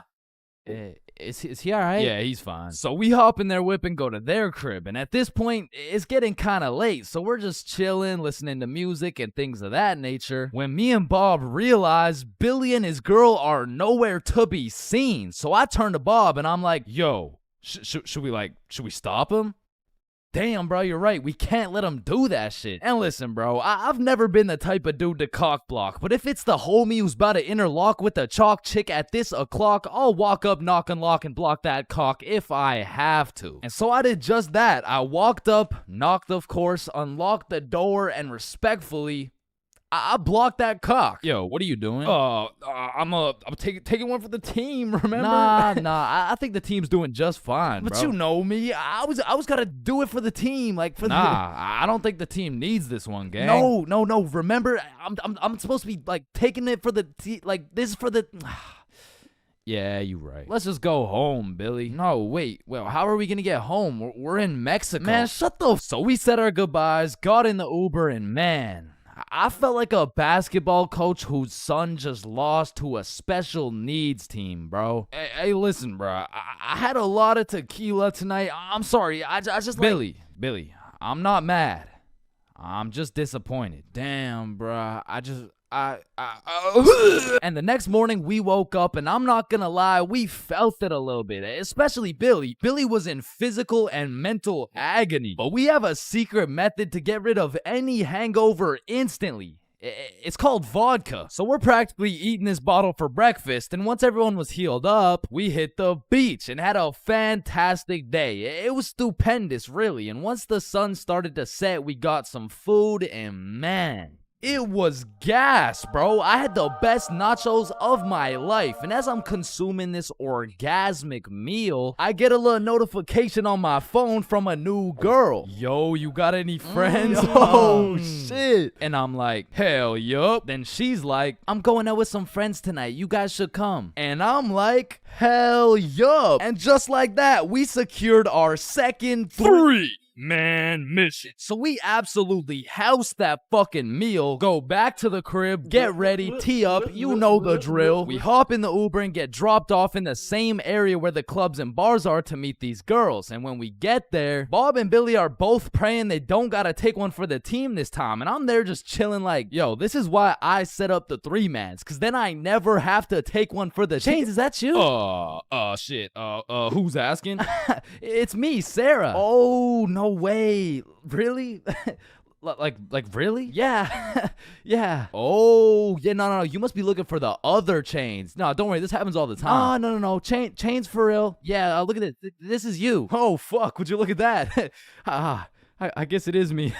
Fuck. Like shit. I don't know how she did it, but she got my ass, bro. I got catfished nicely. But I guess it was just my turn to take one for the team. And I look up at who she brought, and she pulled up with 4 straight dimes for the homies to choose from. Like, bro, why me? So we're walking, and the girl I'm temporarily associated with is like, hey, let's go to the club. Yeah, let's go. So we go to this club, 8 people deep, and the girls are like, yeah, let's buy a bottle. Yeah. Where's your money? ¿Qué? No entiendo. Wait, I could have swore you spoke English. Oh, yeah, no, I'm fluent for sure, yeah. You said you wanted a bottle, right? Yes, please. Yeah, you got bottle money? No entiendo, no hablo inglés. And now I'm starting to get the vibe that whole time, these girls just wanted a free bottle. And as soon as I start catching on, she starts upping her game, like, oh my god, you're so strong. Look at these muscles. So I go to give Billy one of those side eyes, and when I look over, these motherfuckers are completely lost in the sauce. Yeah, I'm buying a bottle. Everyone, bottles on me. So Billy pulls me aside like, yo, we gotta split a bottle, bruh. Nah, I'm really not fucking with this girl. Come on, bruh, please.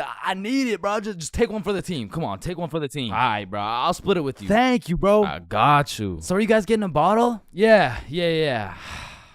We're getting a bottle. Oh my god, you're so strong and you're a baller. Yeah. Baller? The fuck? I don't know, bro. She's weird as hell. Yo, can I get a bottle for this table? Yeah, for sure. What do you want? Listen, bro. Just give me the cheapest shit you got. Oh, I feel you, bro. Times are tough, you know. That'll be 1,100. God damn, that's a lot of pesos, bro. Pesos? Yeah, like 1,100. That's a lot. That's a lot of pesos. Nah, amigo, that's USD. Damn. Plus $500 to walk it to you with a Chicago fee of $350, and for the tip, it'll just cost you your left testicle. No, it's my favorite nut, bruh. Yo, Billy, we don't got it like that. Yeah, hell no. Let's just not get it, bruh. At least these girls are already fucking with us without it, though, right? Yeah, facts. Yo, we're we're not gonna get the bottle. Oh, why What's not? up? You can just buy it. It's not that big a deal. Nah, it's cause we we don't got enough money. They fucking dipped, bro. Quick as hell, too. They all just evacuated, bruh. No, bruh, that was my wifey. And I'm just over here thinking, damn, I'm just glad I didn't have to see that shit through, bruh. But Billy, yeah, he was really going through it. Until he got distracted by some other random girls in the club. So at this point, all three of us are on the dance floor, absolutely fucking that shit up, when I start getting spammed on my phone. So I go to check who it is, and it's the gold digger girl, like, hey, we all went to the club right beside it, but we can all split this bottle. It'll be $86 per person plus tip. That'll be $95 each. And she's literally telling me the whole price breakdown of this bottle. She pretty much just sent my ass an invoice. And I'm like, hell nah, I don't care if that shit would have been free. There is no way I'm ever gonna see this girl ever again. And then I get a tap on my shoulder, and it's three big buff Mexican dudes. I'm just playing. It was the gold digger girl, but this time I probably would have preferred the buff dudes. Cause this girl grabs me by the arm, pulls me outside with all her homies, and starts breaking down the price again. Okay, the bottle is $700, but you just gotta pay $95 each, okay? Yeah, we're in. Let's do it. No, what? Billy, chill. So I call an emergency meeting with the homies, and we huddle up, and I'm like, listen, you guys can go with them if you want, but there's no way I'm going and paying for this girl's bottle. Fuck that, bro. You're right. We could find something better for sure. So we jump ship. Absolutely abort mission. Yo, what's that over there? I'm not stupid. I'm not falling for that shit. Nah, is that Jeff Bezos handing out free bottles to catfishes? Wait, what? Where? So we evacuate and start roaming the streets when I get a tap on my shoulder. I take a deep breath, turn around, and it's the girls from the OG3, man. Like, oh my god, Chains, what are the chances? Yo, what's up? And me and Bob are hyped, but Billy's over here having traumatic anime flashbacks and shit. You guys should come with us. We know the best spot here. Oh shit, bet. Fuck. So they take us to this club bar thing, and it's fucking bumping, but as soon as we get inside, Billy disappears, bro. And I don't even blame him. He's staying as far away from this girl as possible, not because he's scared of what she's gonna do, but because deep down, he's scared of what he might do. But regardless, me and Bob continue to respectfully obliterate the dance floor for about an hour straight, and then the girls are like, hey, it's getting kind of late, so we're gonna head out now. I bet. Wait.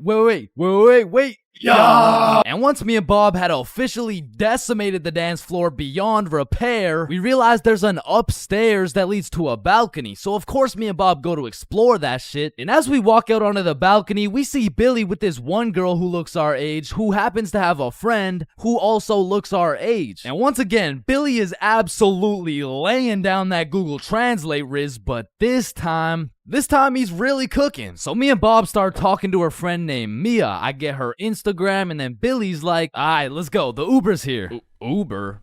Uber to where? Oh, yeah, no, my bad. I forgot to tell you, but Camilla and Mia are coming back to the B&B. What the fuck? Don't you think we gotta discuss shit like that? Nah. Bro, what? Alright, Uber's here. Let's go. So Billy and the girls go to the Uber, but me and Bob stay back to discuss what the actual fuck is going on right now. Yo, this is a bad idea, right? But we can't let him do this shit alone. Shit, Bob. Do we even have a choice? So we leave the bar and start walking to the Uber when this girl stops me and she's like, hi, what's your name? Oh, I'm Chains. What's your name? Oh, my name's Sophia. And Sophia's trying to make some small talk and shit like that, but Billy's already waiting in the Uber. So I'm like, well, it was nice to meet you, but I gotta go. Oh, well, let me get your Instagram real quick. So I give her my phone, she follows herself, and then gives me my phone back. And when I lay my eyes on the screen, I realize we have a mutual. And I'm just surprised because we're in Mexico, bruh. So I go to check who it is, and it's Mia. And at this moment, everything started piecing itself together to make our third three-man mission. So I'm like, yo, you know Mia? Oh, Mia? That's like my best friend. Why? Word? You mean this Mia? Oh my god, Mia. So Sophia hops in the whip and we're all just talking, and then Mia says, yeah, so like, we don't have work tomorrow. Oh shit, do you guys work together? Yeah, we do. Damn, what do you guys do? Oh, you know, we dance. What, where do you guys dance? Like in the club? Oh shit, yeah. That's what's up. Yo, how old are you guys, by the way? 21. 24. 25. Damn! Sorry, do you guys happen to have any, you guys happen to have kids by chance? Of course, I have two. I have a baby I have boy. one of them is a 3-year-old boy. I also have two daughters. Oh, fuck. Yo, Bob, you think it's too late to, abort mission? And I don't know how, but none of that information seemed to faze Billy in the slightest. Cause now he's out here making out with this girl like, fuck them kids, bro. And the whole car ride, I'm just thinking, what the fuck is going on, bruh? But soon enough, we arrive. We all hop out of the whip, go to our B&B, put in the code for the lockbox, get the key, unlock the door, and go inside. Now for context, the crib had 2 couches and a master bedroom. And that bedroom is where I used to sleep, and I say used to because as soon as we got to the B&B, Billy and Camila went straight to my room and start playing patty cake loud as hell too, and so all of us are just sitting on the couch like hola ¿cómo estás? Fuck. And this motherfucker Billy was just making up for every single time he had to take one for the team. And after the longest 20 minutes of my life, Billy walks out of the room smiling from ear to ear like, what? Well, why's everyone looking at me? Shit, you guys could hear that? Then Billy cops the girls an Uber, they dip, and I'm looking at Billy like, bro, what the actual fuck just happened? Hey man, listen, it's just the way the cookie crumbles. Nah, bro, you are crazy. And at this point, it was probably 4 a.m. or something, so I go to my room to look at where I'm supposed to sleep, and there's a bunch of looped up rappers on my bed, and I'm not talking Diddy. So needless to say, after a long night, I slept on the couch, and we all woke up rotten, bro. So rotten, even the vodka method wouldn't work. So we decided if anything could make us feel better, it would be a plate of the world's best nachos. So we get ready, leave the crib, and then Billy's like, yo, who's got the key? Shit, I don't got it. Bob, you got it? I mean, it's probably on the counter where we always put it, right? Yeah, facts. We check the counter, it's not there. We check the tables, not there. We check the couches, bedroom, kitchen, nowhere to be seen. So we scavenged the entirety of the Airbnb. We even looked through every single bag of garbage and it was nowhere. Bro, did those girls finesse our key? Nah, Camila wouldn't do some shit like that. She would, bro. You don't even know her. No, she wouldn't. How would you know her? You don't know her, bro. I know her better than you know her. Chill. Mia texted me. She said, let's go to the pool today. Oh shit, Camila texted me the same thing. Damn. And in my head, I'm thinking about it and I'm putting everything together. Shit. Are you thinking what I'm thinking? I think so. These girls stole the key and invited us to the pool so the crib would be empty so they could get 3 big buff Mexican dudes to pull up and loot the crib. Fuck, I knew it. Damn, she got my ass, bruh. So hell no, we didn't go to the pool with them, and for the next few days, we were on high alert. We would only leave the crib in pairs and one dude would stay back, strapped up with kitchen knives, ready to take on 3 big buff Mexican dudes. Pause. Until it was Monday, the night before our flight home. So we're packing everything, getting ready to go home, and I hear Billy shout, Chains? Yo, what's up? Yo, guess what I got, bruh? Chlamydia? No. Gonorrhea? What? No. Herpes? No, it's in my suitcase. Your suitcase got herpes? No, it's the key. How the fuck? I don't know. Yeah. Everyone experiences being drunk differently, and it can change from time to time as well. But I'd say most people fall into a few general categories, one of which is the aggressive drinker. These people have to have pent up and saved anger for years. They just decide to let it all loose when they take a sip of alcohol. I feel like they might even just be using drinking as an excuse to sock someone in the face. And the main problem with aggressive drinkers is there's always at least one of them at every function. Sometimes they can be tamed, but if you just let them do their thing, then the function just turns into the Battle of Vimy Ridge, bro. You don't want your friends to be aggressive drinkers, because when they do something stupid, you just have no choice but to back them up, because that's your homie. Coming up next, we have the depressed drinker. I know lots of people who are usually happy and energetic, but when they start drinking, all of a sudden they think I'm their therapist or something. Like, of course I want to help my boy if he's in his feels, but I'm hammered too, bro. I can't help you get your ex back. Now listen, I'm no scientist, but alcohol is a depressant, which means it means uh it makes you depressed.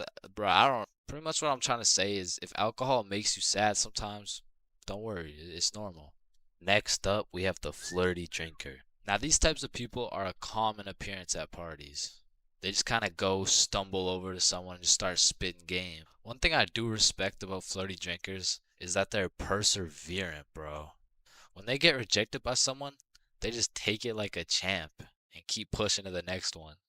Usually flirty drinkers go rotate around the party and try for their first few contenders, but eventually at the end of the night, flirty drinkers will end up attracting other flirty drinkers, then boom, everyone's happy. And come on, everyone knows the I love you guy. Man, I love you, man. Nah, like, I don't think you understand. Like, I really love you, man. And whatever you need, I got you, bro. And I just really love you, man. Bro, who the fuck are you? And of course, we got the designated driver. Next, we got the loud one. Hey, bro, sometimes the alcohol just makes people talk way too loud.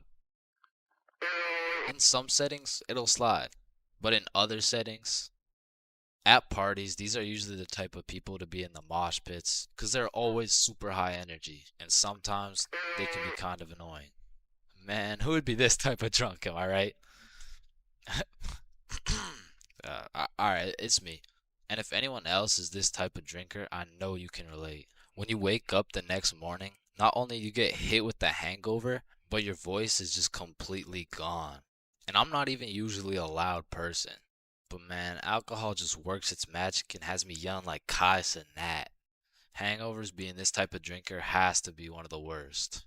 I guess next to aggressive drinkers, you know what I'm saying? Anyways, we're moving on. You also might have encountered the philosopher.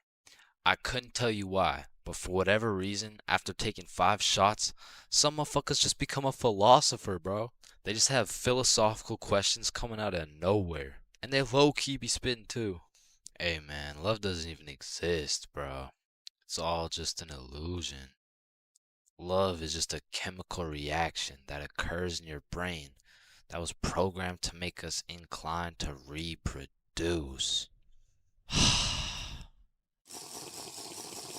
Next up, we have the OD, overdrunk. This is the 7th and final stage of being drunk. If you've seen the 7 stages of drunk video, you'll know exactly what I'm talking about. But some people are just prone to drinking way too much. And somehow, they always find themselves blackout drunk. But yeah, there's not much to say. They're pretty much just unconscious. And of course, we have the chill drinker. These people are just pretty neutral. They just be talking at a normal volume about normal stuff. And honestly, these people are just overall enjoyable to be around, especially when you're drunk. Let me know in the comments if I missed anything.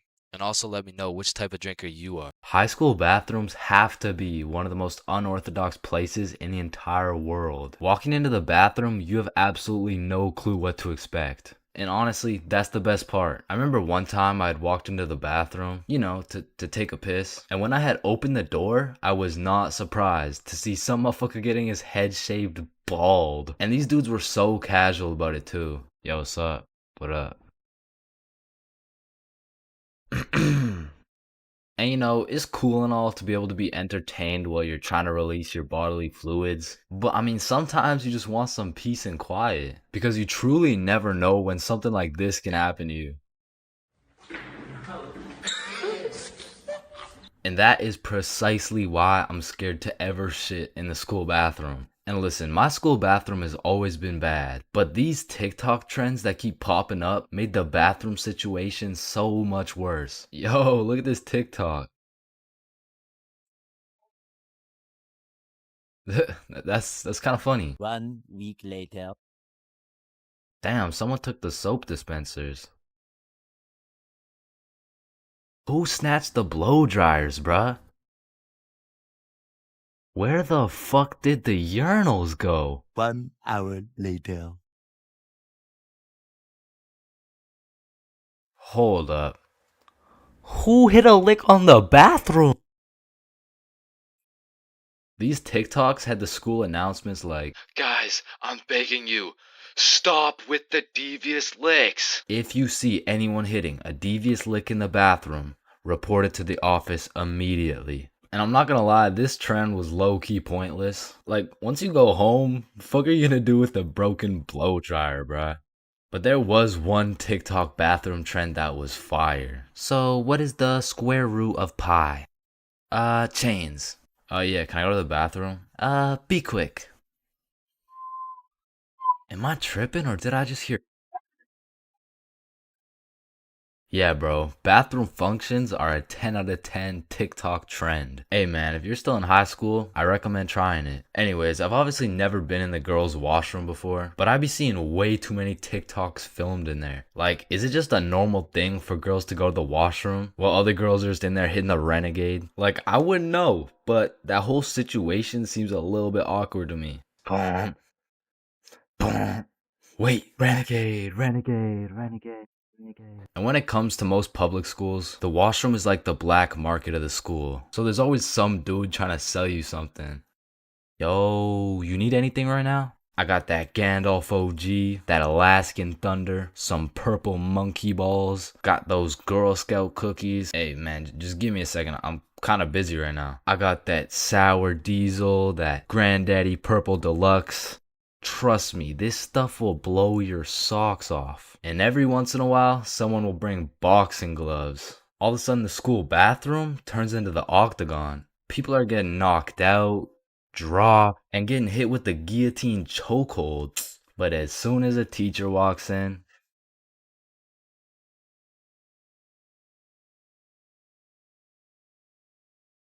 Man, there's a lot of questionable places on Earth, like the Bermuda Triangle or Area 51 or even this place. But none of these places can compare to the questionability of high school. And so inevitably, there's some weird ass kids in that joint. Like, you gotta be careful who you talk to, bro, cause you approach the wrong student and shit, you're getting cussed out by a pack of hyenas in social studies class. And usually I never care what other people do. Like, you do you know what I'm saying? But when I gotta sit through that shit for 6 hours a day, 5 days a week, shit, can you stop doing you for like 5 minutes, bro? And speaking of annoying kids, there's always that one kid in class who's constantly gargling on the teacher's meat. Like, we'll be finishing up the last class on a Friday, and of course the teacher's pet's gotta say some shit like, Mr. Cumminson, is there no homework for us to complete over the weekend? Well, no, believe it or not, I'd rather not spend my weekend marking your shitty ass little essays. So. Don't worry, Mr. Cumminson, I can help you mark essays all weekend long. Whoa. Isn't that against school policy? Well, what's against school policy? Riding Mr. Cumminson's dick with no license? Hey, you're not allowed to swear. And of course, the class clown. And man, I really just gotta commend him for his work. Like, it's not an easy job being the class clown. Dude threw out his entire GPA, future, and probably got his shit whooped on multiple occasions just to keep the class entertained. Like, I'll be rotting in English class, about to fall asleep, until the class clown starts cooking the teacher for no apparent reason. And next we're looking at adjectives. Does anyone have any good examples? Yeah, Jason. Bald as shit. Oh, well, no, that's actually 3 words. No. I wasn't even using an example. You're just so goddamn bald, it's distracting. Hey, you know what they say? The more hair I lose, the more head I get. Stop the cat.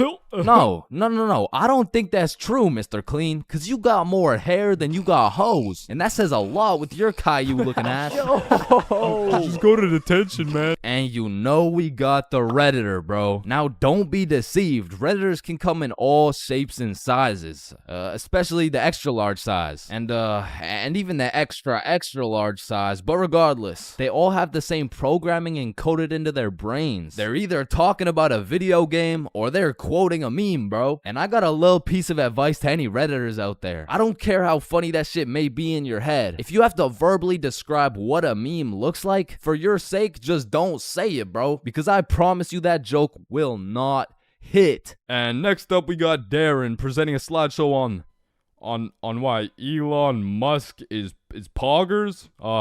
Whenever you're ready. Me standing in front of the class waiting to present. You know that meme where Mike Wazowski is standing there in an awkward fashion with his hands by his side and he's got like 2 eyes. Now, there really is levels to being a Redditor. And don't get me wrong, they're not all that bad, but the ones that got that I paused my game to be here T paired up with the beard belly neck beard combo, that shit is lethal. And if you press E to interact with one of these bad boys, you'll get stuck in an endless time loop hearing about Among Us memes and hentai. Now the band kids are like the Redditor's second cousin. Like it's all the same shit, but bro just knows how to play a tuba. Now on the opposite side of the spectrum, we got the dudes who touch grass.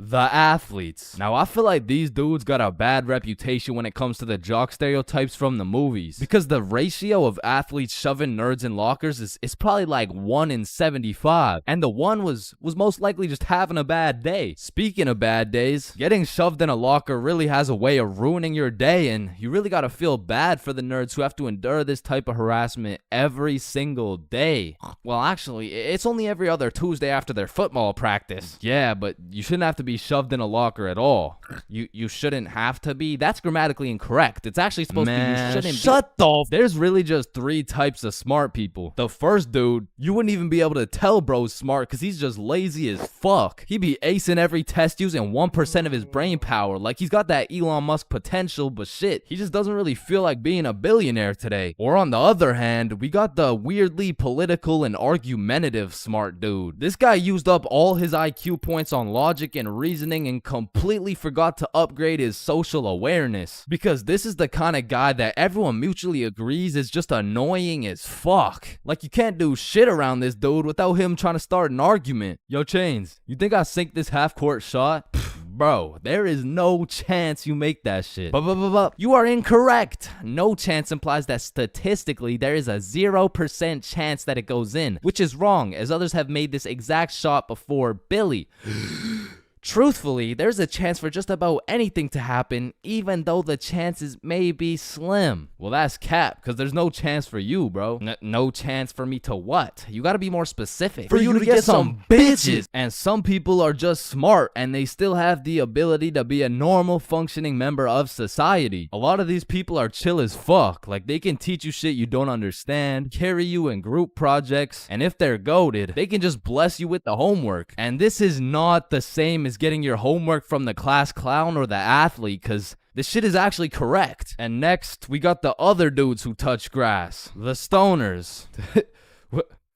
Why are you looking at me? There's always a dude posted up in the back of the class who's visually fried as fuck. You'll commonly see him posted up with a snack of some sort, and you know they never forget the bev. Now you don't want this dude's homework, because I promise you it will just have a bunch of doodles with some mushrooms and this graffiti S, and somehow these motherfuckers will manage to take a multiple choice test and get every answer wrong. Like, it's actually kind of impressive when you think about it. But besides that, they're just cool people. But I'm not gonna lie, I can't really say the same about the hot Cheeto girls, bro. Like, these girls put in an effort to be as loud as possible. Like, Lord forbid if one of these girls breaks one of their long ass nails, it doesn't matter if you sit on the opposite side of the class, you're gonna hear about it. You're also gonna hear them chewing those hot Cheetos, cause they be lip smacking like crazy. Speaking of smacking, there's always that one kid in school who simply enjoys smacking motherfuckers. And at my school, it was Jordan Johnson. And if you see my high school fights video,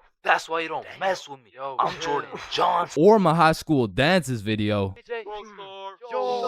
I'm Jordan Johnson. you would know Jordan Johnson keeps a solid ass record. But it's at the point where bros fought so many people that nobody really even fucks with them. Cause now it's like either you fought Jordan Johnson or your homies fought Jordan Johnson. And either way, it's fuck Jordan Johnson. But all bias aside, you just got to appreciate the top tier, high value entertainment that JJ brings to the school. Like, after a long day of calculus and chemistry, there's nothing like watching a dude get Batista bombed in front of the whole school. And speaking of the whole school, 75% of the whole school are straight NPCs. And there's nothing wrong with it. It is what it is, cause honestly, I love you for that. I couldn't be happier to share the school with you, my man. Cause I'm not gonna lie, I don't think I would survive a school without NPCs. The sheer amount of Redditors, hot Cheeto girls, and teachers' pets, fuck, I'd rather be homeschooled at that point. But all jokes aside, man, every student plays a crucial part of the high school experience. So remember to appreciate everyone.